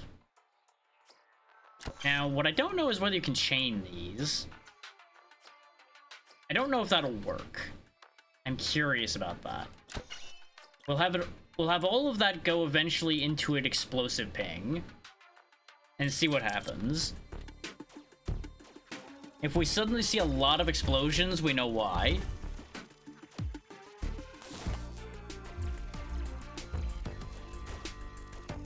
Yeah, suddenly a lot of shots went off, so maybe it did something? And there are some things, by the way, that can only be triggered once. Like the nukes and such will go off once, and it just... Okay, yeah, based on what just happened there, I think the chaining did work. Is that entire field just got obliterated. Like, obviously, the AoE effect triggered, but I also saw smaller explosions within that mess that happened there. So I think what that meter up there means is you need to be in the green in order to be able to leave. I think if you leave with less than that, I think you fail. And you can't proceed, probably. Maybe that's what that all means. I've only played this for a couple hours, so I don't 100% know what everything means in this yet. Or what everything can do. I've also taken way more damage than I did in the test run, but I'm also on higher difficulty. So that makes sense. Oh, the walls are closing in on me. They're bringing the boys around to try to trap me. Joke's on them, though. They're worth money. Or, I should say they're worth experience. They're worth a lot of experience, in fact. Nom, nom, nom, nom, nom, nom.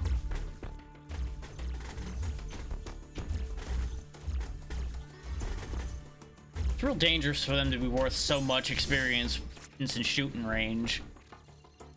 Keep raising our ping range, because ping range is very helpful.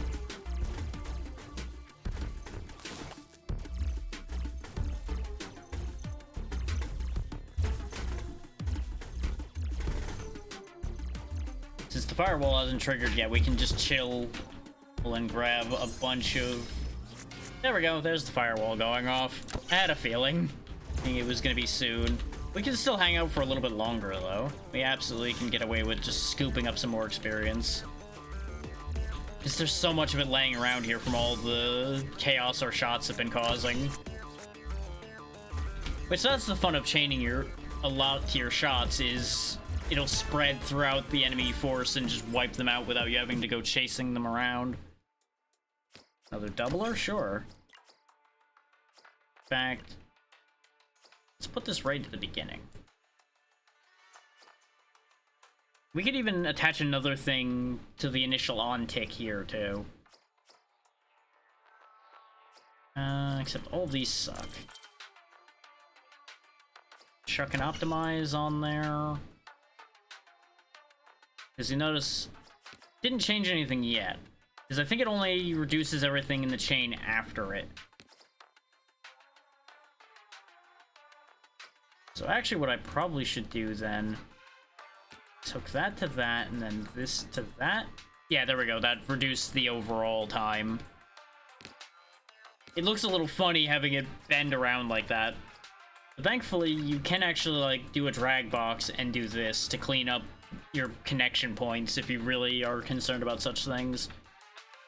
Which sometimes I am, sometimes I'm not. Let's see.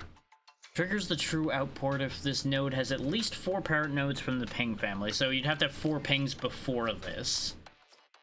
Let's go ahead and grab a Titan ping. This is a high damage attack that focuses purely on high health enemies. Because there are some that actually will have different target priorities. That's another thing they teach you in the tutorial. So on hit, it'll ping again. So as you can see, the time to fire on this is getting insane. But we're gonna keep making it worse anyway, because I can. Is when it eventually fires, a lot of things are gonna happen. Oh no, they've encircled me immediately this time. It's a real shame for them that they've encircled me.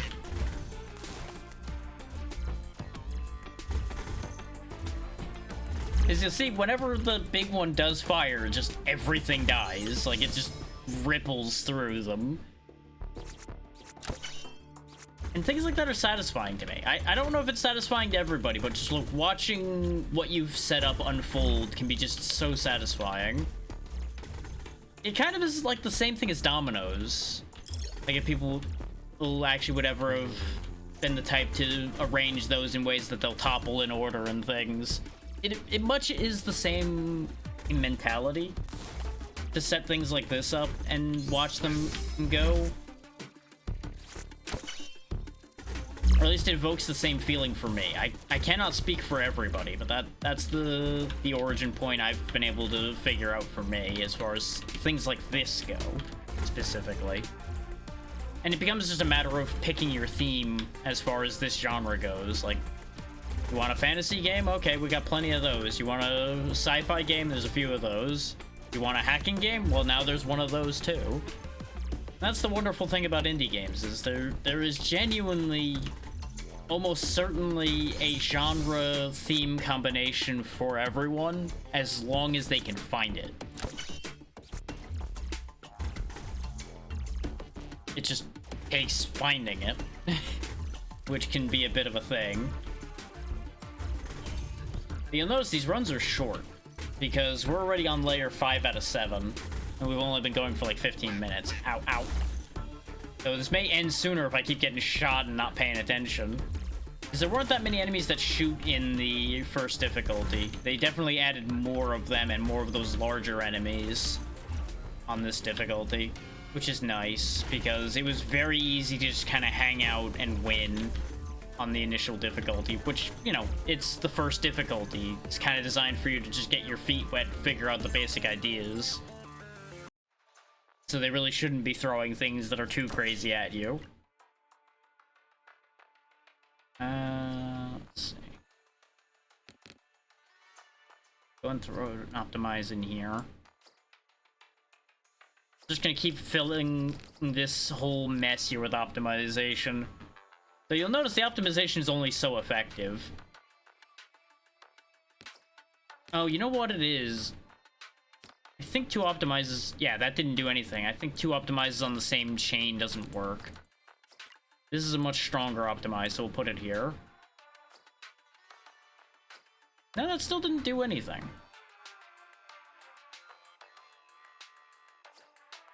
Huh? I am confusion. Oh, no wonder this one's the problem child over here with its...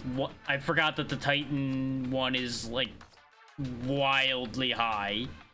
Because it's 1,985 MS for that. How about we change a thing here, then? You come with me. You just get out of there entirely. And we'll instead put the ping from here into this line. There we go. This way, whatever the high health target is gets hit and probably dies, and then everything around it gets explosive pinged. But this will fire way more often now, which should help keep us protected.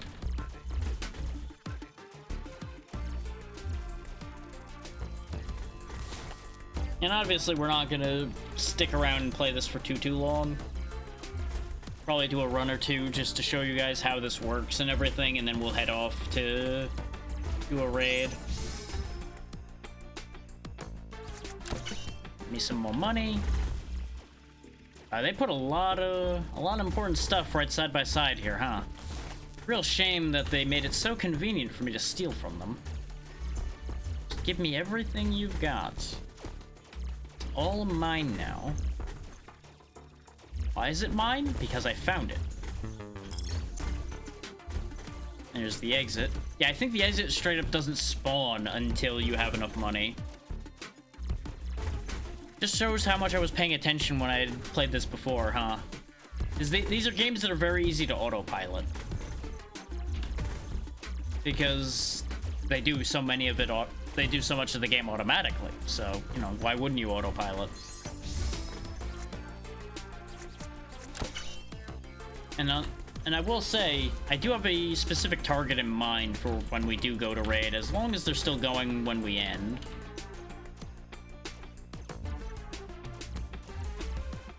There's an entire world where me delaying a little bit ends up meaning that they raid me instead of me raiding them, but we'll see.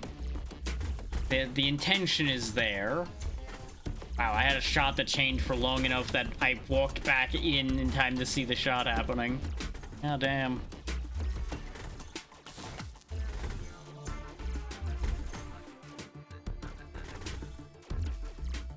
I may have some of those just chaining for just a little too long, but at the same time, that's part of the fun. Then get more health.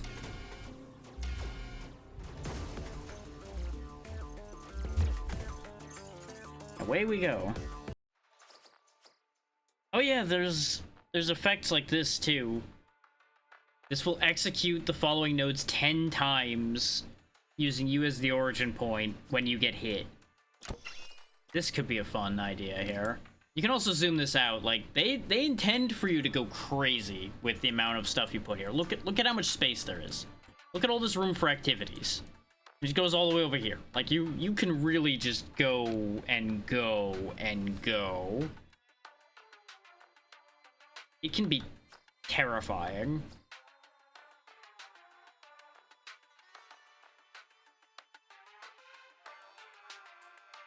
Oh, okay, so two things go in and it'll trigger the thing at the other end more than once. Okay. Let's grab a double ping. A triple ping.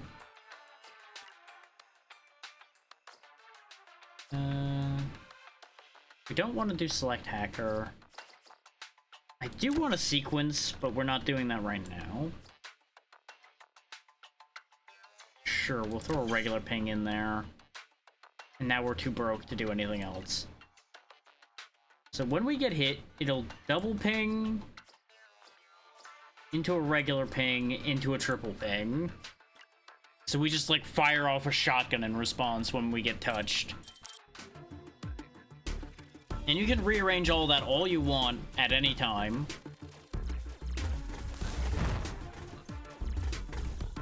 If I, like, purposely, oh, I don't know, go bump into an enemy, if I can actually reach one before they get blasted, I might have made this too effective. I need a strong enemy game. There we go. We bumped a guy and just a lot more shots suddenly will go off. Problem was, there wasn't anybody else around to have those shots go off at. Freeze them again. There's a nice big target. But he still died before I could touch him. I'm too good. The setup is too strong.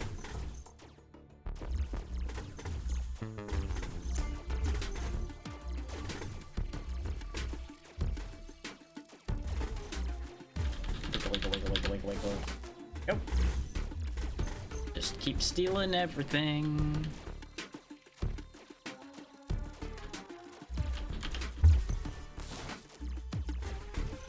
Give me everything you got, cause it's all gonna be mine. And there's not a thing you can do about it. It's gonna be a real shame to leave this setup behind. But as soon as this run ends, all that's gone.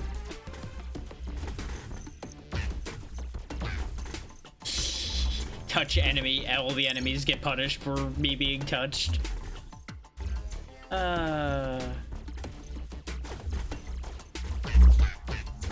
Okay, I shouldn't be greedy like that, though. Bumping into lots of those guys was a bad idea. Suddenly I lost all my health, because I'm like, ooh, what happens if I just bump repeatedly? The answer is there's a cooldown on that, as it turns out. So, that could have been bad. Okay, the exit's down there. They also started breaking out the big guns. Oh, hang on, gotta clear these guys first. Coming through. Later. Ta-da! You've successfully completed your data heist. Selected difficulty 2, reach circuit layer 8, collected data 9,015, connection time 23 minutes. Killed defenders 3,098. Okay, damage done basically 80,000.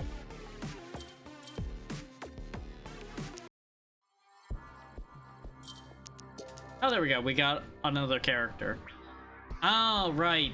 That's why we didn't see other options. You'll notice it lists underneath them what their opening bits are. Like, all of his were on tick effects. This one's on tick infected packet, on corruption tick infection and thresholds. So this will be different. I don't know how any of that works, so we'll figure that out.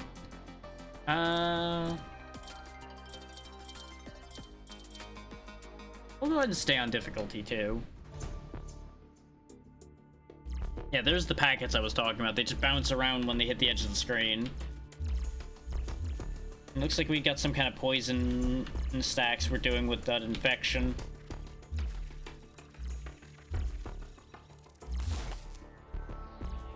We are definitely gonna need more than just this ping, though.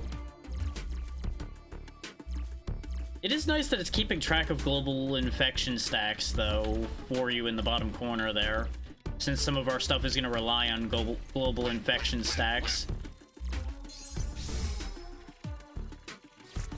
Ooh, packet hit count. That's an effect that didn't exist before. Probably because the other character didn't use it, so it didn't exist for them, because they didn't need it.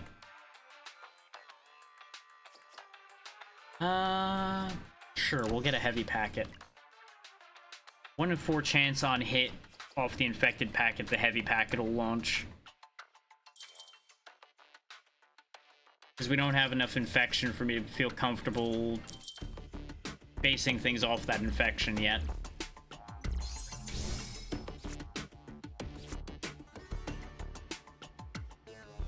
Ah, strikes infected enemies after successful chip extraction. I see. So they'll take damage when I steal, as long as they're infected. Neat. That's actually pretty cool.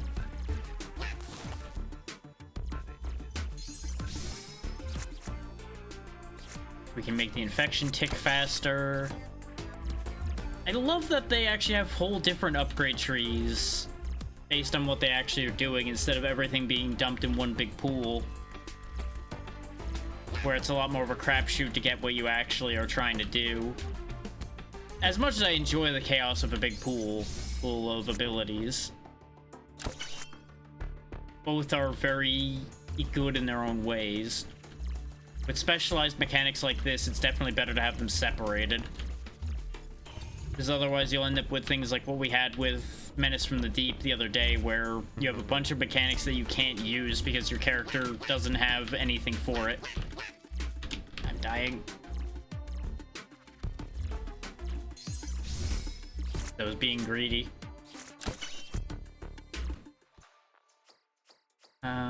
Get more infected packets going out.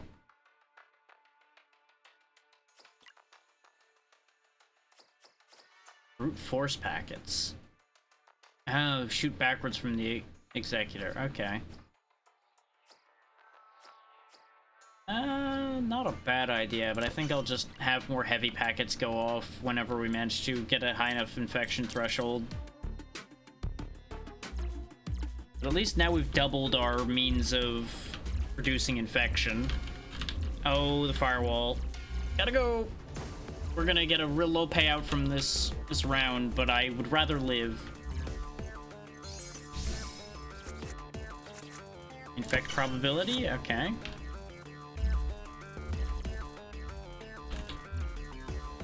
Get me out of here. This way, we kind of reset things a little bit.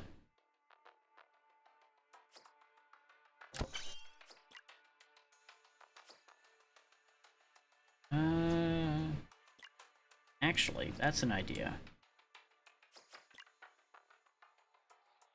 There we go, we'll do that. So that everything near us triggers more heavy packets. This way we can filch some money fast before they get too heavily spawned in. Because there's like a little bit of a grace period at the start of an arrival. So you can actually kind of get your feet under you when you first spawn in into a new layer. I thought he was gonna die faster than that. That was almost a mistake. I mean, it was still a mistake, just not... It was almost a worse mistake where it would have actually gotten us killed.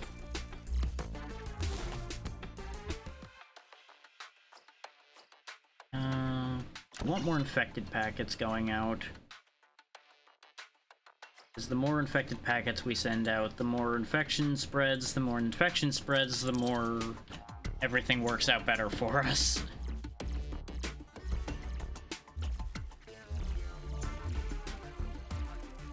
There's a heal there that I'll grab after. Grab this. The only thing is, having all these infected packets bouncing around is going to make it a little harder for me to spot projectiles coming my way.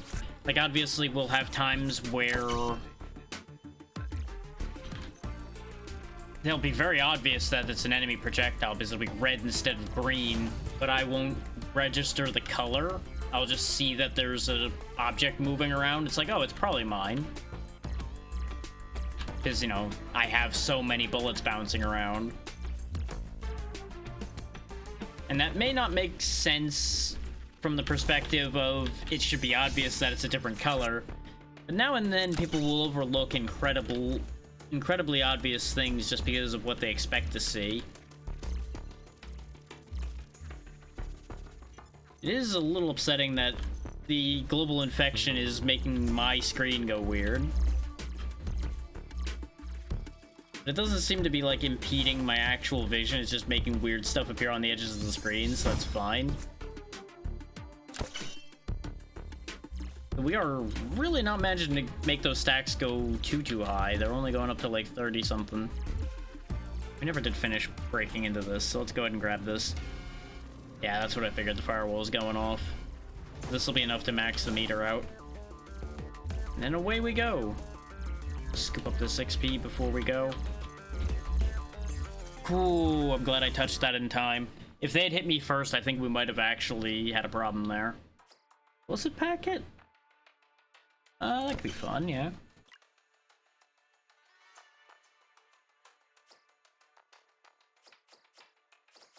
I think I do want to replace the heavy packet here with another infected packet. Ooh, I wish I had the money for that. Having it repeat for every infected enemy could be ridiculous. But unfortunately, we are too poor now. We really didn't accomplish anything.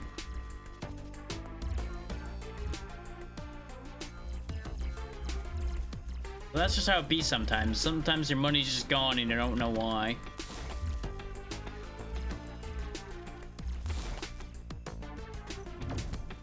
Oh, right, that's the screen clear, so just everything died. I don't see that screen clear pickup happen too often, but boy, when it does. Yeah, we'll have them keep raising the odds of them spreading infection on death.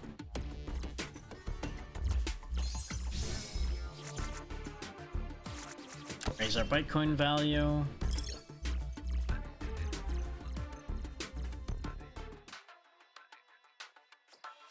We're still not quite at for each infected pricing yet. It's 24, not 20. Gentlemen, leave me alone. I'm not interested. I'm only interested in stealing your money. Keep raising that probability.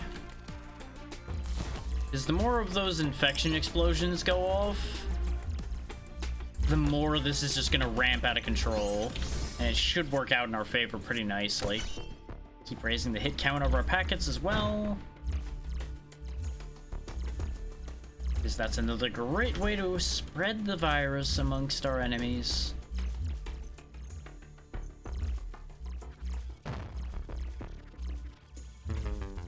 Just give the gift of corrupted data to all of the people I don't like.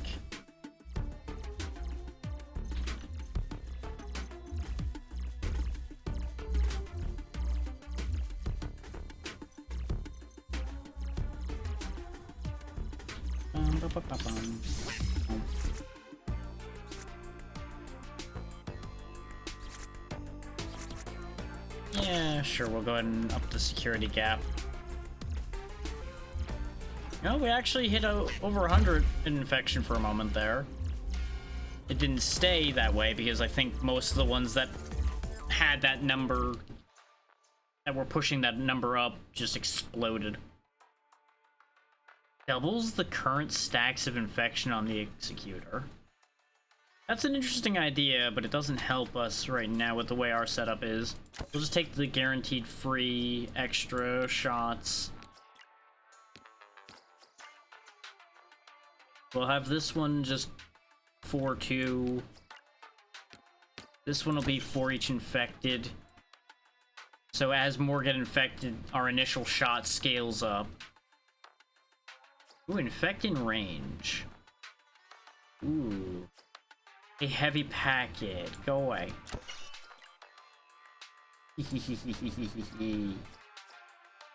That's gonna do nasty things. Like 1 in 4 chance of spreading piles of infection to everything around whatever the packet happens to bump into.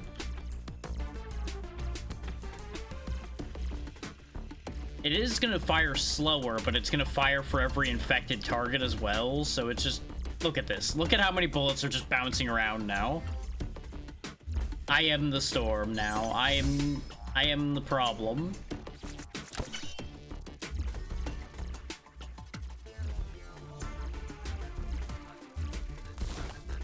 Just picture that this is what happens inside your computer when you click on all those spam things that people keep telling you not to click on.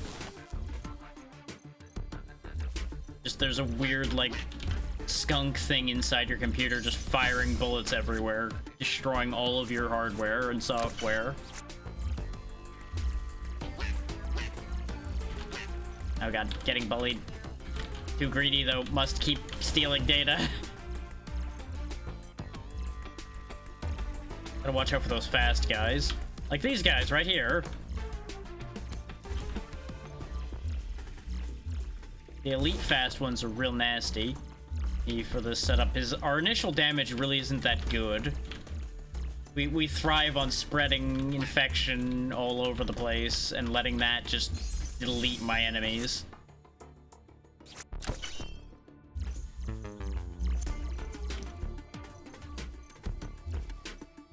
So it seems like our highest amount of infection so far has been over 200, because we had a moment there where it was like crazy high.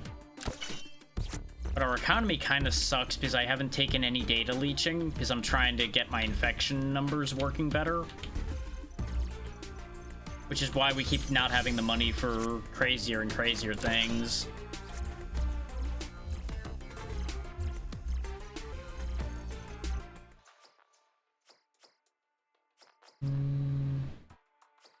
Reach infected in range. Interesting. Infected targets spread infection in from this as well.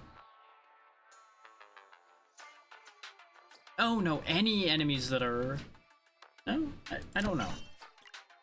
We'll just slap a spreading packet down here. I don't fully understand it. And you know what, for fun, we'll chain yet another infected packet onto this infected packet. You see what I mean, though, about it not doing much damage. They're only 2 damage each. But it just keeps scaling the more of them you have. Oh, I need to get to the exit without dying. There we go. For each infected in range again.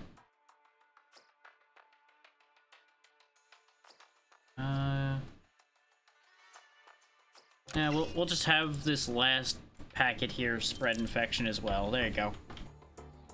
We've only got a couple layers left to get through.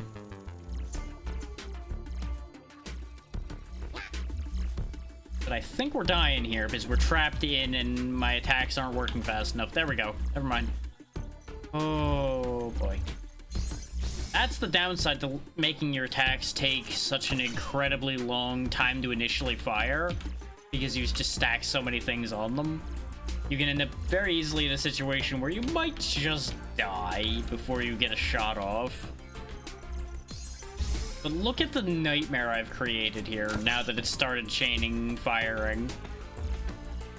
Just the whole screen just gets demolished. Because I just have enough projectiles bouncing around to keep the ball rolling.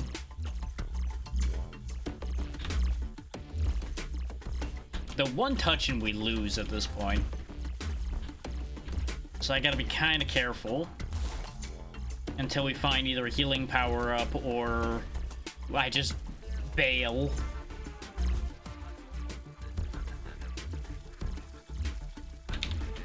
Okay, I had to be a little careful there because I wasn't sure if they were going to get stopped before they got to me, and I was pretty confident they weren't going to. They also jumped me right when I went to wipe my eye because there was an itch.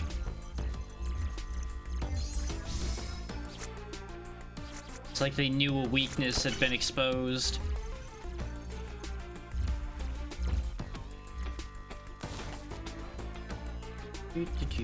Corrupting your files. You don't get to keep anything. Everything is mine.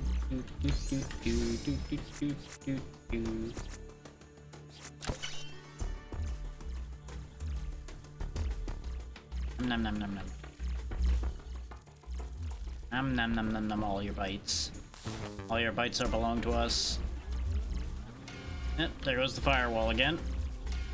Well, I gotta survive 2 more stages. Scoop. Scoop. Scoop. There we go. We gained a decent amount of health.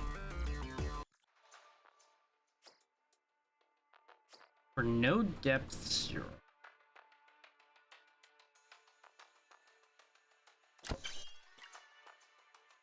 Means if I say put it here, yeah, for node depth 4. So now it'll send this last infected packet off 4 times. So boy, is that getting to be a longer and longer time before I'm allowed to fire. It's worth it though. It's worth it. For my scheme, it's worth it. Let's go and get rid of this heavy pack and replace it with infected packet. Hit for every unit in range.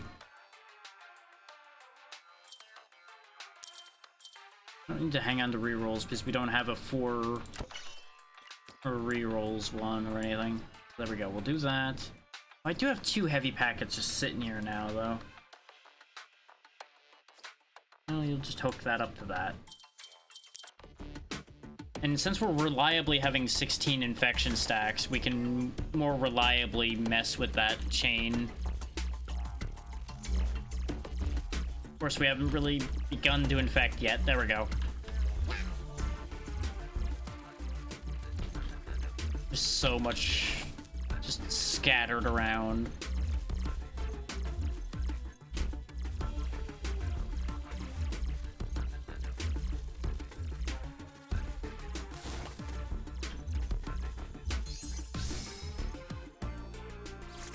Extract more data.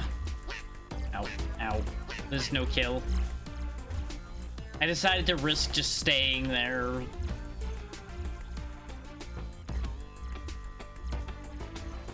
Because, you know, it was a test of confidence, really. See how well the build was going. Hey there, Smori. How's it going? We're just out here stealing data. Firing packets in every direction. It's pretty nice, yeah. Just a nice chill game where you assemble code to destroy your enemies instead of trying to stop you stealing data.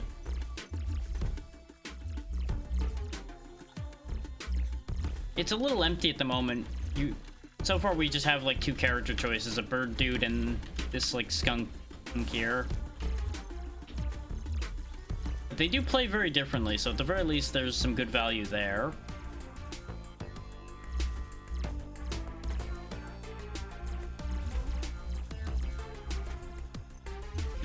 I didn't grab all the chips. There's no way, because we would at least be at the meter we needed. So where is the chip I'm missing? I gotta steal all of them chips. Oh, the firewall's activating. We're actually in trouble for a change here. Because I gotta find a chip fast in order to open the exit. And I think we might actually be hooped. Oh, there's the chip.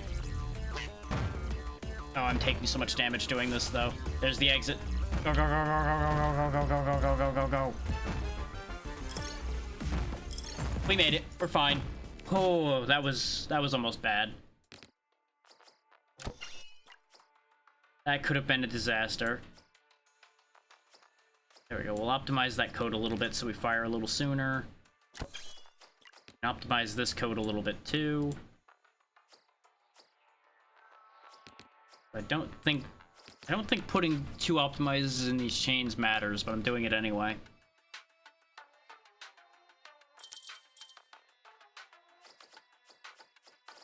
Cross packet request. It just fires a bunch of packets. Okay. That's fine. Final stage.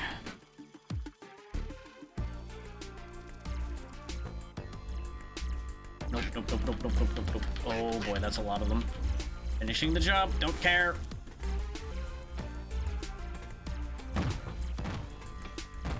There we go, now we got critical mass of bullets going. We should be a lot safer. At least till they start spawning the really heavy stuff. So if we're quick, we should be okay. Just gotta be real fast. Or make them real slow. There we go. Pause time for them for a second. This way we can just scoot on through, do what we gotta do, and move on.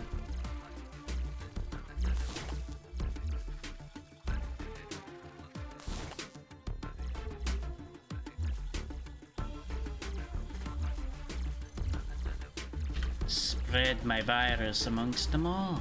Yes.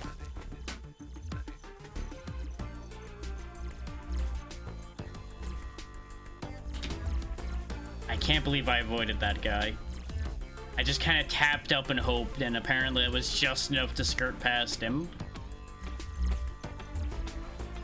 Your hitbox is actually, like, surprisingly small. It's a little bit smaller than your little diamond thing there, I think. I'm not 100% sure about that because I've not really tested it by pushing my luck too hard. But considering I was able to scoot by that guy, it's definitely decently small. There we go, there's the exit spawned.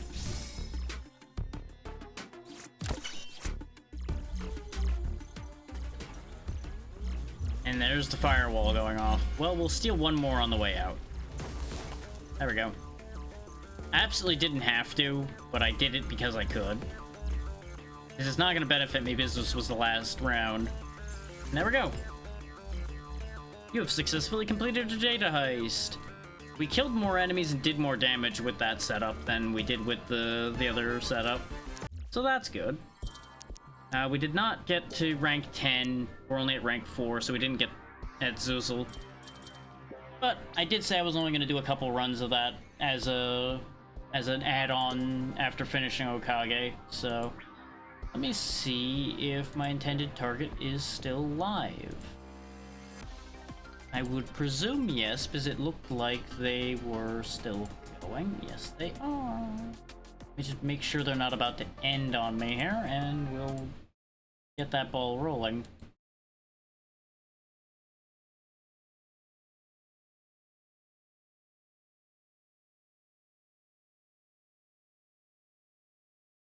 Okay, it looks like she is not actively about to end. Perfect. Alright. So, we are going to go support someone who has been very supportive of the channel, even though I've not known them for very long. Sunnyside Farms, who you've seen here when we did a session of the headliners with her. She's currently doing a debut, so what better time to return the favor than now, right? Right.